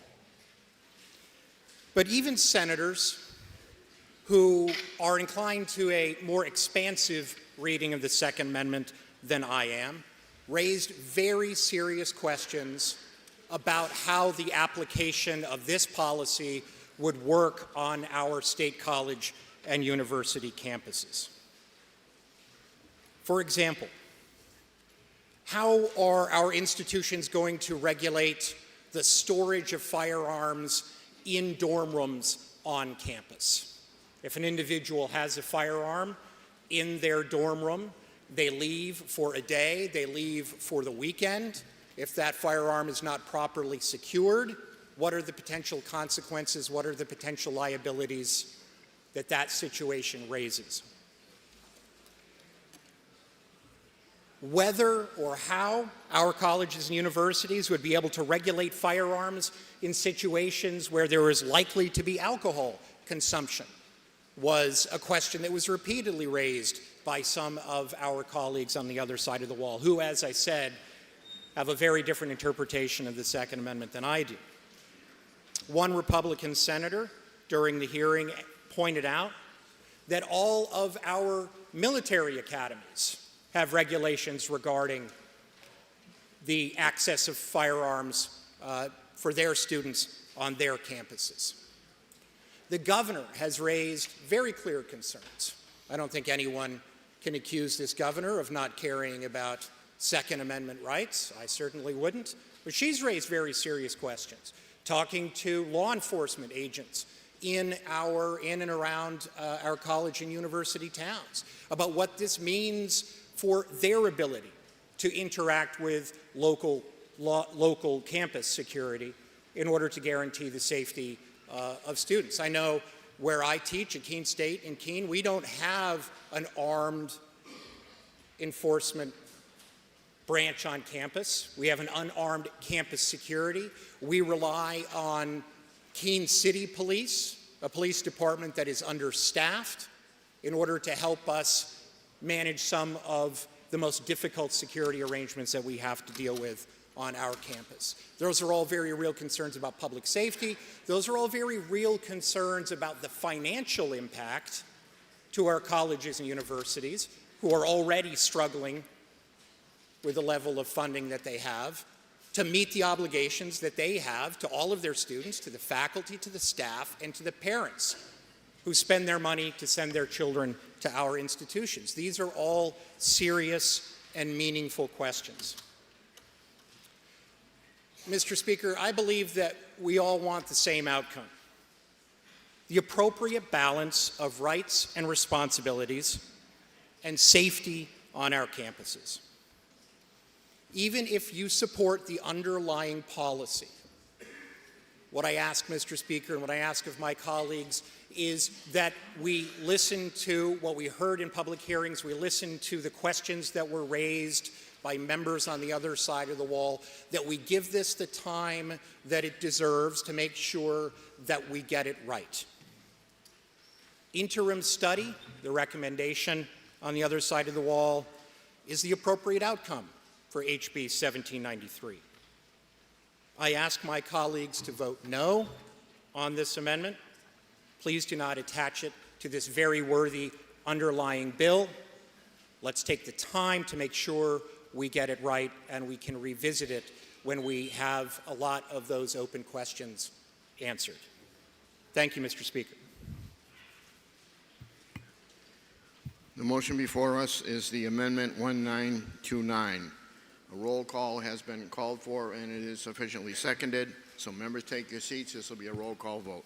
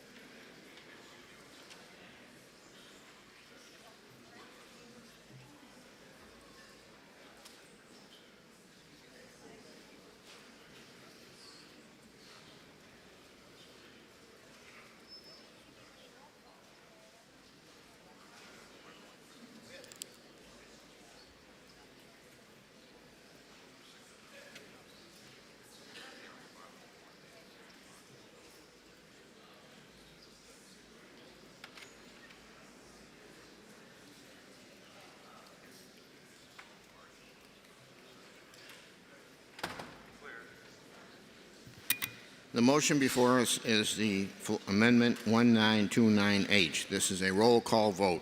Chair recognizes Representative Muirhead for a parliamentary inquiry. Thank you, Mr. Speaker. If I know that students at UNH are very concerned about this bill, concerned about how it will be implemented on campus, if I know that law enforcement at all levels is opposed to this proposal, if I know that the governor has expressed grave concerns about this proposal, and that another bill has been amended on the other side of the wall and would address the governor's concerns, then would I press the red button so that we can move ahead with the underlying bill? Chair recognizes Representative Farrington for a parliamentary inquiry.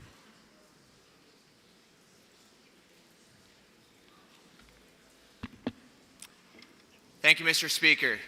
Mr. Speaker, if I know that college students are being deprived of their natural rights, and if I know that gun-free zones leave people as defenseless and vulnerable victims, and if I know that 11 other states have passed similar legislation with decades of data disproving every single what-if situation that the critics raise, and finally, Mr. Speaker, if I know that the only further study needed on this bill is picking up the New Hampshire State Constitution and reading Article 2A, then would I now press the green button and remain faithful to our oath of office? The motion before us on Floor Amendment 1929 This is a roll call vote. If you're in favor, you'll press the green button. If you're opposed, you'll press the red button. Voting stations are open for 30 seconds.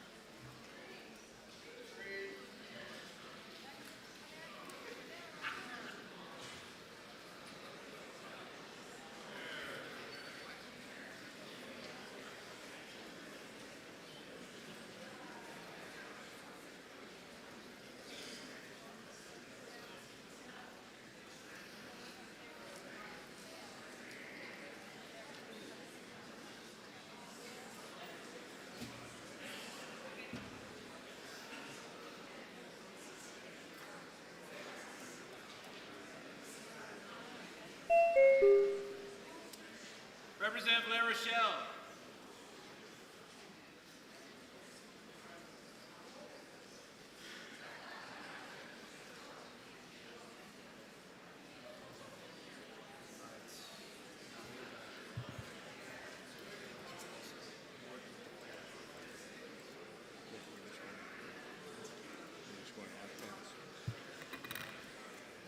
If all members present had an opportunity to vote, House will tend to state of the vote. 159 voting nay, 177 voting nay. The motion fails. We're now back to the original motion of ought to pass, the majority committee report. Are you ready? Are you ready for the... Oh.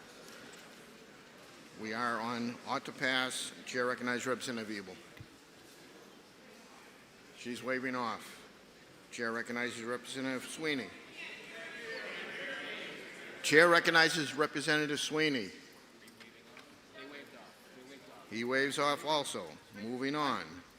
I'm speaking against this. You're speaking against the bill? Yeah. Oh, okay. I thought that's what I was doing. You didn't tell me that. That's I did. It's on the right side. All right, Dan McGuire speaking against the bill. Chair recognizes Representative Dan McGuire. Thank you, Mr. Speaker. I'm speaking in opposition to House Bill 408. Way back in the mists of time, before our senior U.S. Senator was even a state senator, we had a real market for health care. We had more than a dozen companies offering health insurance. Rates were low. There was active competition.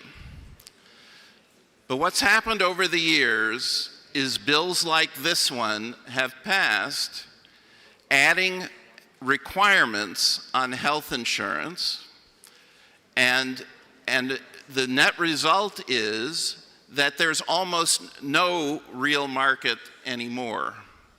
There's Anthem, there might be a handful of others, but health insurance is costly, and every plan is the Cadillac plan, right? There's no choice about what features you want and so on. This particular bill is yet another little mandate. It adds, it's not a big one. By my calculation, it adds maybe 0.25% to the cost of health care in New Hampshire, which means it's about an $8 million cost on people who buy health insurance. And it's including the state, right? So the state covering our 10,000 employees, this is maybe another $300,000 that we're going to have to pay. So it's not a big deal, all right? But the problem is this whole area is the death of 1,000 cuts, right? This is a bill that moves us in the wrong direction. If we want to go back to having inexpensive health insurance, if we want to go back to having choice in health insurance, this is a step in the wrong direction, and I ask you to vote no. Thank you, Mr. Speaker. For what reason does the member rise? Mr. Speaker, I move to table Senate Bill 408. That is a priority motion, so the motion before us. is to table Senate Bill 408. A division has been requested. Members, take your seats.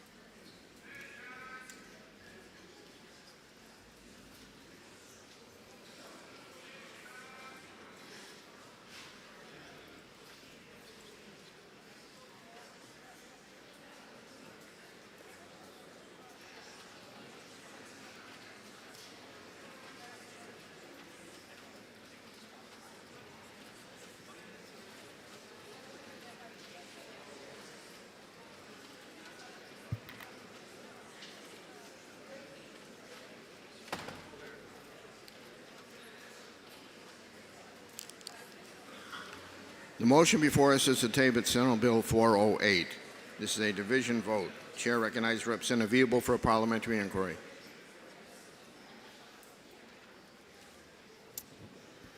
Thank you, Mr. Speaker.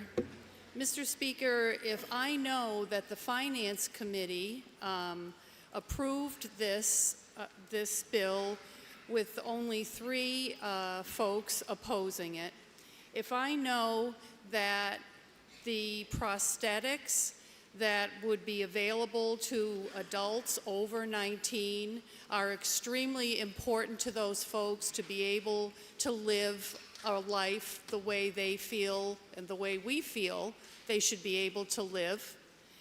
And if I know there is absolutely no reason at this point to table this bill, it was fully discussed at the Policy Committee and it was fully discussed at Finance, would I now vote red and turn aside this last-minute attempt to table this good bill? Thank you. Chair recognizes Representative Sweeney for a parliamentary inquiry. Thank you, Mr. Chairman. Mr. Chairman, if I know, Mr. Speaker, oh my goodness, I am sorry. Mr. Speaker, if I know that the Vice Chairman of Finance just raised some excellent points regarding this legislation, and if I know I probably should have listened to him during the Finance Committee discussion on this, would I now press the green button to table this bill? Thank you. The motion before us is to table Senate Bill 408. This is a division vote. If you're in favor, you'll press the green button. If you're opposed, you'll press the red button. Voting stations are open for 30 seconds.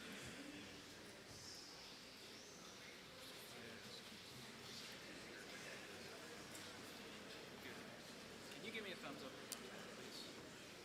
I need a thumbs up or thumbs down, please. Representative Sargent. I'm sorry? He's not accused. He's not. You're not. He's not accused. He's not. Representative Morton. Representative Ullery.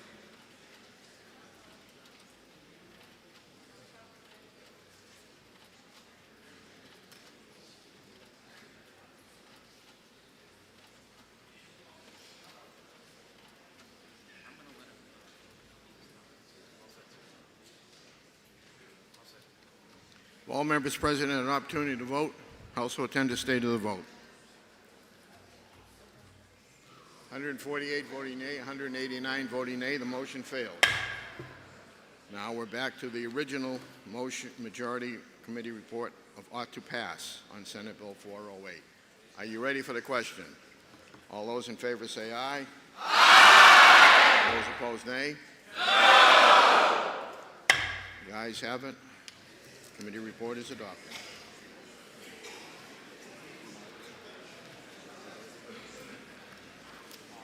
Mr. Speaker. For what reason does a member rise? A motion, Mr. Speaker. State your motion. I'd like to request the remarks from the previous debate be placed in the permanent journal. Without objection. Thank you. Committee on Finance, to which was referred Senate Bill 538 FN, an act extending net metering eligibility terms for municipality energy projects. Having considered the same, report the same with a recommendation the bill ought to pass. Senator Carol McGuire for the committee. Are you ready for the question? All those in favor say aye. Aye. Those opposed, nay. No. The ayes have it. Committee report is adopted. All right. So we have a debate on the majority amendment. Then there's a power floor amendment, no debate, and then there's nothing on the utility.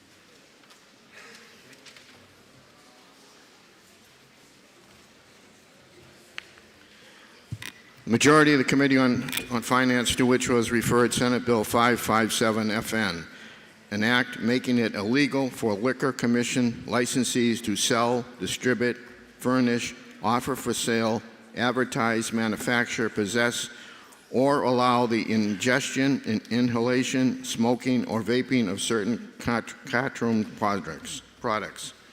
Having considered the same, report the same with the following amendment, and the recommendation bill ought to pass with amendment. Senator Joe Sweeney from the majority of the committee. Minority of the committee, having considered the same, being unable to agree with the majority, report with the recommendation that the bill ought to pass. Representative Rosemary Rung from the minority of the committee. The amendment is 1798H, printed in House Record 19, pages 50 through 51.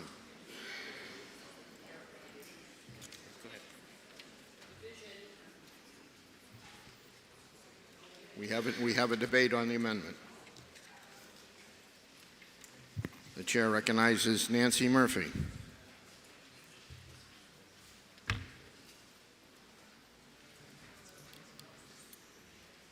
Thank you, Mr. Speaker.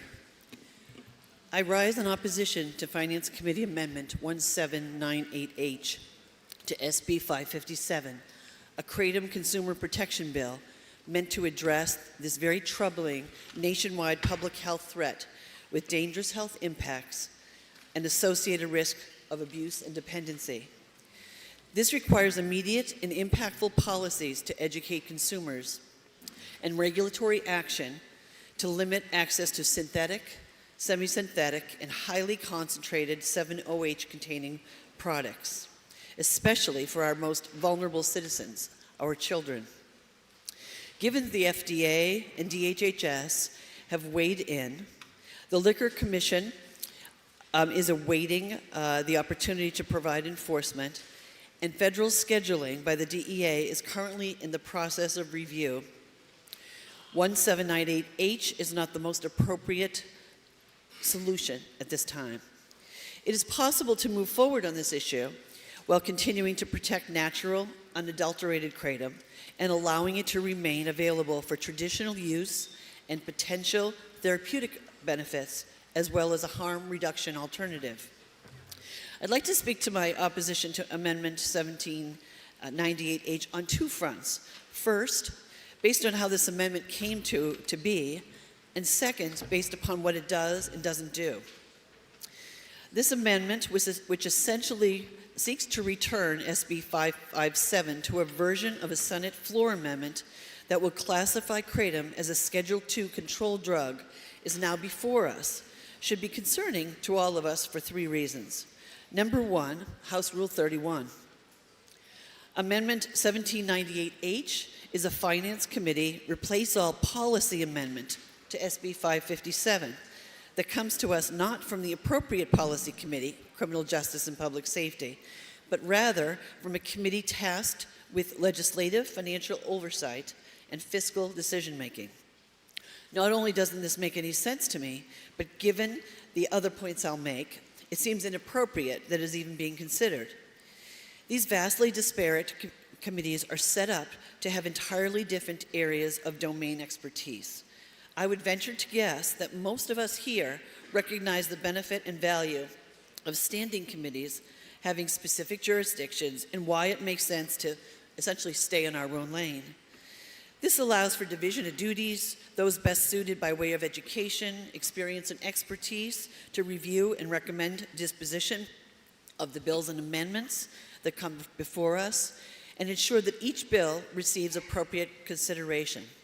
Number two, the House Finance Committee Amendment 1798H entirely disregards the work and decisions of the Criminal Justice and Public Safety Committee, the appropriate policy committee of jurisdiction. It willfully ignores that after a public hearing was held on the underlying bill, it was reviewed and amended, and in CJ exec session passed with unanimous bipartisan agreement 13-0 on consent. It later passed in this chamber on the consent calendar pursuant to House Rule 52 because it did not have a fiscal impact or appropriation. And last, but certainly not least, number 3, when bills pass unanimously on consent and have absolutely no fiscal impact or appropriation, there appears to be absolutely no need for justification for them to be referred to finance. We have all seen bills that have well-deserved fiscal notes be waived off. Yet today we're considering an amendment to an underlying bill that has no fiscal impact from a committee whose primary responsibility is to concern itself with fiscal impacts and appropriations. Amendment 1798H was not written to address any fiscal impacts of SB 557, as none existed to begin with.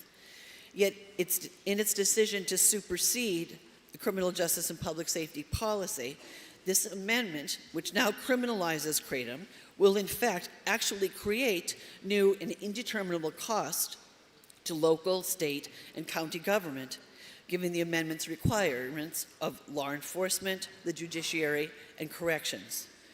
In addition to these new fiscal impacts that were non-existent in the underlying bill, Amendment 1798H seeks to establish an enforceable threshold for law enforcement by setting a 7-OH concentration threshold level above which this kratom product would be classified as a Schedule II drug with the associated fines and felony level penalties. Regulatory action and industry data show that as opposed to natural leaf kratom, which typically contains less than 500 parts per million of 7-OH, the 1,000 parts per million of 7-OH on a dry weight basis that this amendment proposes as the threshold concentration level is well into the range of the problematic spiked or enhanced product that the underlying bill was able to address without criminalization. According to the National Institute of Health, a 1,000 parts per trillion kratom product is significantly above 2.5 to 10 times higher than typical natural levels.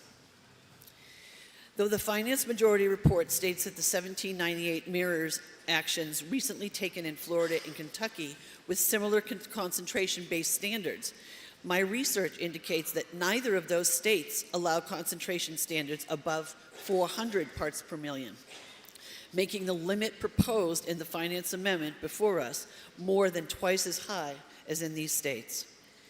Kratom products of concern can be addressed civilly and administratively rather than criminally, while our federal government completes its current review of potential federal scheduling actions. I urge my colleagues to push the red button to oppose Amendment 1798 so that a better motion can be made. Thank you, Mr. Speaker. Chair recognizes Representative Stringham.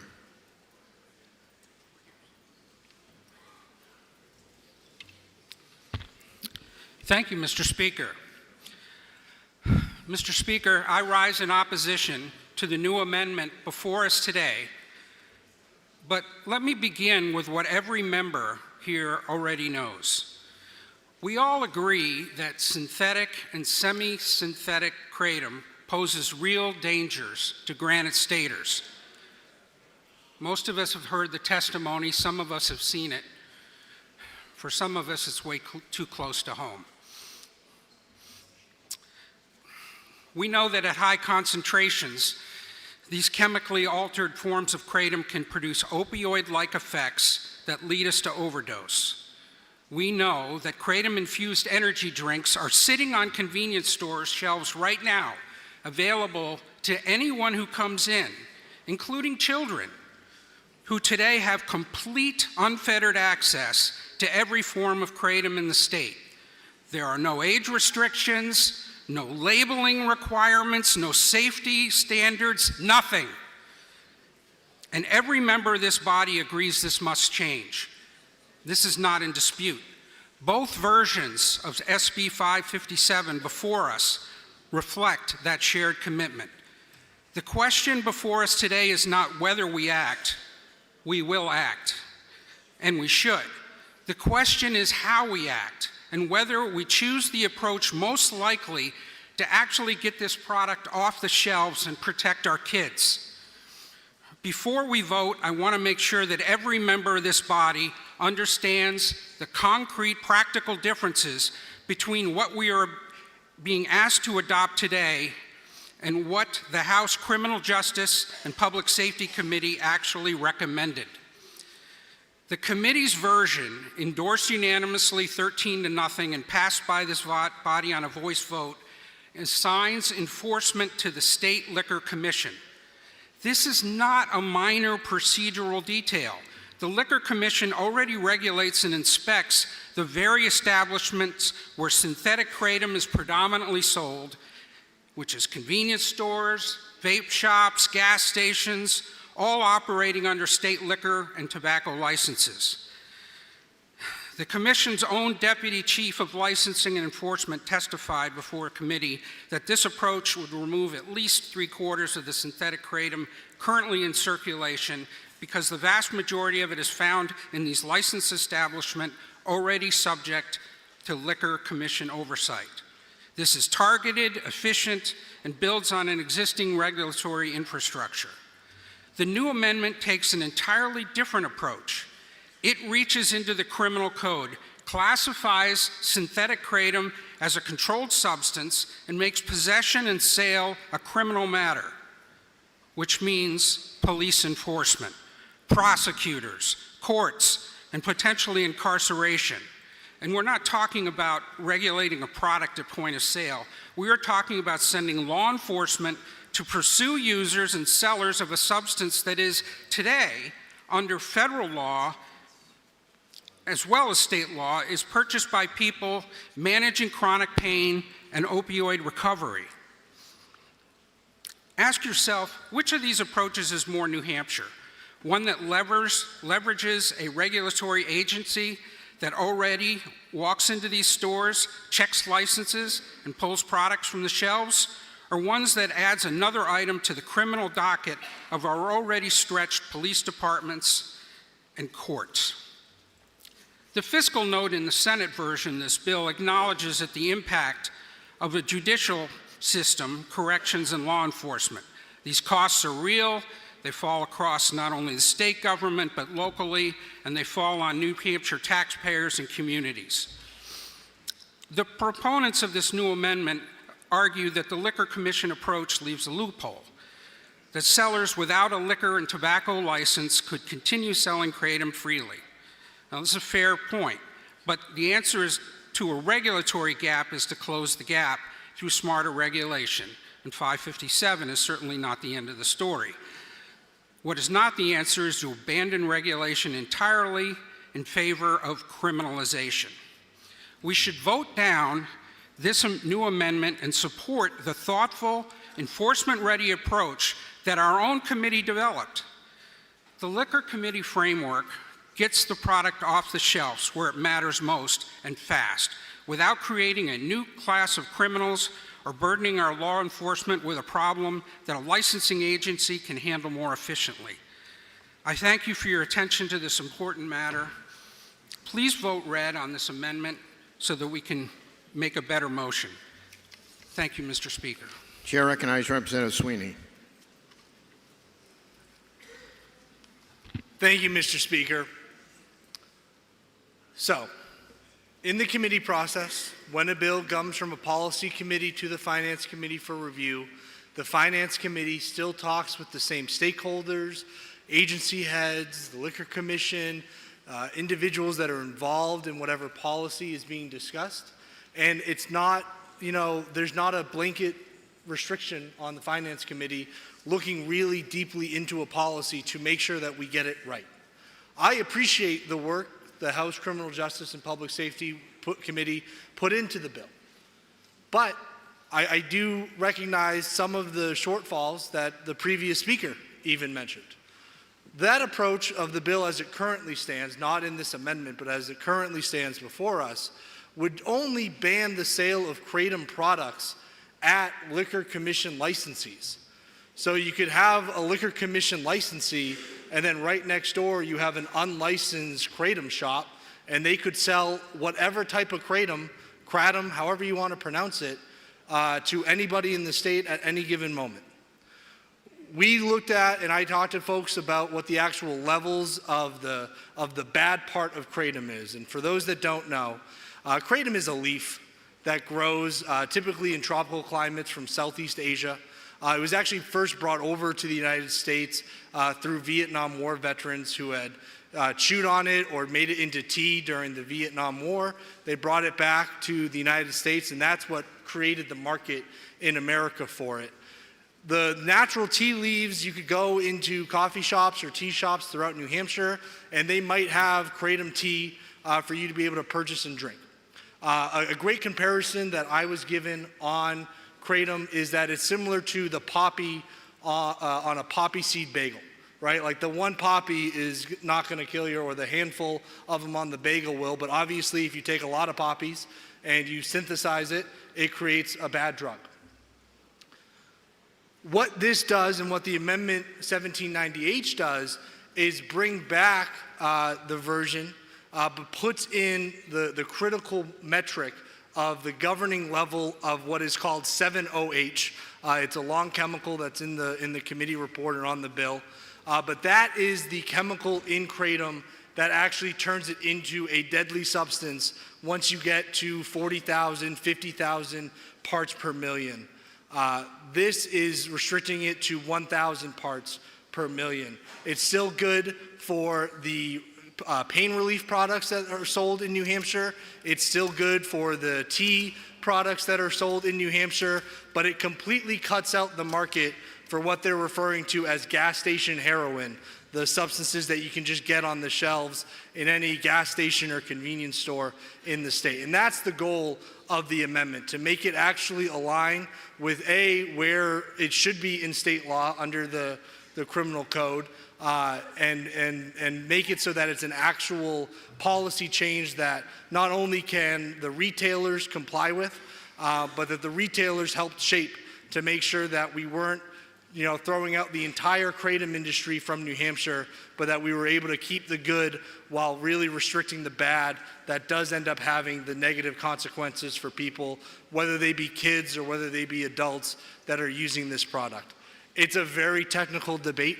We didn't debate this when it first came over on the first vote in the House, so it is a lot of information to digest.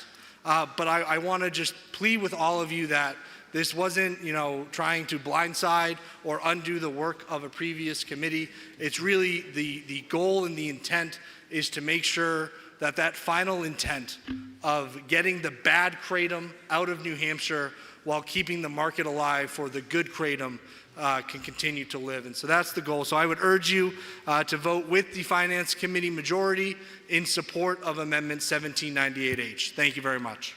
Does the member yield to question? The member does not yield. The motion before us is the Amendment 1798H. Division has been called for. Members, take your seats.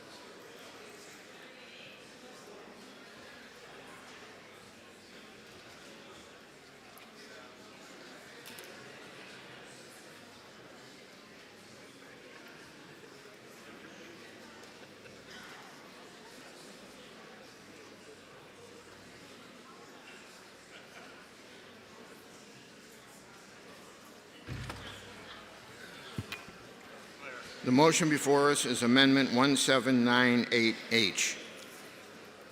This is a division vote. Chair recognizes Representative Stringham for parliamentary inquiry. Thank you, Mr. Speaker. If I know the Criminal Justice and Public Safety Committee and this House unanimously passed this bill without this amendment, with no fiscal cost or financial impact, and if I know the Liquor Commissioner indicated that the Policy Committee bill could be implemented quickly and that dangerous kratom products would be removed from the over 6,000 licensed locations quickly, representing more than 75% of the products within months. And if I know this amendment would undo all that, but instead criminalize the sale of certain kratom products in a way that would, in an expensive way to taxpayers, burdening law enforcement, confuse consumers by banning some products that are available in leaf form, and criminalize conduct that is legal under federal law and current state law for people managing their pain and opioid abatement. And if I knew this amendment changed this bill from being... The member will suspend. This is a parliamentary inquiry. Okay, thank you. Would I then support our citizens, and particularly our children, and follow the Criminal Justice Committee bill by voting red on this amendment? Thank you. Chair recognizes Representative Sweeney for a parliamentary inquiry. Thank you, Mr. Speaker. Mr. Speaker, if I know this bill regulates synthetic and semi-synthetic kratom while protecting the natural kratom market in New Hampshire, would I now press the green button to adopt the amendment? Thank you. The motion before us now is Amendment 1798H. This is a division vote. If you're in favor, you'll press the green button. If you're opposed, you'll press the red button. Voting stations are open for 30 seconds.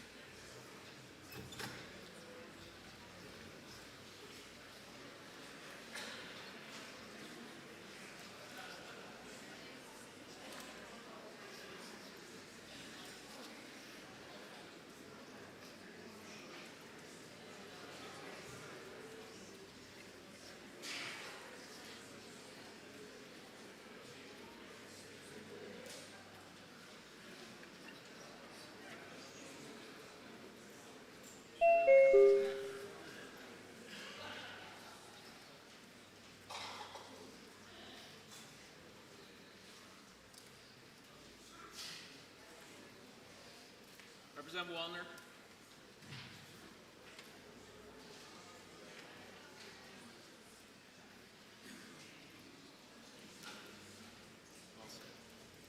If all members present had the opportunity to vote, House will attend to state of the vote. 153 voting yea, 180 voting nay. The motion fails.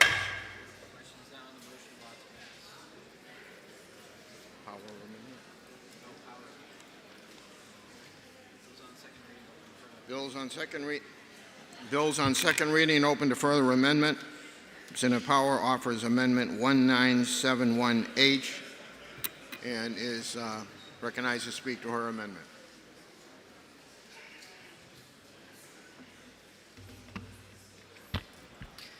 Thank you, Mr. Speaker. I rise in support of Floor Amendment 1971H. The Floor Amendment simply adds the language of House Bill 1131 to Senate Bill 557, which simply restores the original process for adopting SB 2 by placing the question back onto the official ballot. When SB 2 was first enacted in 1995 through bipartisan legislation, voters were able to vote on the adoption of SB 2 at the ballot box, allowing participation through absentee voting and regular polling hours on town election day. This changed in 2019 when the law was needlessly amended to require that the SB 2 adoption question be voted on in person at the annual meeting. As a result, adoption of SB 2 is now the only local government change that is decided at an annual meeting by warrant article rather than by official ballot. Notably, the 41 other possible changes among the 7 forms of town government are all decided by official ballot on town election day.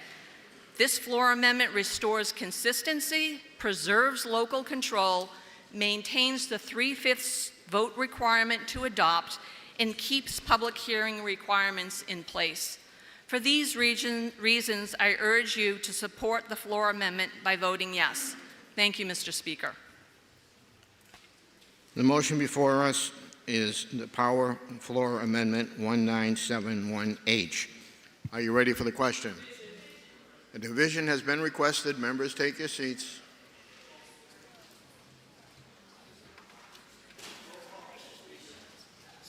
Representative Sweeney requests a roll call. Is that sufficiently seconded? It is sufficiently seconded. This will be a roll call vote.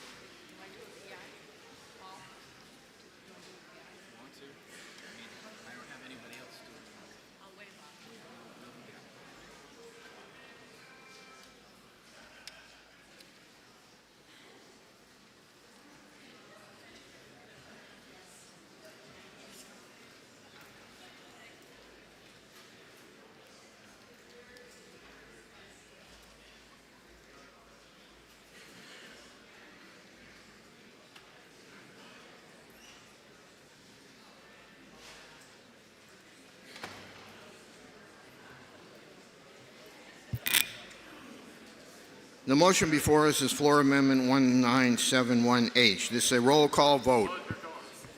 If you're in favor, you'll press the green button. If you're opposed, you'll press the red button. Voting stations are open for 30 seconds.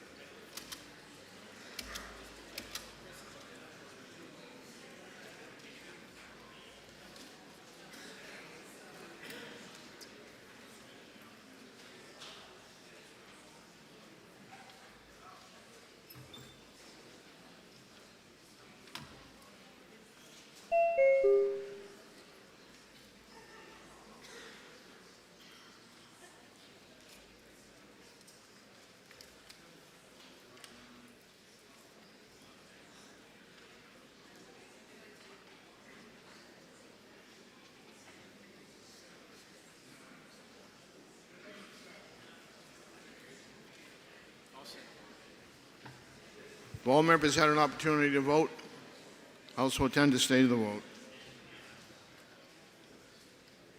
171 voting yea, 162 voting nay. The motion passes. We are now on ought to pass as amended. Are you ready for the question? A division has been requested. Members, stay in your seats. I don't think anybody left. Division vote.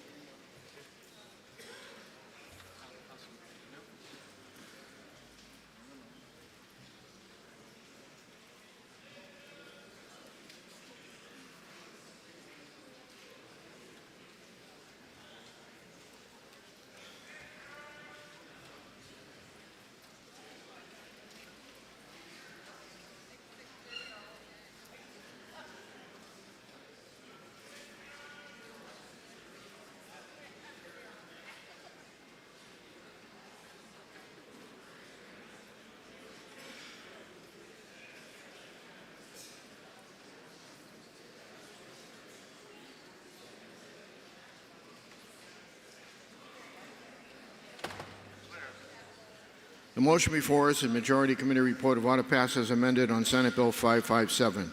This is a division vote. If you're in favor, you'll press the green button. If you're opposed, you'll press the red button. Voting stations are open for 30 seconds.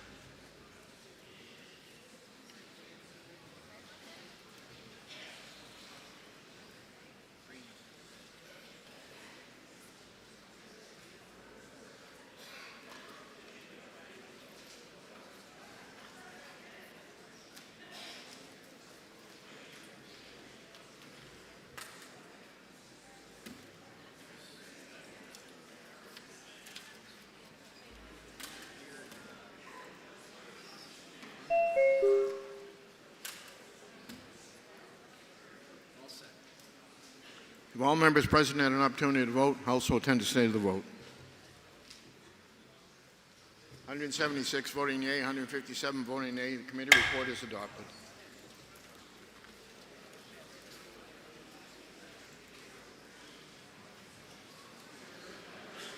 For what reason does the member rise? Mr. Speaker, I rise to put... The House will be in order. The member has a right to be heard. Thank you, Mr. Speaker. Continue. I rise to move that the remarks on the debate for Senate Bill 504 be put into the permanent journal. Without objection.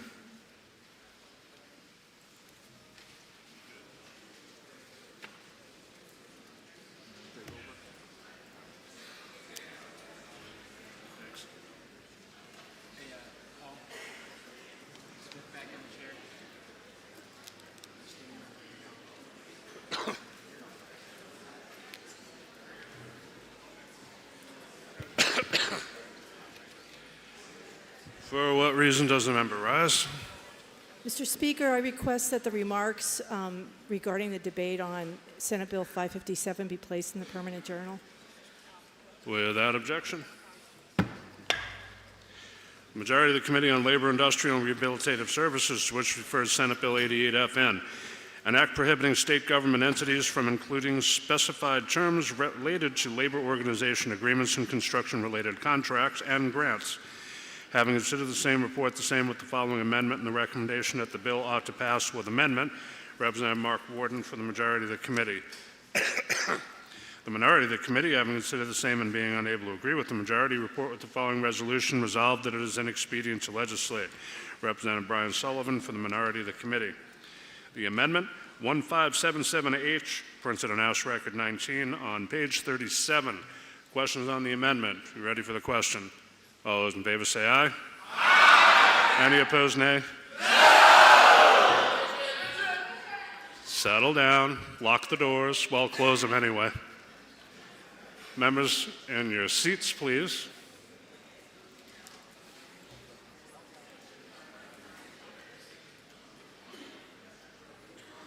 That's how you're going to start me off. Okay.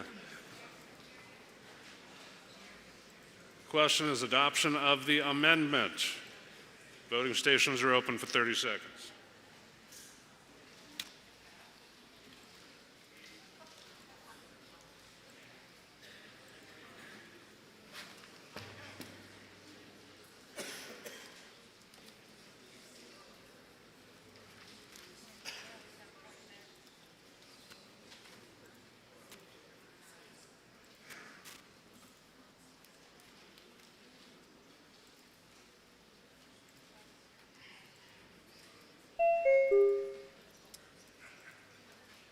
Representative Wood and Orrs.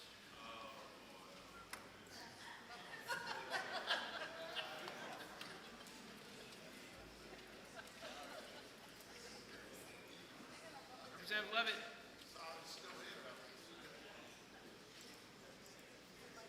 Representative Power. Are you sure? Representative Edwards.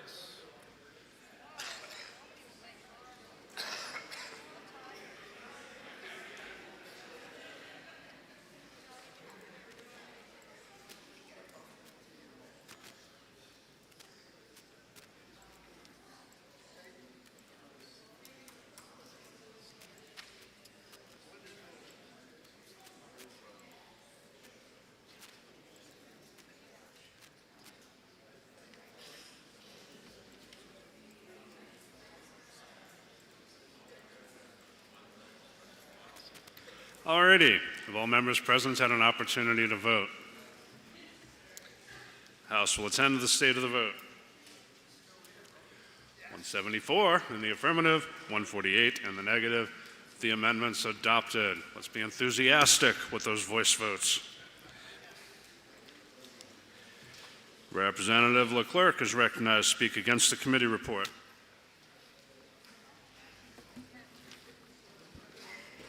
Thank you, Mr. Speaker. SB 88 addresses project labor agreements, which are also called PLAs, which is how I'm going to refer to them because it's a lot easier to say. First, let me just say that New Hampshire has never been in a project labor agreement. During testimony before the Labor Committee, which, as everyone knows, Mr. Speaker, is the best committee in the House, we heard arguments from the Associated Builders and Contractors and a few open shop construction companies that PLAs would favor union companies and drive up costs.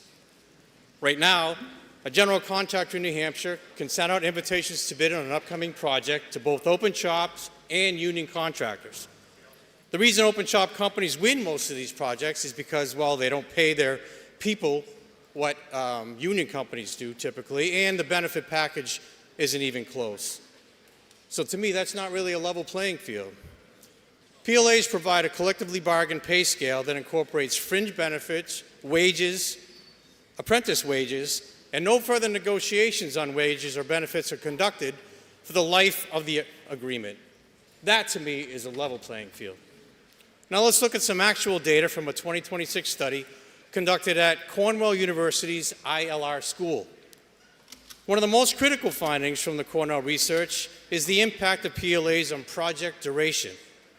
In an analysis of hundreds of public work projects, researchers found that PLAs were associated with a 15 to 17% shorter time to completion than non-PLA projects.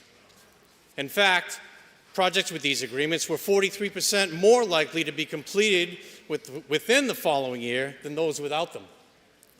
This is backed by a 2024 analysis by researchers at UC Berkeley and Cornell, which found no statistically significant relationship between the use of PLAs and increased development costs. I would attribute some of that to a happier workforce, as higher pay, better benefits, better safety training, and the use of local workers lead to a more happier job site morale. By prohibiting these terms, we are essentially preventing our state from ensuring access to the most highly skilled labor pool available. PLAs are primarily a vehicle for apprenticeship utilization and safety standards. Mr. Speaker, this legislation is a solution in search of a problem because, as I said, PLAs are neither banned nor mandated, and it removes local control and ignores all of the evidence that these agreements actually protect the public's investment. It may also hurt our chances of receiving grants and monies from the federal government. If we want to build New Hampshire's infrastructure to last, we should be using every tool in the toolbox to ensure projects are on time, on budget, and of the highest quality. I urge my colleagues to follow the data, keep things as they are, protect our state's right to manage its own contracts efficiently, and vote inexpedient to legislate on SB 88. I also ask Mr. Speaker for a division vote. Thank you. Representative Warden is recognized to speak for the committee report. Thank you, Mr. Speaker. Colleagues, this simple bill memorializes in statute that the state will treat bidders fairly and in a neutral fashion when evaluating and awarding state contracts, regardless of whether a contractor is a union shop or a merit shop, by prohibiting the use of project labor agreements as a criterion in such state contracts. It would direct that project labor agreements can neither be banned nor mandated for state construction projects. This is important for the taxpayers of the state in order to keep costs reasonable and ensure fair competition among businesses. Thank you. Division vote's been requested. Members, take your seats. Representative Popovich Muller would like a roll call vote. Is that sufficiently seconded? It is sufficiently seconded. This will be a roll call vote.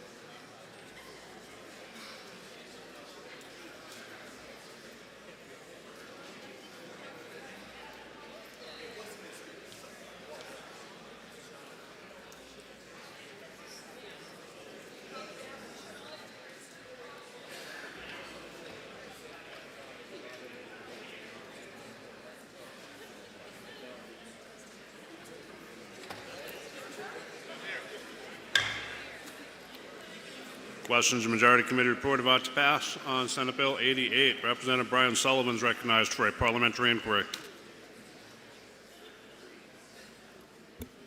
Thank you, Mr. Speaker. Mr. Speaker, if I know that the project labor agreements have never been used in New Hampshire, and if I further know that this bill neither bans nor mandates the use of project labor agreements, and finally, if I know that this bill is completely unnecessary and accomplishes absolutely nothing, would I now press the red button to defeat the ought to pass as amended motion? Thank you. Representative Creighton is recognized for a parliamentary inquiry. Thank you, Mr. Speaker. Mr. Speaker, if I know that the state should not offer preferential treatment when considering contracts, if I also know that this bill opens the bidding process to everyone who wants to participate, would I not press the green button to support the committee's report? Thank you very much. Question is the majority committee report of ought to pass as amended on Senate Bill 88. This is a roll call vote. If you're in favor, press the green button. Opposed, press the red. Voting stations are open for 30 seconds.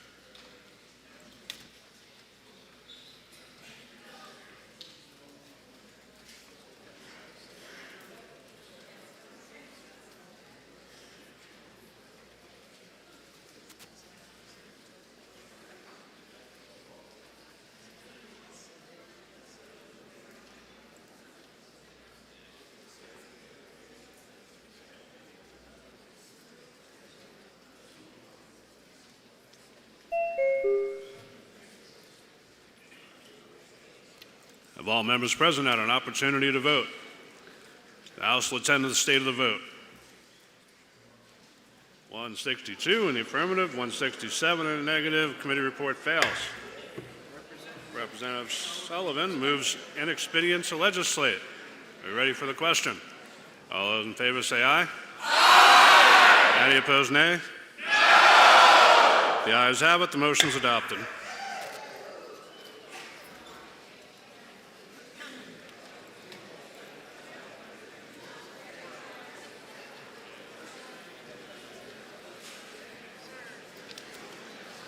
The majority of the Committee on Labor, Industrial, and Rehabilitative Services, to which was referred, Senate Bill 416, an act relative to the pooling and sharing of tips among tipped employees.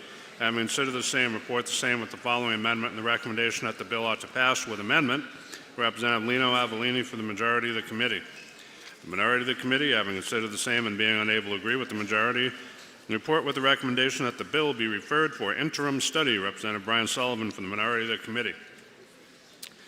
The majority amendment is 1830H, printed in House Record 19 on page 39. Questions on the amendment? Are you ready for the question? All those in favor say aye. Aye. Any opposed, nay? No. Yep, the ayes have it. The amendment's adopted. Bill's on second reading and open to further amendment. Representative Labrie moves for amendment 1963H, which can be found in your seat pockets, and is recognized to speak.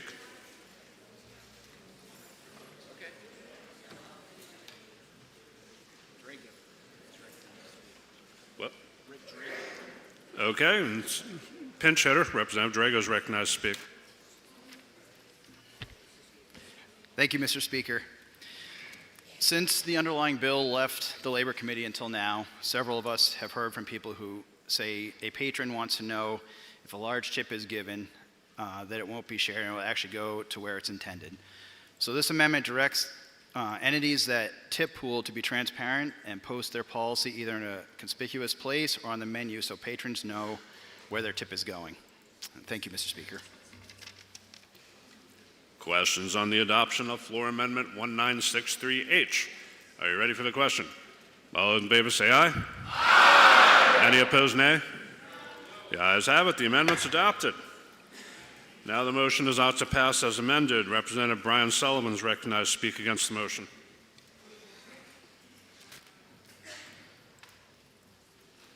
Thank you, Mr. Speaker.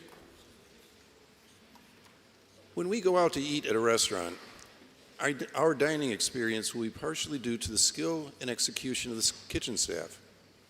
But a good part of that dining experience will be created by the waitstaff that provides service to our table. I think we have all sometimes experienced table service that was exceptional, sometimes not so much. When we pay the bill, we add the tip that acknowledges the quality of service that was provided. Exceptional service may very well result in an exceptional tip. Many, maybe most of us, would like to believe that the exceptional tip is going into the pocket of the exceptional server. Current New Hampshire law considers the tip the property of the person who earned it. That person may voluntarily choose to pool or share their tips with other tipped employees, but the tipped employee has the right to decide if they want to pool or keep their tip. SB 416 would change that if passed. This bill repeals the New Hampshire statute on tip pooling and sharing. In its place, it incorporates, by reference, the Federal Fair Labor Standards Act. This act takes the decision on pooling tips away from the tipped workers and hands it to the employer. The employer gets to decide if the exceptional server needs to pool tips with a server who provides slow and uninspired service to the customers. Most of the tipped workers who testified before the Labor Committee strongly opposed being forced into a tip pooling situation. Tip pooling does work in some establishments. When it works, the tipped workers gladly participate, but it is always their choice under the current statute. The amendments that we have passed do make some improvements to the bill, but they do not acknowledge that the worker owns the tip. I will also acknowledge that there will still be some issues to resolve for the minority of businesses with tipped workers. Rather than adopting the federal law, I would suggest that we fix the New Hampshire statute so everyone's needs are addressed. We did some good bipartisan work in developing the committee amendment. I pledge to continue that work to come up with a better bill next year that leaves the right to keep one's own tips intact. Please join me in voting no on the ought to pass as amended motion so we can refer this bill to interim study. Thank you. Representative Avalon is recognized to speak in support of the motion. Thank you, Mr. Speaker.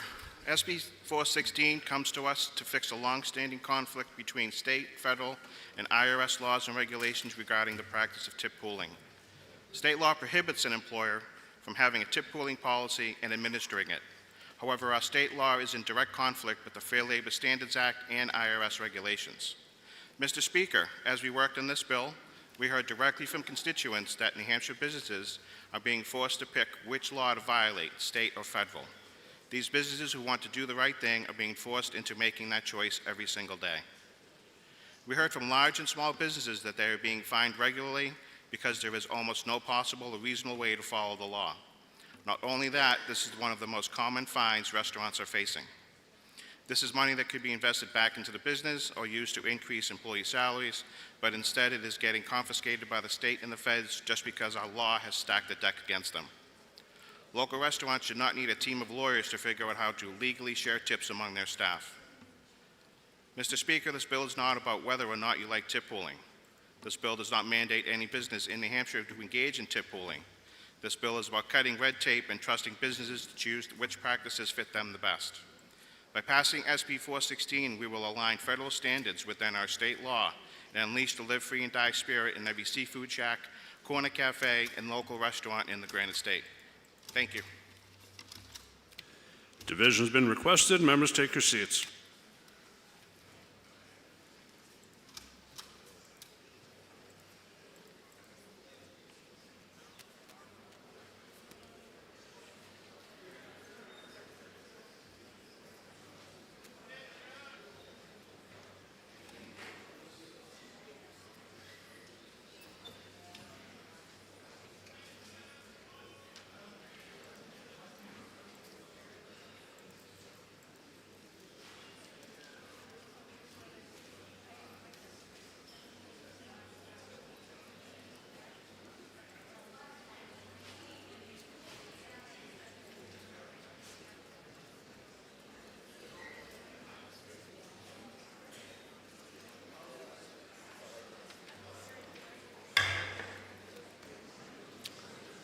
Questions on the motion about to pass as amended and Senate Bill 416. Representative Staub is recognized for a parliamentary inquiry.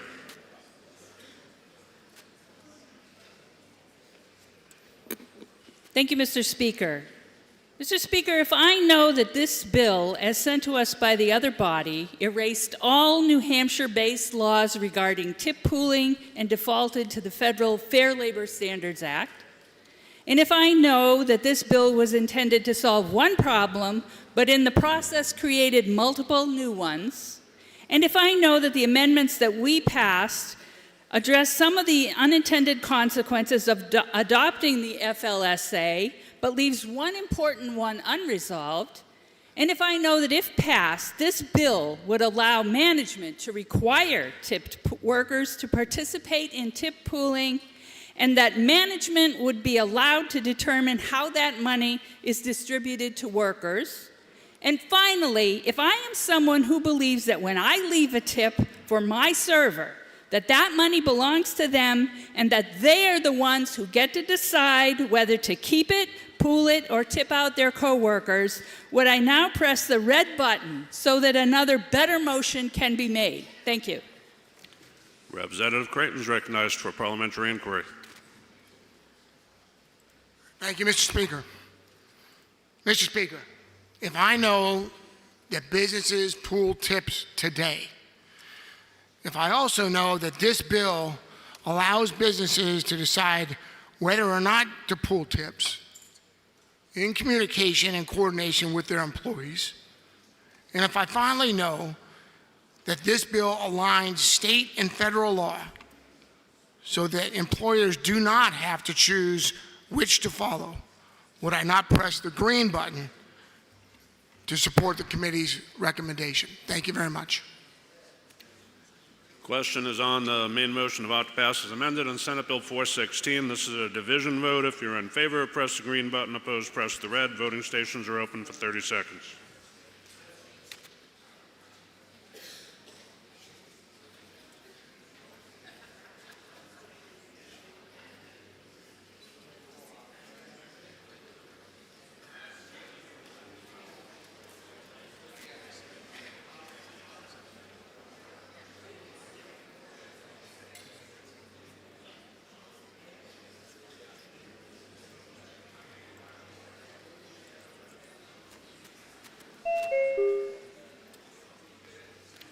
Have all members present had an opportunity to vote?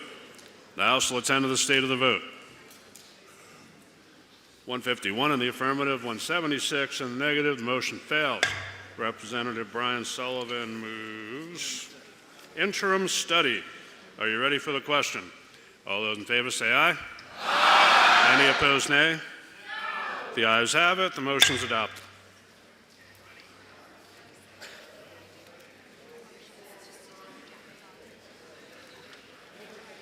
For what reason does the member rise? The House will be in order. Mr. Speaker, it's just a bit humid out today. Would it be all right if I were to request the gentlemen to be able to remove their jackets, please?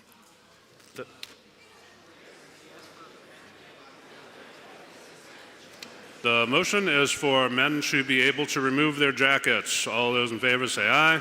Aye. Any opposed, nay? No. The ayes got that one barely. Yeah, so what's going on is the control for our new state-of-the-art environmental control is elsewhere. And thanks to high technology, the control that is elsewhere, not here where I can hit it with this, thinks that this thing is cranking full blast, so it won't turn it on. They've been working to resolve that, but that's where we are.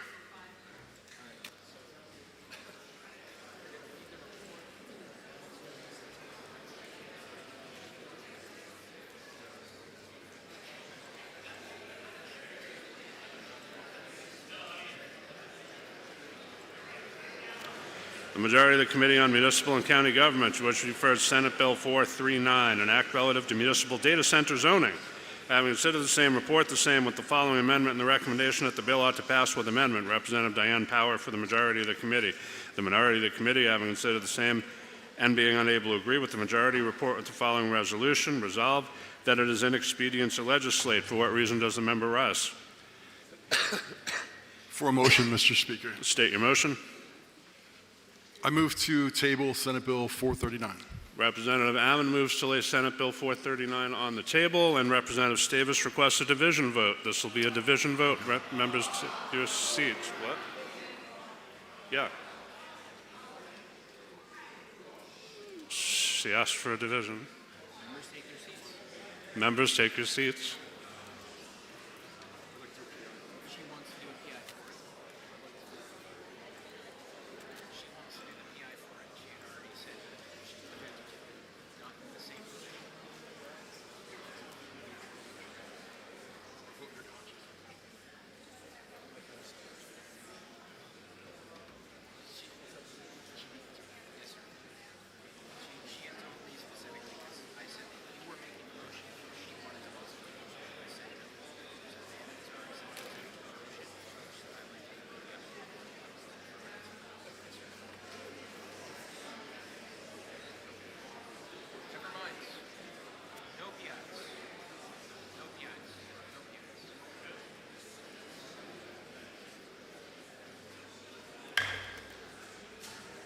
The question is whether to lay Senate Bill 439 on the table. This is a division vote. If you are in favor, press the green button. Opposed, press the red. Voting stations are open for 30 seconds.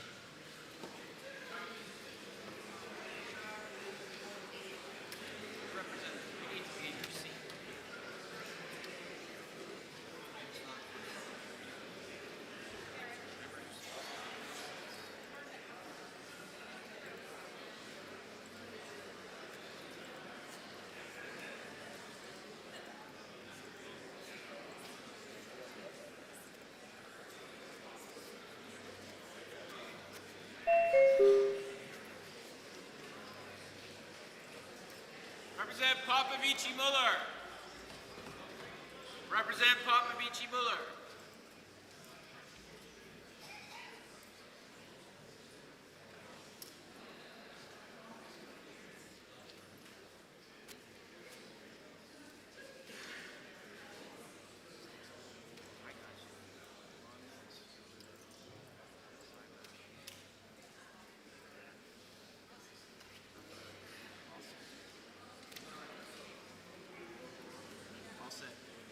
Have all members present had an opportunity to vote? The House will attend to the state of the vote. 304 in the affirmative, 11 in the negative. It's laid on the table.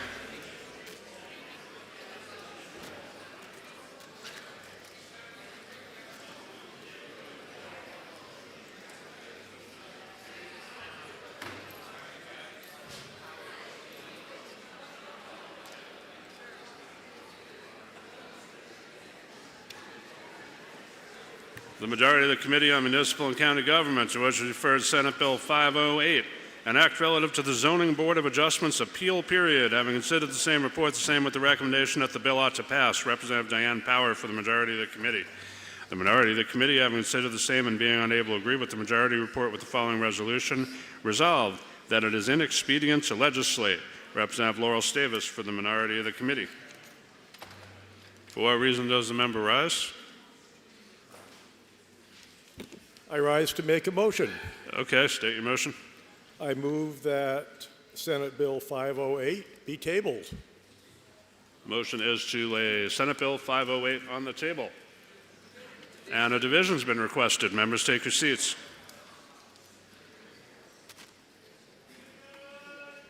Okay.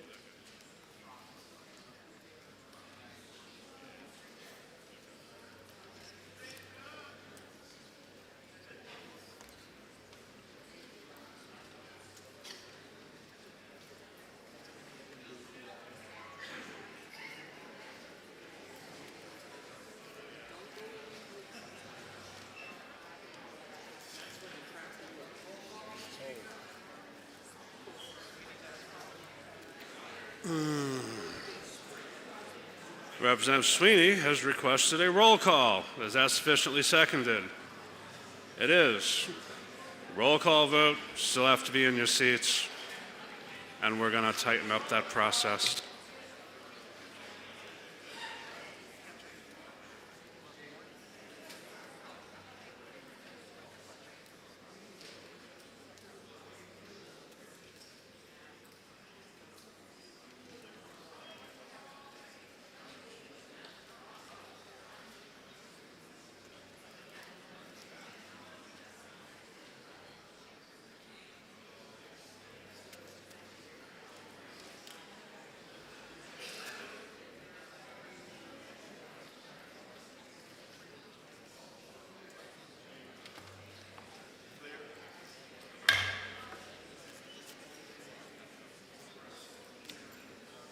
Question is whether to lay Senate Bill 508 on the table. Representative Frock is recognized for a parliamentary inquiry. Thank you, Mr. Speaker.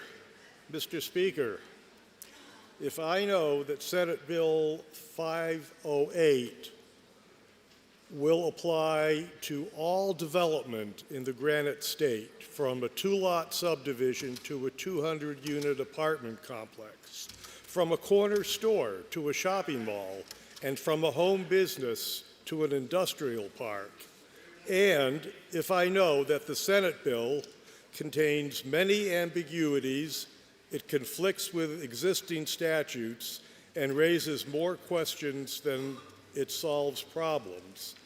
And if I know that the single revision of plans allowed by this bill will result in a myriad of unintended consequences, would I then press the green button to support the motion to table? Representative Powers recognized for parliamentary inquiry. Thank you, Mr. Speaker. Mr. Speaker, if I know that this bill provides a simple, common-sense framework to avoid unnecessary delays and confusion during local land use proceedings, benefiting both applicants and local officials, and if I further know that this bill encourages a more orderly and efficient review process without removing local control over land use decisions, reducing legal expenses for all stakeholders, would I now vote no to oppose the motion to table and push the red button so that the House can properly consider this important bill? Thank you, Mr. Speaker. The question is whether to lay Senate Bill 508 on the table. This is a roll call vote. If you're in favor, press the green button. Opposed, press the red. Voting stations are open for 30 seconds.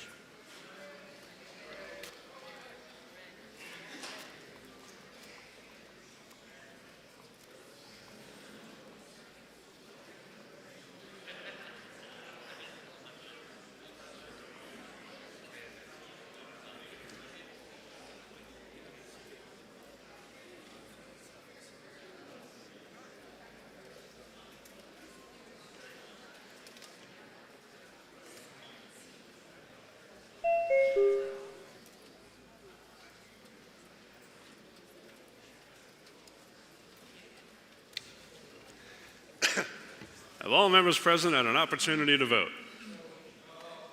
Somebody say no? You recused yourself on this bill.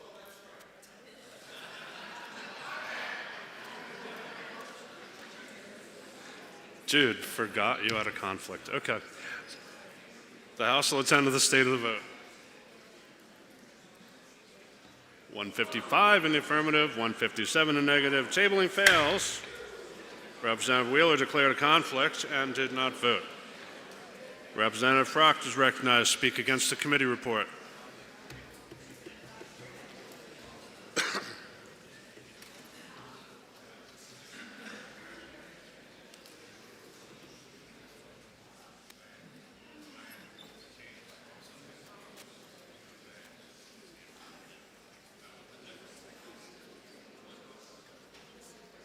Representative Frock is recognized to speak against the committee report.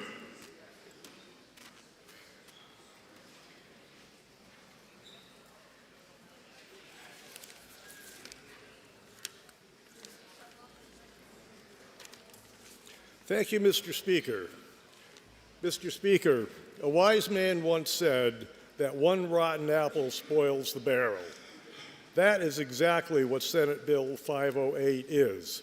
It's a bill that will affect development from a two-lot subdivision to a 200-unit apartment complex, from a corner store to a shopping mall, and from a home business to an industrial park. The bill begins with a sensible improvement for the zoning board appeals process, but ends in a confusing mess. The first section of the bill provides a reasonable improvement to the zoning board appeal process. It clarifies that all grounds for an appeal must be stated in the initial notice. That is sensible, it's consistent with existing case law, and it helps prevent parties from continuously raising new issues during the appeal process. But after that, the bill quickly becomes problematic. It creates confusion and uncertainty around the planning board review process. It introduces a new section titled Stamping and Accepting of Revised Plans. It requires municipalities to stamp and accept revised plans within 10 business days. This new section is added to the same RSA concerning zoning board appeals, but the language addresses functions now handled by the planning boards. Is it the intent to transfer those functions to the zoning board, or is it simply placed in the wrong section? We don't know. Consider the proposed Part 2 language. Each city, town, or municipality shall stamp and accept revised plans submitted by an applicant within 10 business days of submission. What constitutes acceptance? Who does the accepting and the stamping? What stamp is required? What text must it contain? And how does the planning board meet the 10-day time clock in this bill and meet the required 10-day meeting notification statute? How does a planning board that only meets once a month meet the 10-day deadline? We don't know.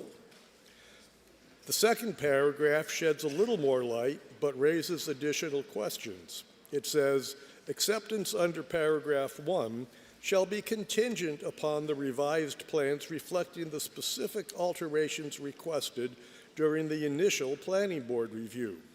What is the initial planning board review?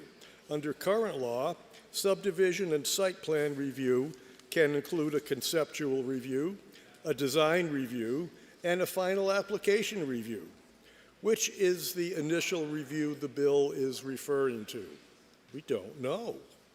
Even more concerning is paragraph 3, which essentially limits planning boards to one round of revisions.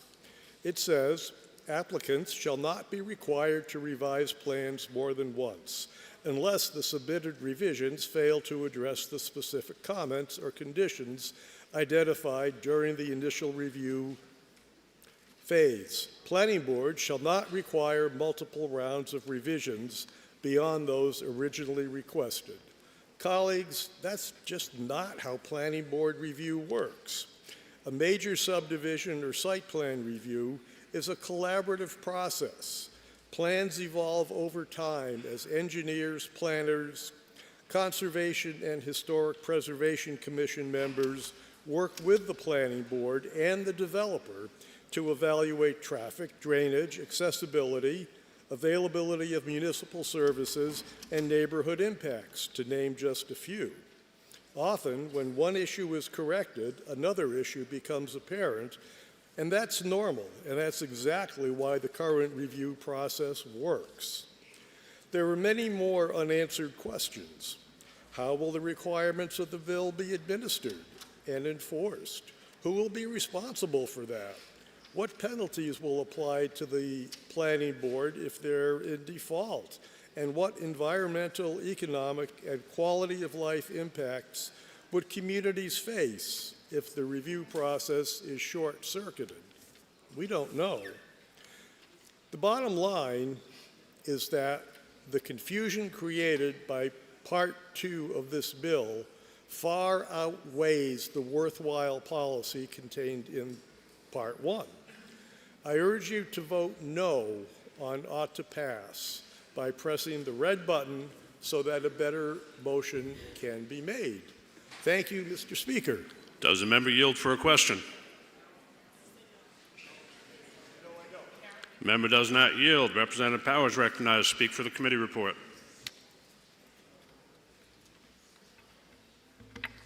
Thank you, Mr. Speaker. I rise in support of the committee recommendation of ought to pass for our Senate Bill 508. This bill improves clarity, consistency, and efficiency in the local land use and zoning appeal process while maintaining strong municipal oversight. Currently, applicants and municipalities can face repeated revision cycles, shifting requirements, and delays that both increase costs and create uncertainty. The bill addresses this, providing a more structured and predictable process. First, it requires all grounds for appeal to a zoning board of adjustment to be stated at the outset of the case, ensuring transparency and efficiency and preventing repeated piecemeal appeals to the ZBA. Second, it establishes a clear process for revised plan submission to the planning board by requiring municipalities stamp and accept revisions within 10 business days if the revisions properly address prior planning board comments and are procedurally complete, while preserving the board's full authority to approve, condition, or deny the application.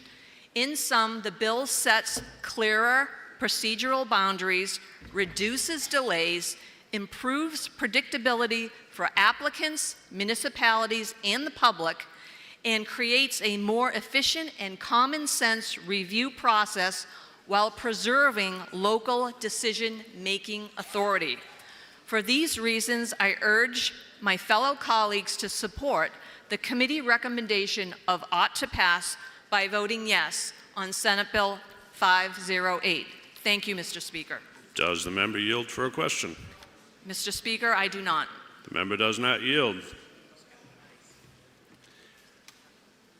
Question is the Majority Committee report of ought to pass on Senate Bill 508. Division has been requested. Members take your seats.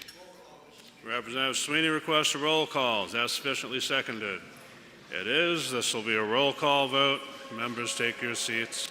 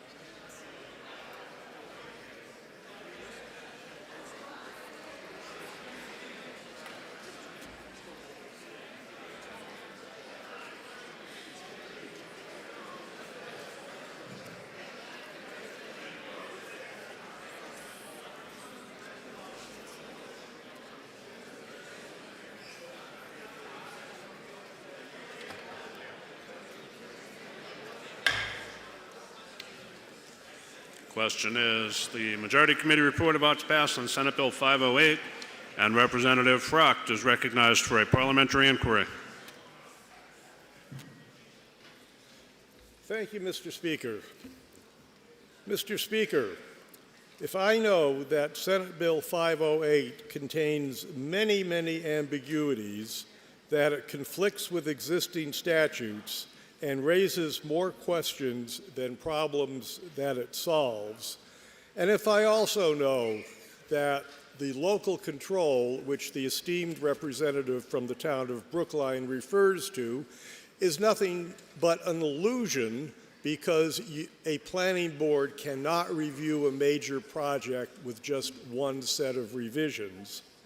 And if I know that the single revision of plans allowed by this bill will result in a myriad of unintended consequences, would I press the red button to defeat the OTP motion so a better motion can be made? Thank you, Mr. Speaker. Representative Powers recognized for parliamentary inquiry. Thank you, Mr. Speaker.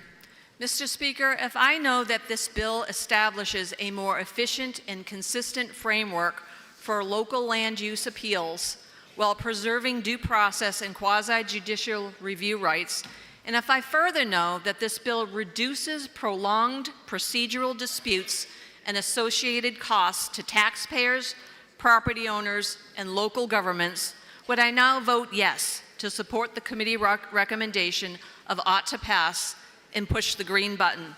Thank you, Mr. Speaker.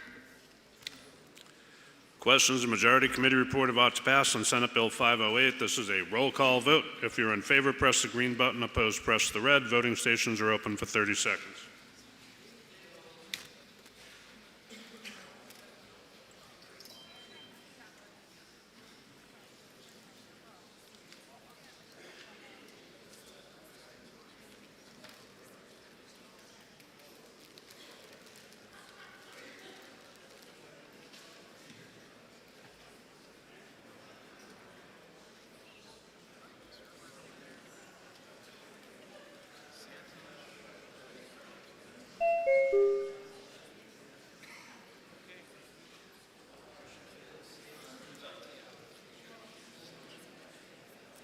Have all members present had an opportunity to vote?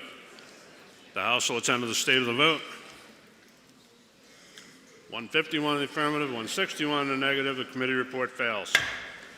Representative Stavis moves, and Representative Wheeler recused himself and declared a conflict. Representative Stavis moves in expedient to legislate. Are you ready for the question? All those in favor say aye. Aye. Any opposed, nay? No. The ayes have it. The motion is adopted.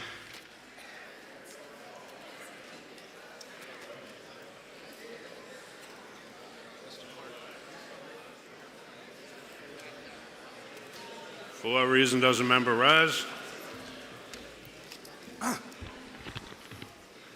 Notwithstanding the Speaker's directive regarding Representative Reed, I move that Representative Reed be permitted to use the House anteroom, gallery, and chamber on non-session days. It's not a motion. It is. I know what I'm doing.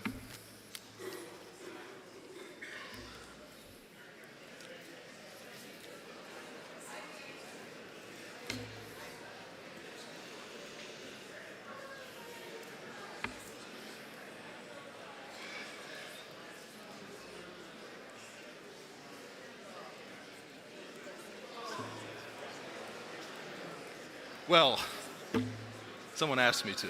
Someone asked me to.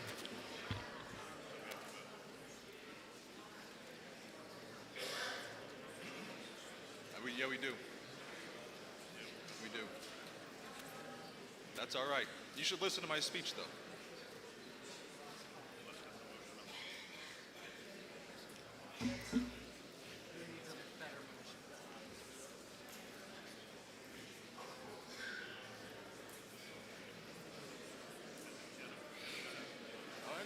I'm not at the podium.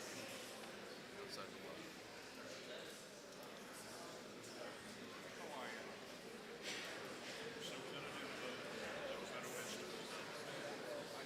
I'd ask all that's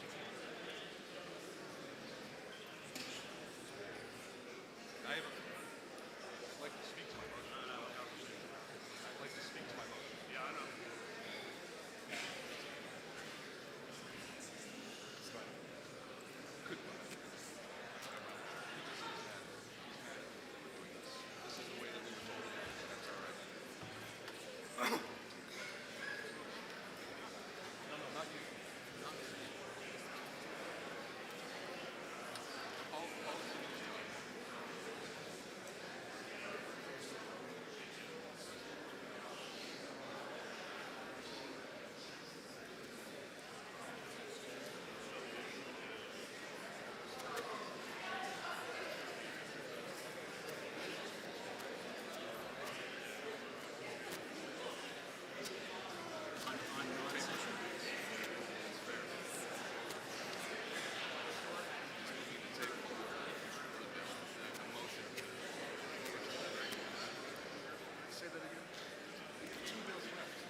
The motion is to reverse the speaker's restrictions on the member. For what reason does a member rise?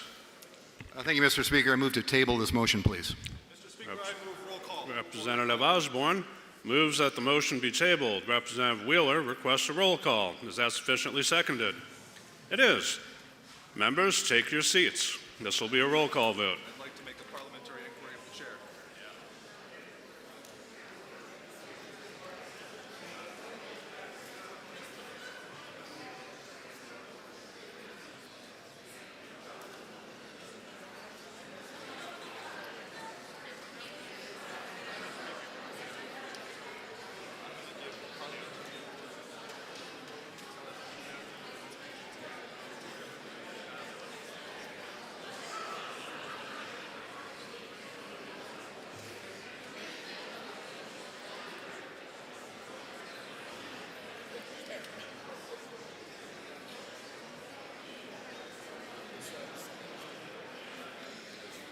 Never a dull moment, though, right?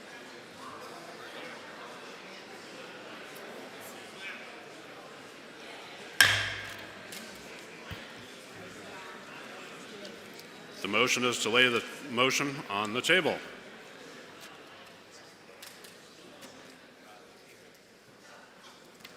Representative Osborne is recognized for parliamentary inquiry.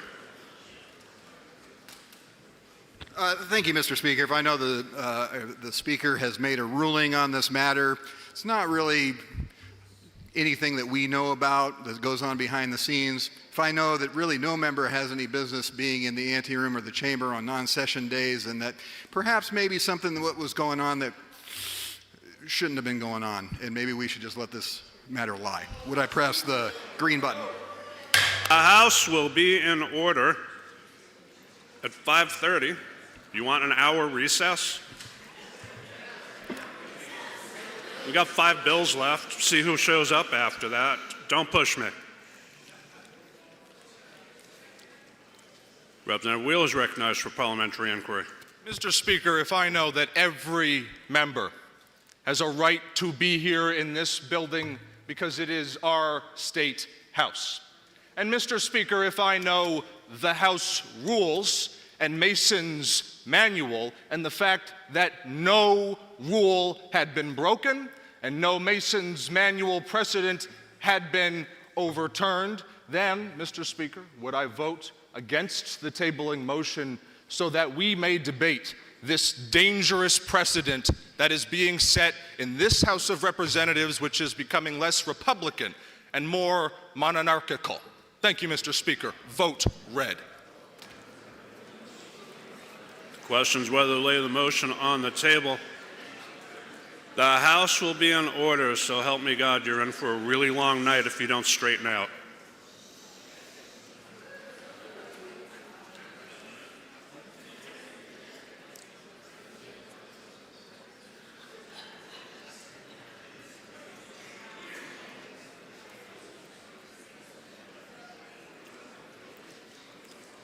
If you are in favor, press the green button. If you're opposed, press the red. Voting stations are open for 30 seconds.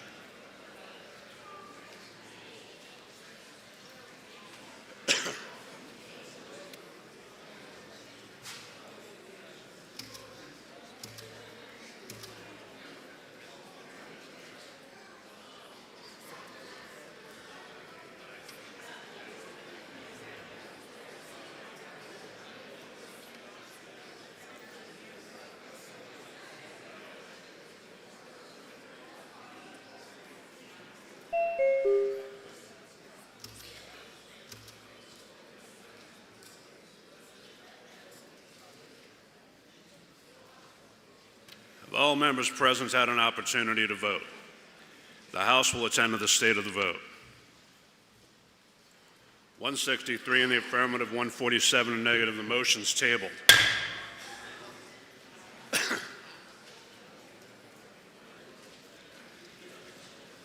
The majority of the Committee on Municipal and County Government, to which is referred Senate Bill 643 FN, an act requiring municipalities to hold a public hearing and conduct a roll call vote when seeking to override a tax or spending cap. Having considered the same, report the same with the following amendment and the recommendation that the bill ought to pass with amendment. Representative Diane Power for the majority of the committee. The minority of the committee, having considered the same and being unable to agree with the majority, report with the following resolution: resolved that it is inexpedient to legislate. Representative Jim Maggiore for the minority of the committee. The amendment is 1812H, printed in House Record 19 on pages 61 through 65. Questions on the amendment? Are you ready for the question? All those in favor say aye. Aye. Any opposed, nay? No. The ayes have it. The amendment's adopted, and Representative Colby is recognized to speak against the committee report.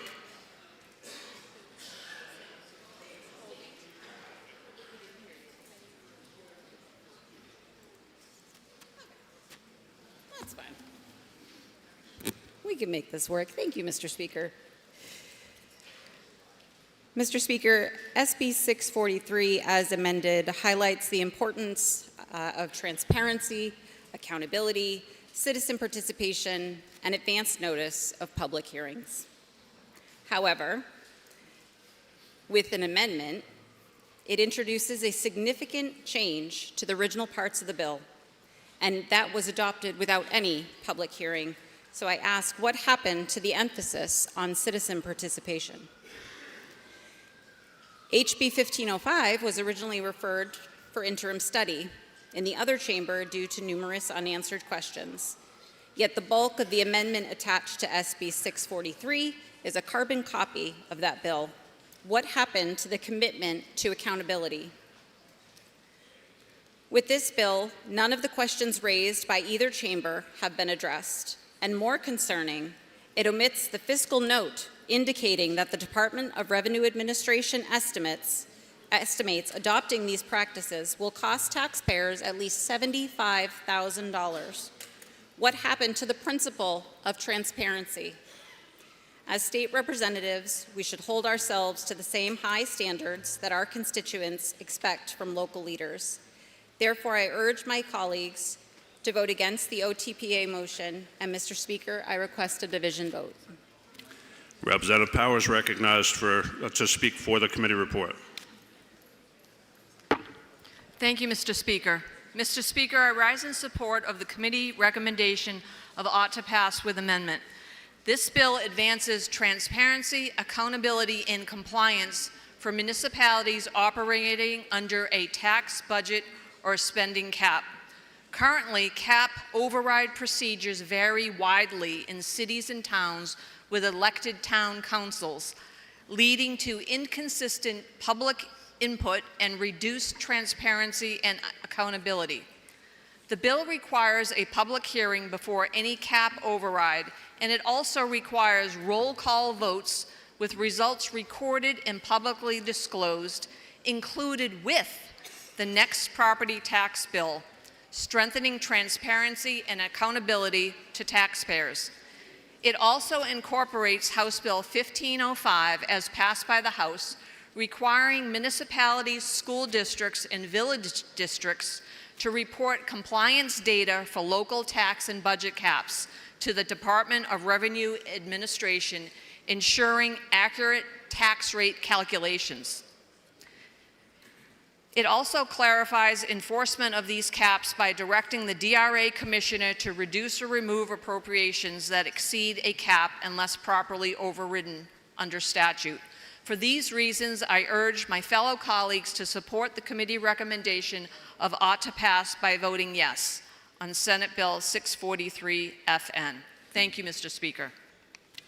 Representative Guyson requests a roll call. Is that sufficiently seconded? That is sufficiently seconded. This will be a roll call vote. Members, take your seats.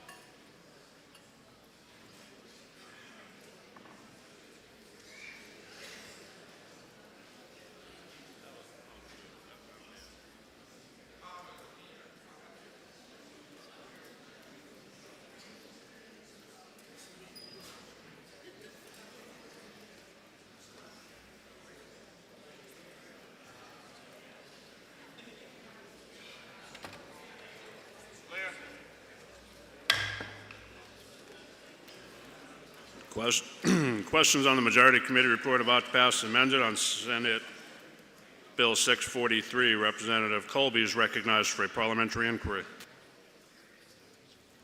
Thank you, Mr. Speaker.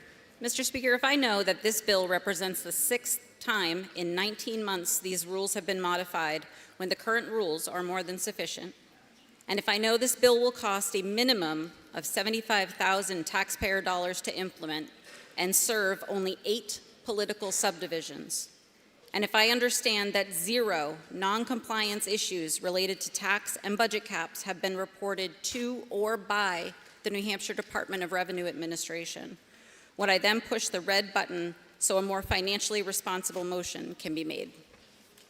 Representative Powers recognized for parliamentary inquiry. Thank you, Mr. Speaker.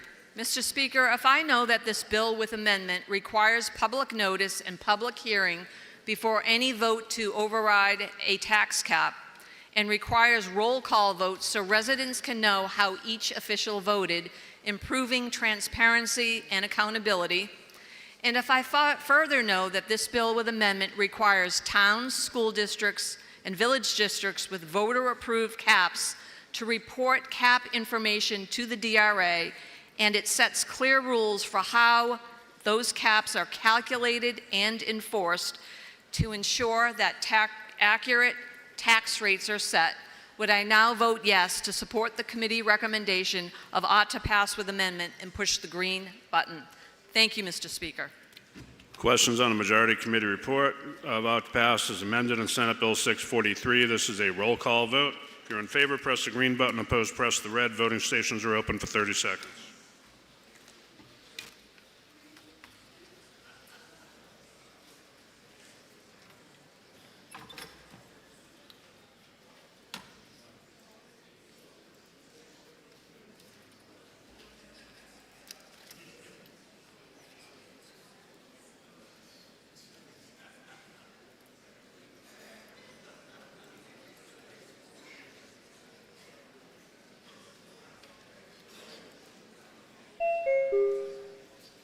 Of all members present had an opportunity to vote, the House will attend to the state of the vote. 164 in the affirmative, 150 in the negative. Committee reports adopted. 4 to go.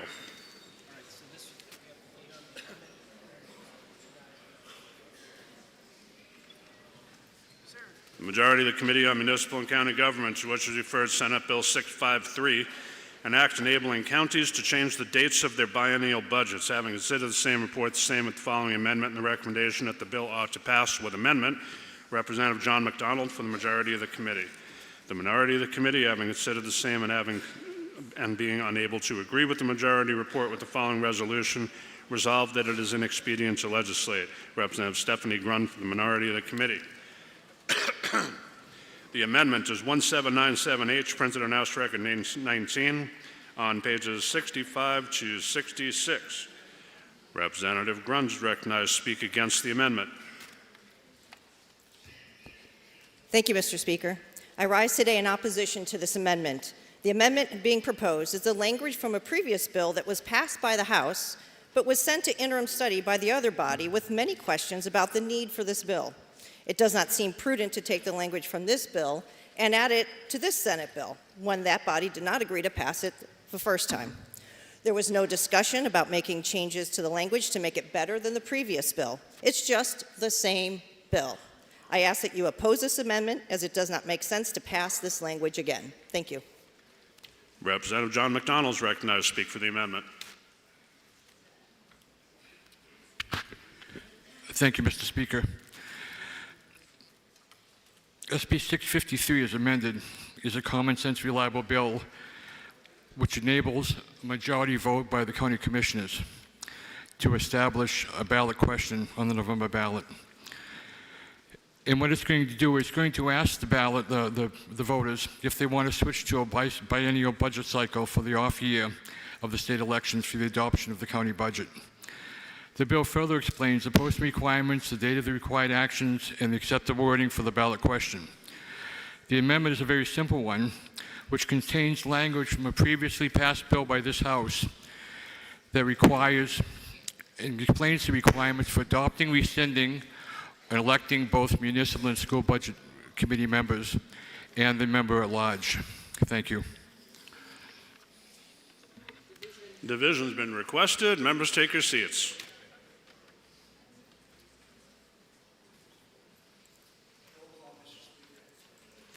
Representative Sweetie requests a roll call. Is that sufficiently seconded? It is. This will be a roll call vote.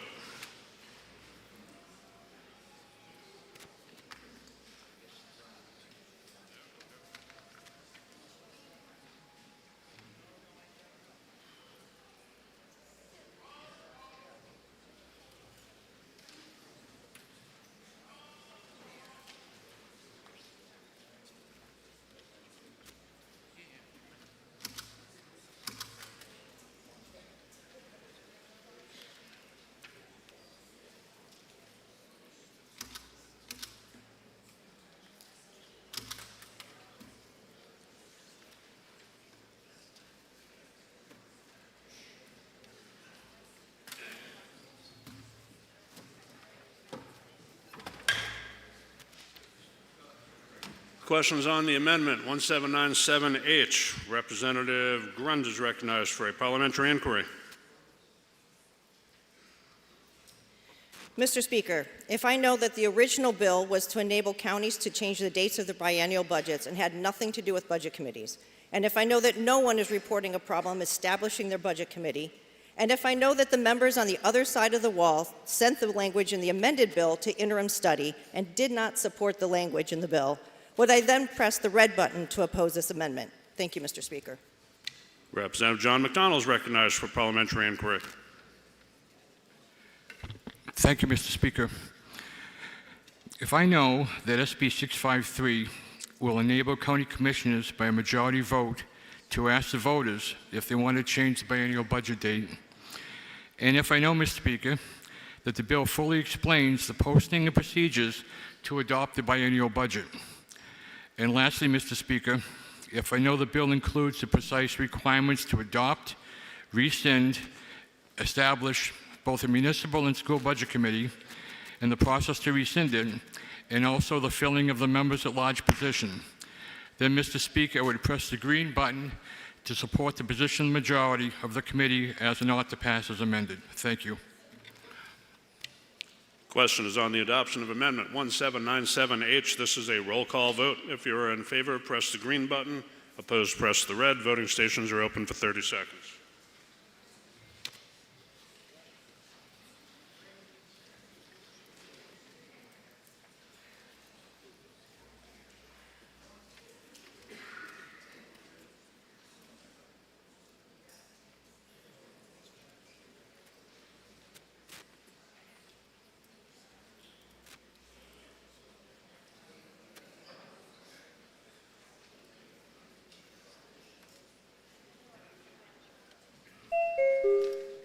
Representative McLean.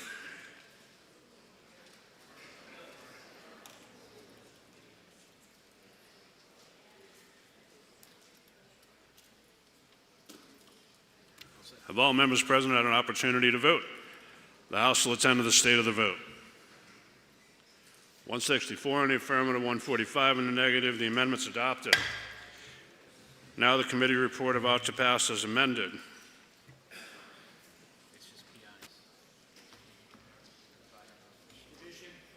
Division's been requested. Members, back in your seats. Representative Sweeney would like a roll call.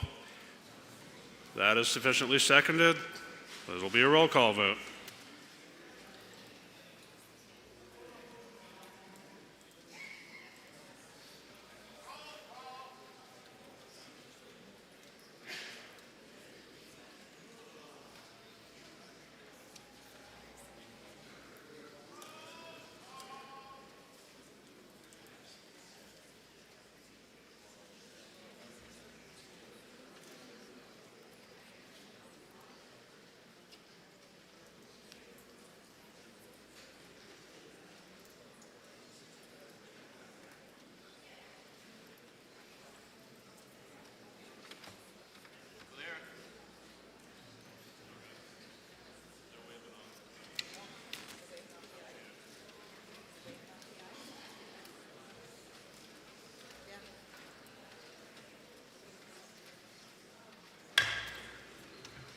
Questions of majority committee report about to pass as amended on Senate Bill 653. This is a division vote. If you're in roll call vote. If you're in favor, press the green button. Opposed, press the red. Voting stations are open for 30 seconds.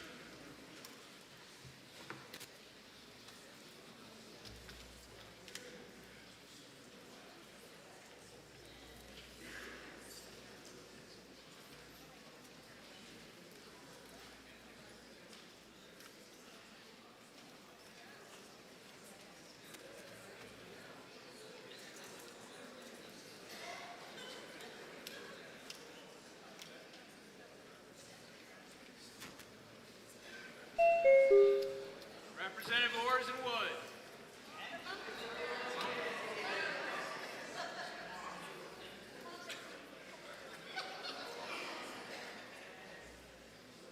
Representative Kesselring. Representative Grill. Have all members present had an opportunity to vote? The House will attend to the state of the vote. 167 in the affirmative, 146 in the negative. The committee report's adopted.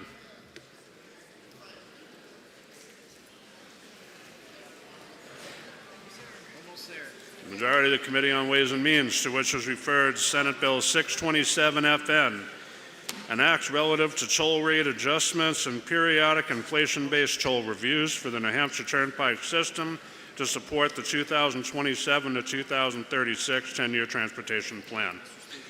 Having considered the same, report the same with the recommendation that the bill be referred for interim study. Representative Jordan Ulrey for the majority of the committee. The minority of the committee, having considered the same and being unable to agree with the majority, report with the recommendation that the bill ought to pass. Representative Thomas Schomburg for the minority of the committee. For what reason does the member rise? I rise to make a motion to table SB 627. Representative Janigian moves that Senate Bill 627 be laid on the table. And a division has been requested. Okey doke, it'll be a division vote. Members, take your seats.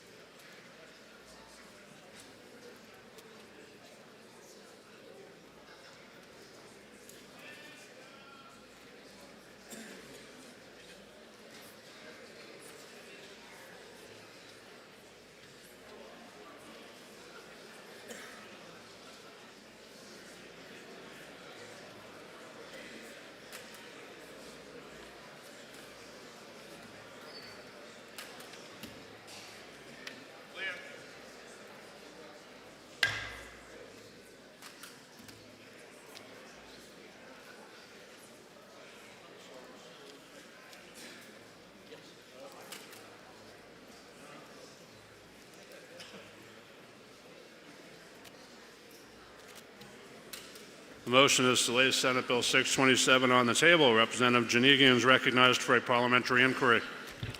Thank you, Mr. Speaker. Mr. Speaker, if I know that there is support for this bill, and I know many of you want to support this, I want to support it, but I want to support it at the beginning of next year. And I'll tell you why. We just received this in Ways and Means less than a week ago before we... I'm sorry. I won't do a speech, I'll do a PI. If I know that we just got this in Ways and Means and had less than a week to look at it, and if I know that there's a lot of different toll plazas and a lot of different weight classes that we need to review in Ways and Means and not just be a rubber stamp, and if I further know that those who are paying cash are going to pay double the toll, we need to look at this and work on this a little bit. But next year, it makes sense to pass this. So with that, I urge you to press the green button to table for now. Representative Schomburg is recognized for parliamentary inquiry. Thank you, Mr. Speaker. If I know that this bill is fiscally responsible and eliminates $300 to $400 million shortfall, and it will not put an undue burden on the Easy Pass payers in New Hampshire, taxpayers. And if I know 627 reflects thoughtful input from stakeholders and promotes long-term cost and safety benefits to our towns and cities, and finally, if I know that Senate Bill 627 provides an additional 13 major project improvements to our infrastructure system and serve the best interests of New Hampshire residents, I would now push the red button so we can have the debate. Questions whether to lay Senate Bill 627 on the table. It's a division vote. If you're in favor, press the green button. Opposed, press the red. Voting stations are open for 30 seconds.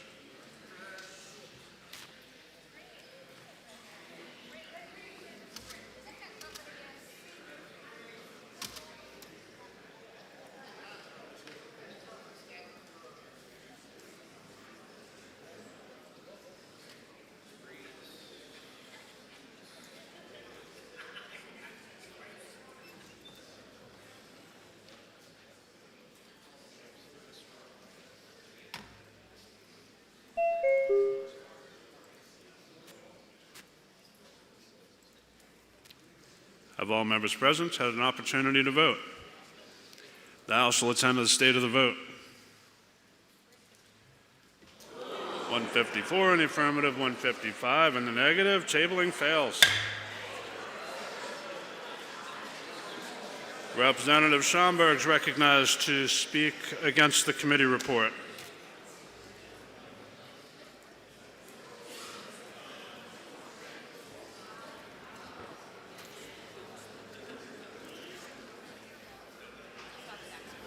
Mr. Speaker, I stand today to respectfully oppose the recommendation of interim study 627, Senate bill. The issue on tolls is not new, it's not rushed, and it's not lacking information. This bill has been heard in multiple committees and debated publicly for months. We have the clear data from the Department of Transportation, a completed 10-year transportation plan, and detailed revenue. We know construction costs have risen sharply, we know the fuel tax revenues are declining, and we know the turnpike system has not seen a system-wide toll adjustment since 2007, causing the $300 to $400 million shortfall. There is no information gap left to fill. Senate Bill 627 is focused and reasonable. It does not raise tolls on New Hampshire drivers with easy passes. New Hampshire residents are held harmless. We also heard compelling testimony from people who rely on the use of New Hampshire highways and those that build and maintain our infrastructures.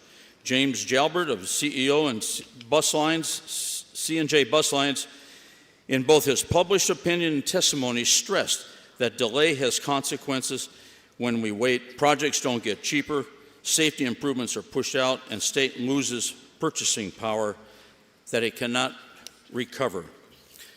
The warning was echoed by industry professionals, Amy Charbonneau of Continental Paving, representatives from R.S. Audley, the New Hampshire Motor Transport Association, and the Associated General Contractors of New Hampshire all told the same thing: stable, predictable funding matters. And that brings me to what is really at stake. The other body added Amendment 1763S to House Bill 2026, the 10-year transportation plan, with an additional 13 major transportation projects that include I-93 widening and the Bow-Concord corridor, the Randolph project, the Enfield project, the Plymouth project, the Marlborough project, the Hillsborough project, the Madbury project, the Hooksett project, the Plastow project, the Nashua project, the Dover-Somersworth-Rochester project, the Dunbarton project, and the new Boston Greg Mill Road Bridge and Land Transfer project. Funding for these additional projects is contingent on the passage of Senate Bill 627.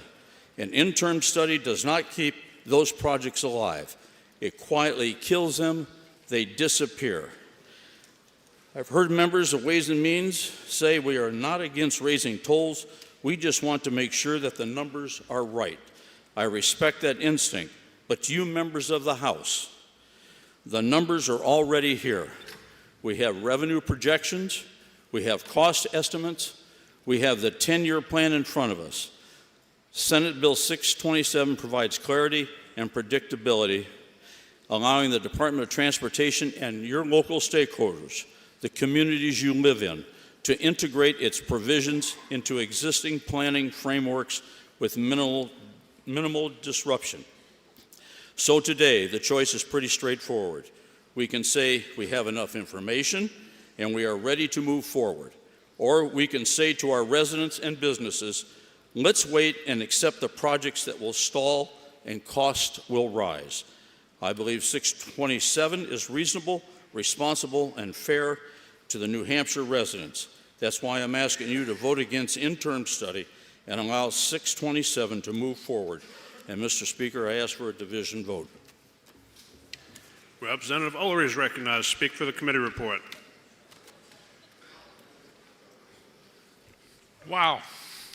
I'm a little shocked to hear my colleagues say, let's listen to special interest without any consideration of other factors whatsoever, including What does this do to tourism? We didn't get any information from any of the previous committees on what the effect on tourism would be.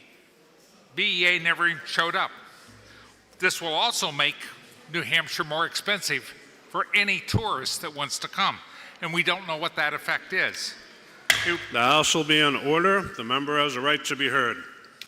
We also don't know what the effect is on imported, if you will, goods, like fresh fruit out of Boston, the Chelsea market, like building materials from Canada, like oil and gas coming out of Chelsea area and Everett area. We don't know those things. We don't know what the right numbers are. We will only delay by 6 months or so because the Turnpike had said that immediate implementation is possible. But we don't know if these numbers are right. These numbers are the ones that are right for the interest groups that have said that they want to do this. Oh, one other thing. If you don't have a transponder and you live in New Hampshire, your tolls are going to double. One other thing, if you go up and buy a New Hampshire transponder but don't live in New Hampshire, your tolls are going to get cut in half. We haven't addressed that issue. And it seems to me that if we're going to do something to benefit New Hampshire taxpayers, we ought to figure out how to do it and do it right.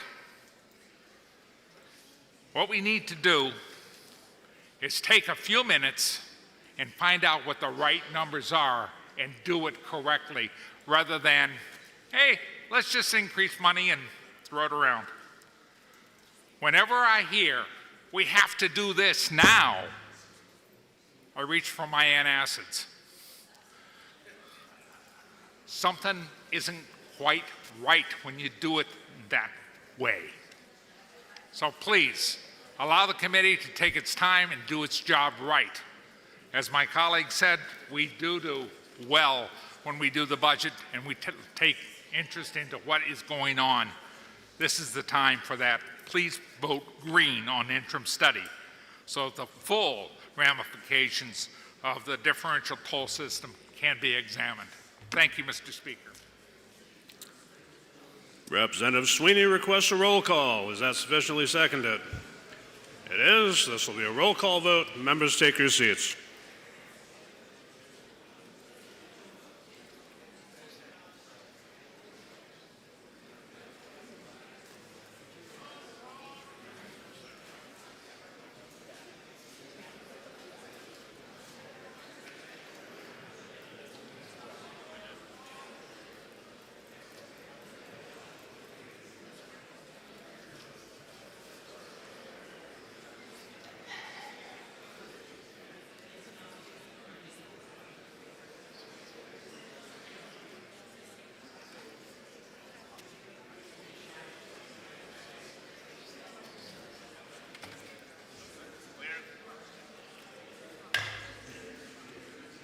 Questions on the Majority Committee report of interim study. On Senate Bill 627, Representative Schomburg is recognized for a parliamentary inquiry.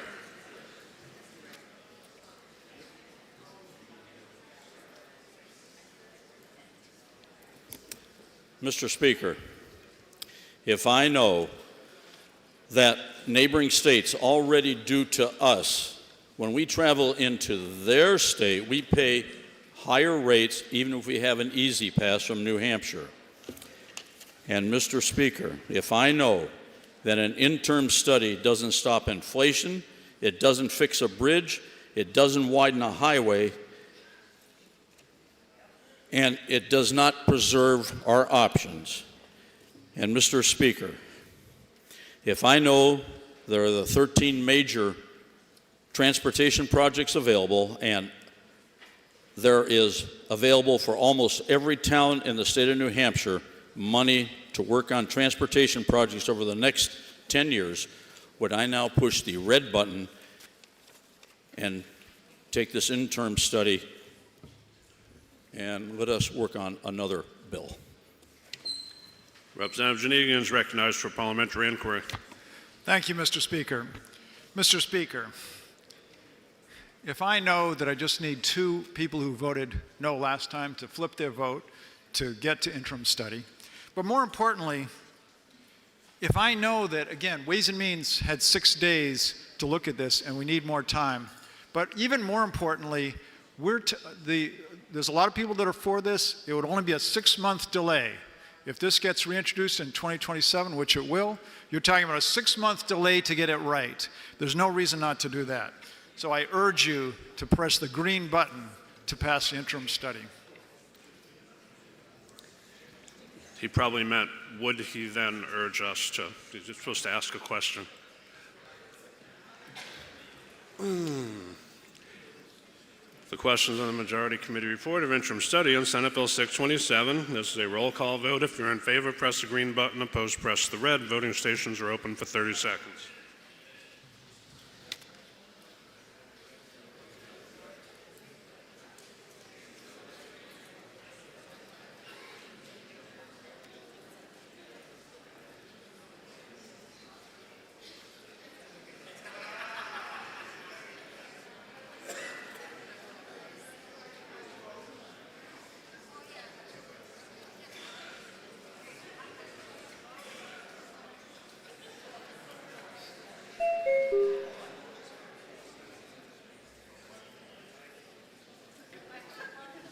Have all members present had an opportunity to vote? The House will attend to the state of the vote. 151 in the affirmative, 157 in the negative. Motion fails. Representative Mills moves ought to pass. Are you ready for the question? All those in favor say aye. Aye. Any opposed, nay? No. The ayes have it. The motion's adopted. The House will be in order.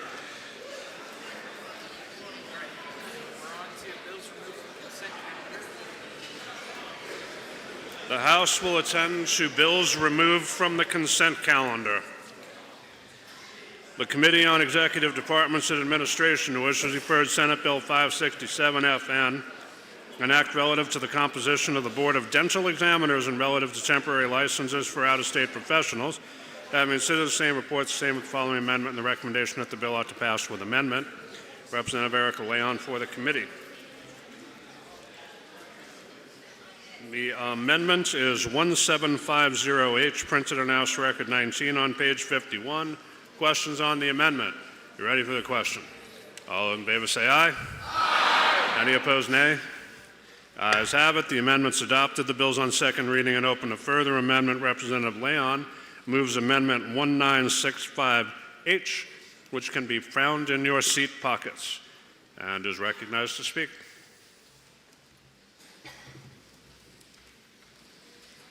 Thank you, Mr. Speaker. There is a little bit of confusion about what our dental laws require. Right now, the law says that if you don't follow clinical guidelines, you will lose your license. This amendment just makes it a little bit more clear about what's exactly in the dental guidelines and gets us closer to a solution so that people aren't denied care, which is in conflict with the guidelines, if they don't want to have x-rays just quite as quickly as the dentist wants them to do. This would protect people's rights to deny an x-ray the same way that we protect the rights of people who have substance use disorder and otherwise can't meet some of the requirements with the guidelines. This simply is about treating people equally and making sure that we're not discriminating people on viewpoints. I ask that you support this so we can move forward to a resolution so that people can get dental care and not be turned away. Thank you. Representative Heath Howard is recognized to speak against the amendment. Thank you, Mr. Speaker. Mr. Speaker, this legislation is something that passed out of the Executive Departments and Administration Committee unanimously. This is an issue where we had discussed exactly that, taking x-rays of people and providing them with dental care. The thing is that we had, as a committee, decided to move forward with a form that people could sign, a waiver that people could sign, instead of denying care completely. That is the way forward. That handles a lot of the concerns that were just addressed and raised.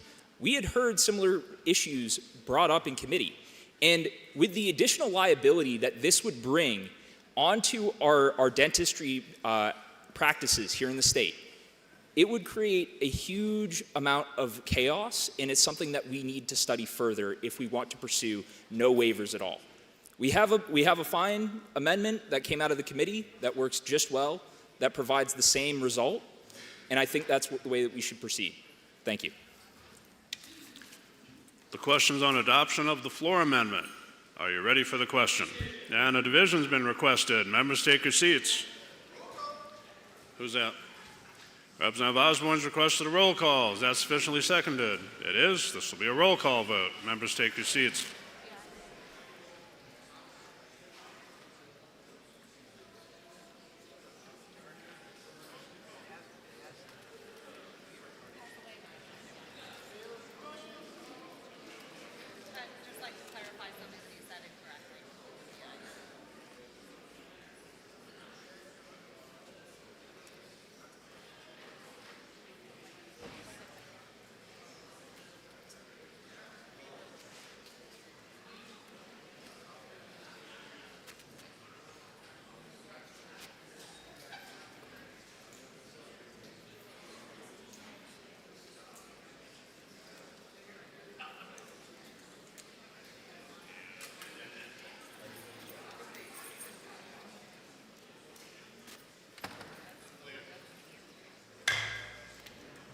Questions on the adoption of floor amendment 1965H. Representative Leon's recognized for parliamentary inquiry.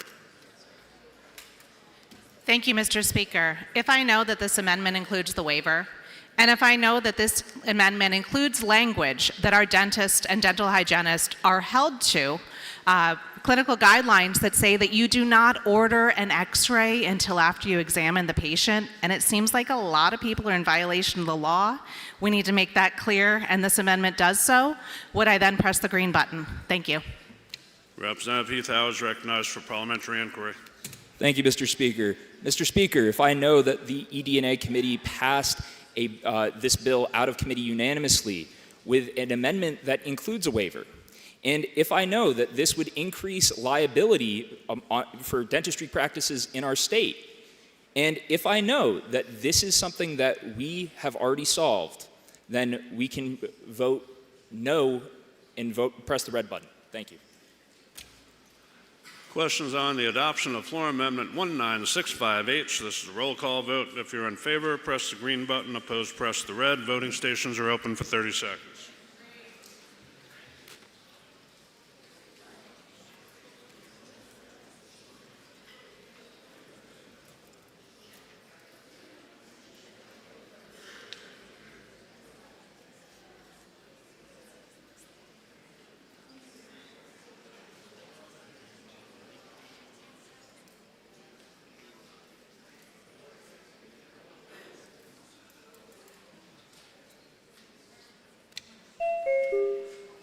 Have all members present had an opportunity to vote?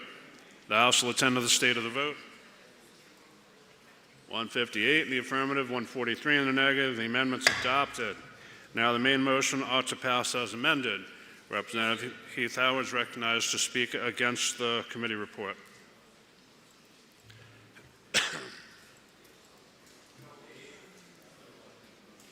So what? I would like to waive, but I'd like to make a motion. Thank you, Mr. Speaker. I'd like to make a motion to table.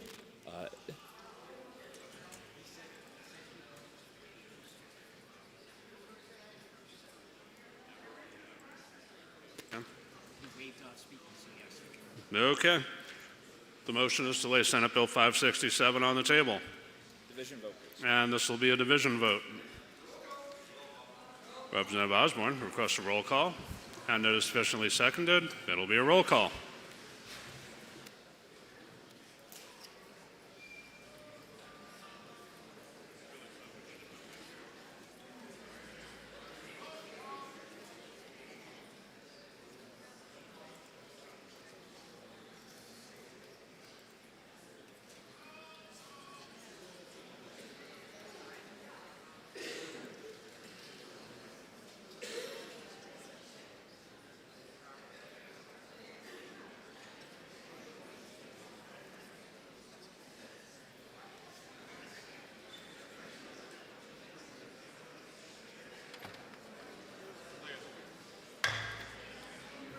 Questions whether to lay Senate Bill 567 on the table. This is a roll call vote. If you are in favor, you press the green button. Opposed, press the red. Voting stations are open for 30 seconds.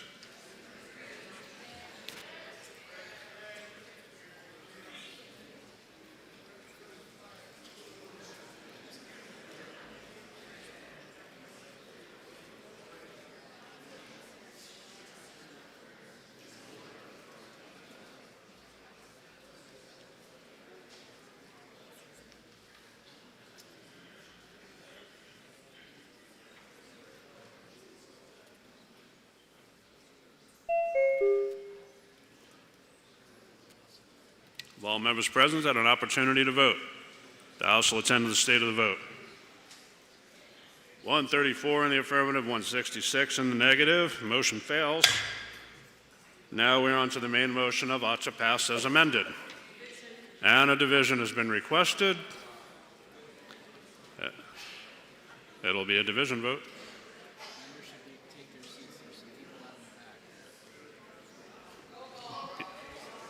Representative Spillane felt left out and requested a roll call, which is sufficiently seconded.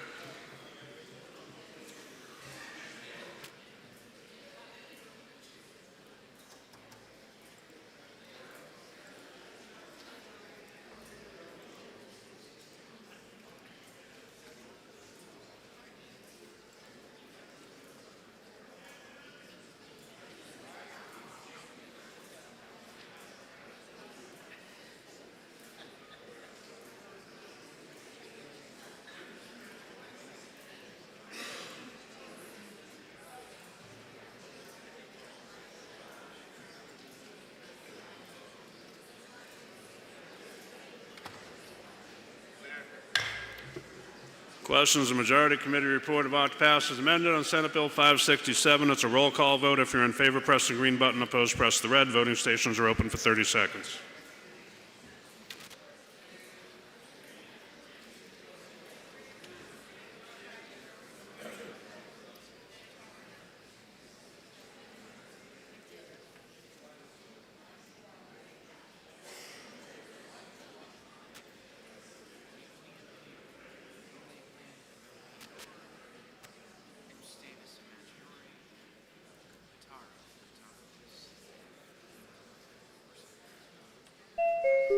Representative Pitara.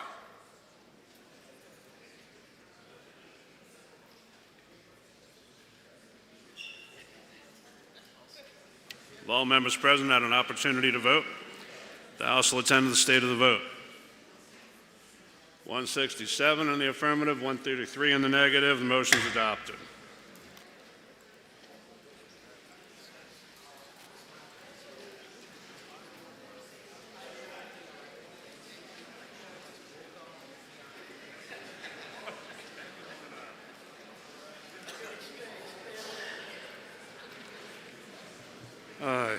The Committee on Finance, to which was referred Senate Bill 625 FN, an act establishing a committee to study options for family members of intentional homicide victims where the Department of Justice does not file charges in a case. Having said the same, report the same. With the following resolution, resolved that it is inexpedient to legislate, Representative Gerald Griffin for the committee. Representative Osborne requests a roll call. Is that sufficiently seconded? It is. This will be a roll call vote. Members, take your seats.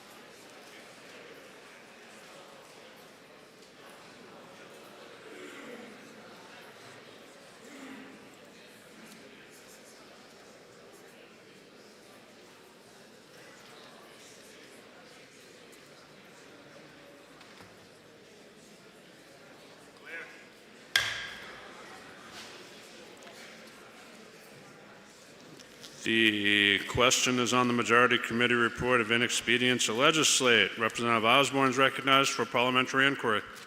Thank you, Mr. Speaker. If I understand that the committee has recommended this ITL 23-0, but yet I do know that this is the time of the year where we make arrangements and agreements with our friends across the wall and down the hall, and a revival of this bill was part of such an arrangement so that we might assert previously voted on House positions. Would I press the red button to overturn the ITL? Thank you. The question is the Majority Committee report of inexpedience to legislate. Hi. Okie doke. Representative Zaleski is recognized for PI.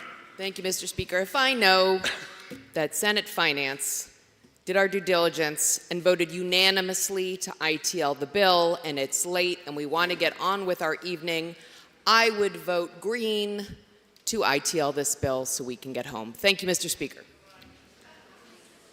The question is the Majority Committee report of inexpedience to legislate on Senate Bill 625. Roll call vote. If you're in favor, press the green button. Opposed, press the red.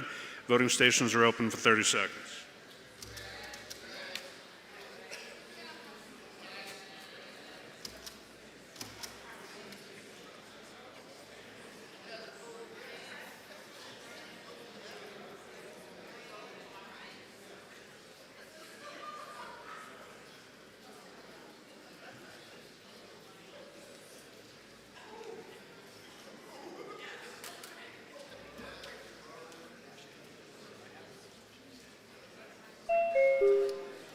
Representative Tellez.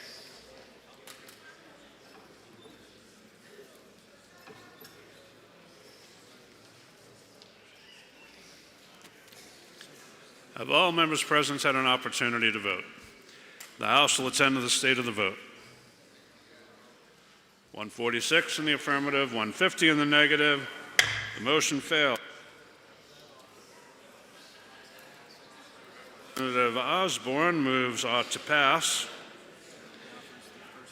and offers floor amendment 1955H, which can be found in your seat pockets. Representative Weber is recognized to speak against the amendment. Thank you, Mr. Speaker. Hepatitis B vaccines for infants have reduced the rates of hepatitis B significantly over the course of the time that they've been administered. Not all hepatitis B infections come from the birth canal. All kinds of contact can transmit this hepatitis B. Chronic hepatitis B leads to lifelong catastrophic complications and early mortality. This is a safe and proven remedy that has been working and saving children for decades.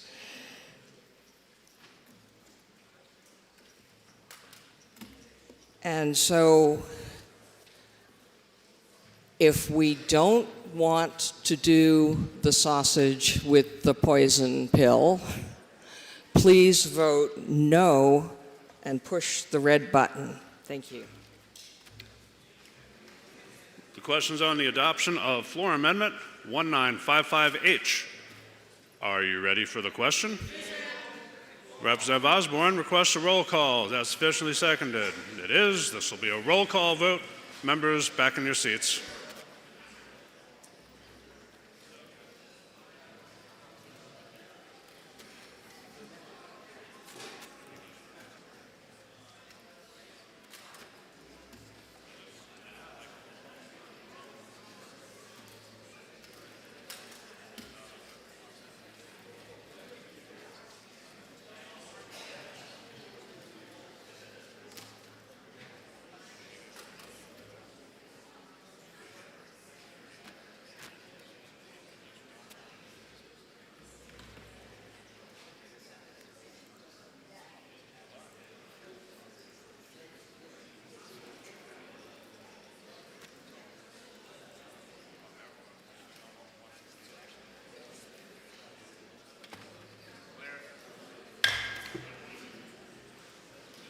right, the question is the adoption of Amendment 1955H. Representative Weber is recognized for a parliamentary inquiry.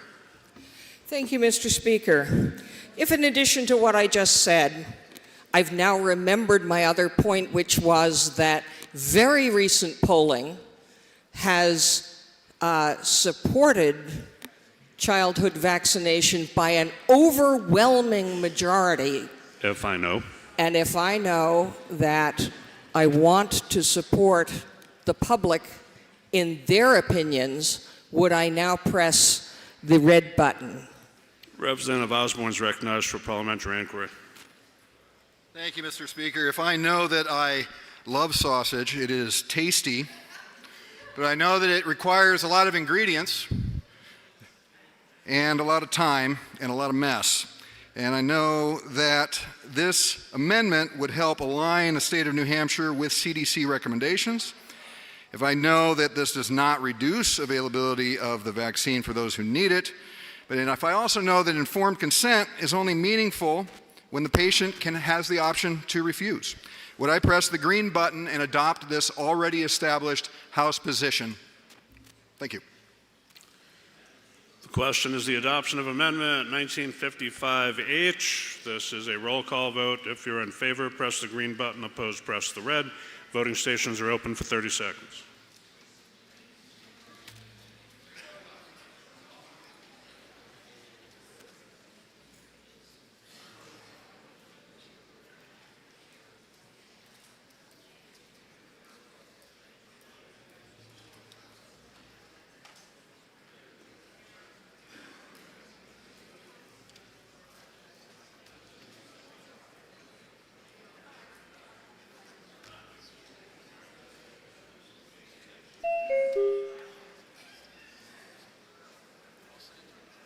Have all members present had an opportunity to vote?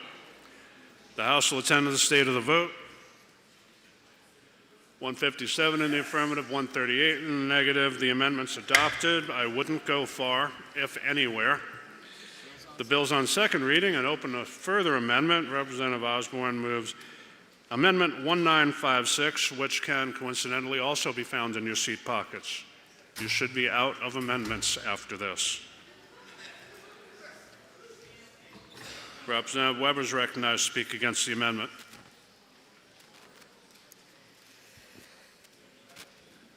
This amendment, thank you, Mr. Speaker. This amendment revisits the repealing of the Refugee Resettlement Program.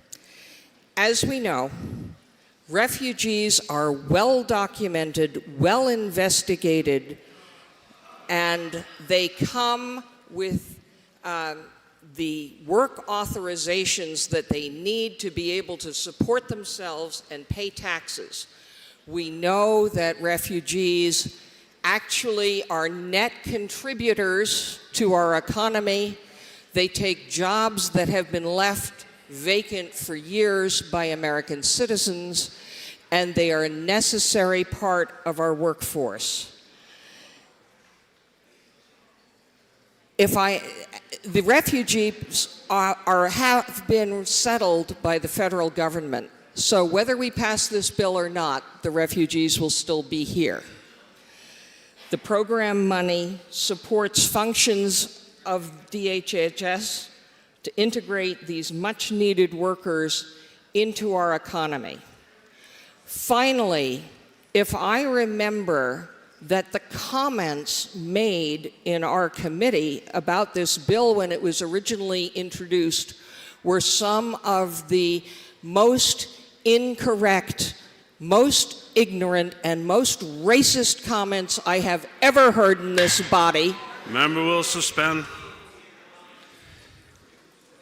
And you know why. Beg your pardon? I didn't hear. I said you will suspend and you know why. Continue, but take it down a notch. Would I now press the red button?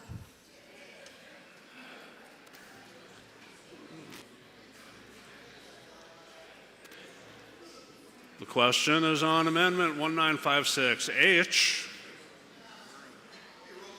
Representative Osborne requests a roll call. Is that sufficiently seconded?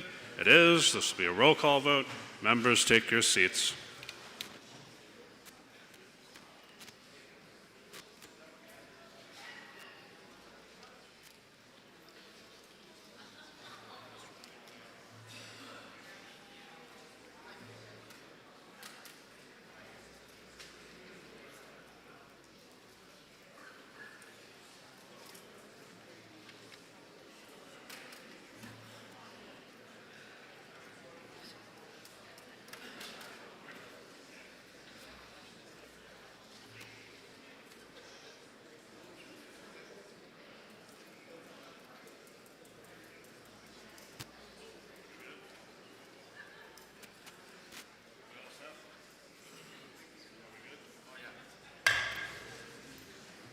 The question is the adoption of floor amendment 1956H. Representative Osborne is recognized for parliamentary inquiry. Don't have to. Thank you, Mr. Speaker. If I know that this is yet another established House position that was not given its proper due in the other body, and if I know that I don't have any great expectations about what's going to happen with this bill, but I do believe that there will be a conversation to be had, that perhaps we can start getting our hands on some information that we have been lacking, and that would help us better understand the situation. And perhaps maybe start seeing things more like what was described by a previous speaker. Would I now press the green button? Thank you. It all falls apart after 5 o'clock. Questions on the adoption of Amendment 1956H. It's a roll call vote. If you're in favor, press the green button. Opposed, press the red. Voting stations are open for 30 seconds.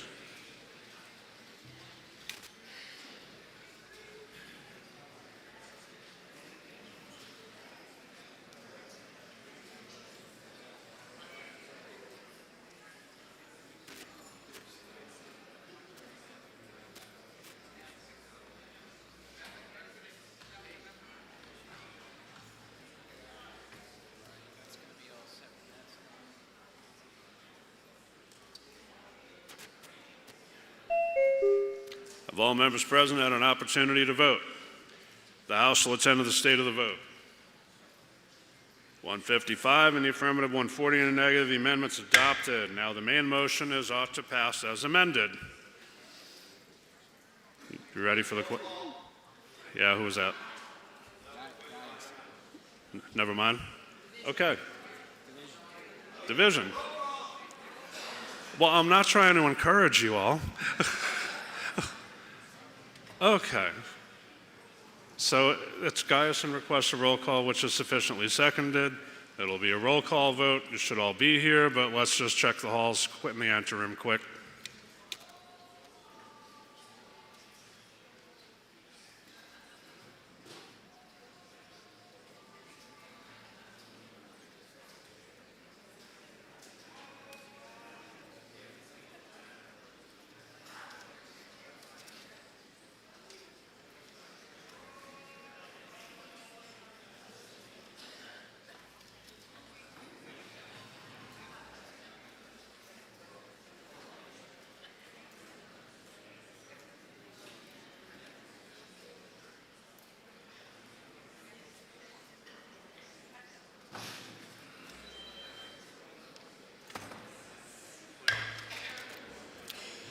All right, the question is the main motion about to pass as amended on Senate Bill 625. It's a roll call vote. If you're in favor, press the green button. Opposed, press the red. Voting stations are open for 30 seconds.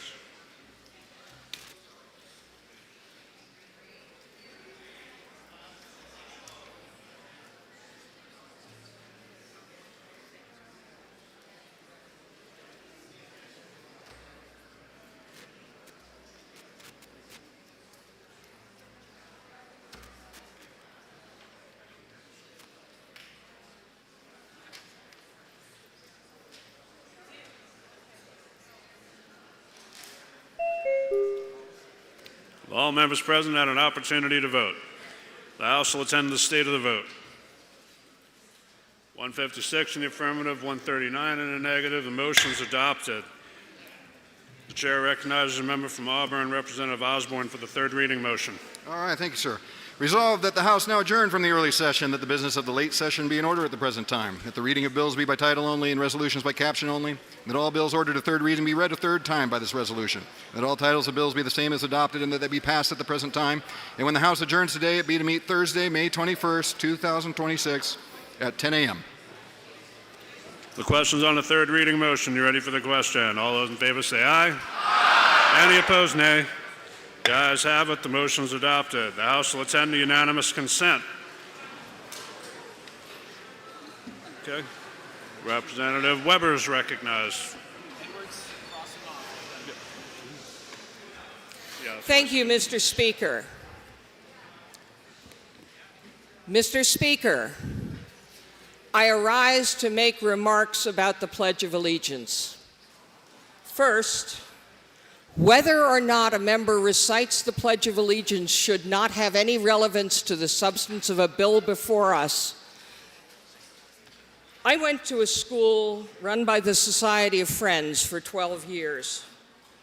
Friends do not say the pledge, and they do not take oaths because they believe that every time you give your word, you should mean it without having to say, and this time I really, really mean it, God. There are many religious and conscientious reasons why persons who are loyal and devoted citizens express that loyalty differently. There are also those who think that if we made a promise one time, there is no need for us to make that promise again and again. Rights of conscience and rights of religion do not apply to only one side of the aisle, nor does deeply held patriotism. To criticize a person for following their religious commandments is the worst kind of attribution of motive. It is against our custom, our usage, our precedent, and human decency, and it is time we stop criticizing Jewish legislators for their religious beliefs.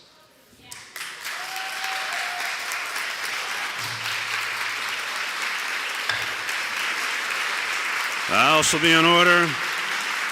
Representative DeRoy is recognized. Thank you, Mr. Speaker. I'm sorry I couldn't give this a little while ago, but I think it's very important that we all hear this message. Today, I wanted to rise on a point of privilege, personal privilege, to move that we overturn a sanction imposed on one of our colleagues, Representative Reed. This is not about personalities. This is about policies.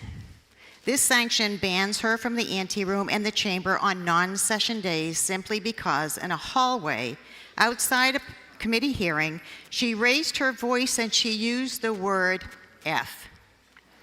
In a moment of raw frustration. It wasn't directed at any member, it wasn't on the floor, it wasn't during a session, it was a single loud expression of anger after hours of fighting for rape victims in our state. Let's be clear about the context.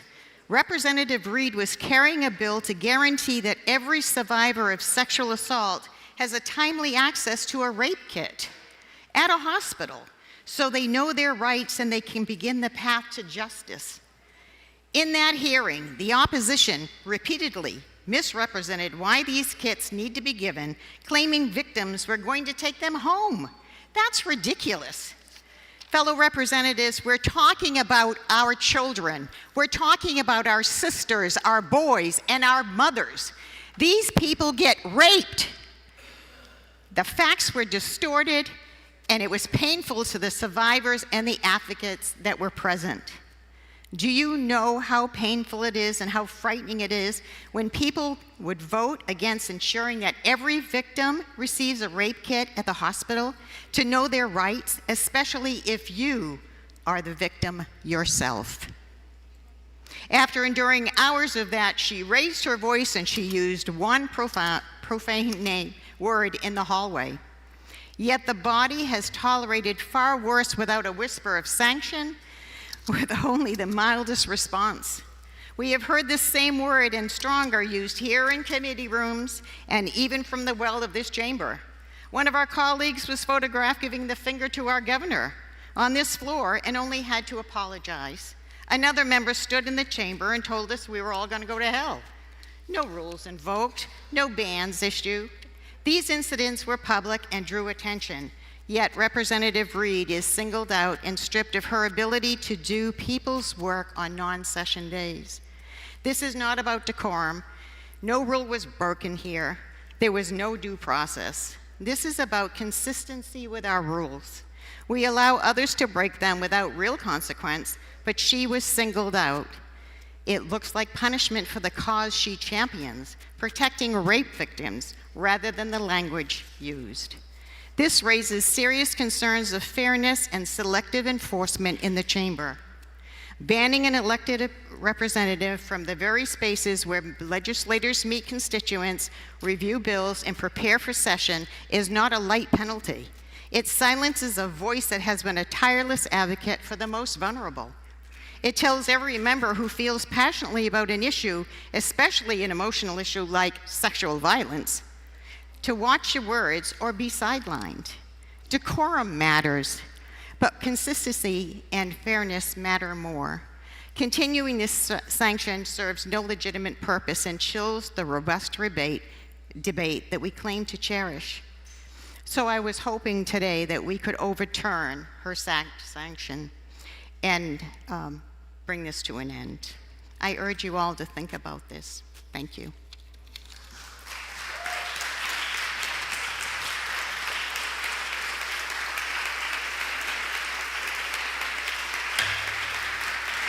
For what reason does the member rise? For a motion, Mr. Speaker. Go ahead. I move that the remarks just immediately preceding were printed in the Permanent Journal. Without objection, so ordered. For what reason does the member rise? To make a motion, Go ahead. I move that the remarks from Representative Lucy Weber be entered into the Permanent Journal as well. Without objection, so ordered. Representative Osborne moves that the House stand in recess for the purposes of enrolled bill amendments, enrolled bill reports, receiving messages, and forming committees of conference. You ready for the question? All those in favor say aye. Aye. Any opposed, nay. The ayes have it. The motion is adopted, and the House is in recess until Thursday, May 21st, 2026 at 10 a.m.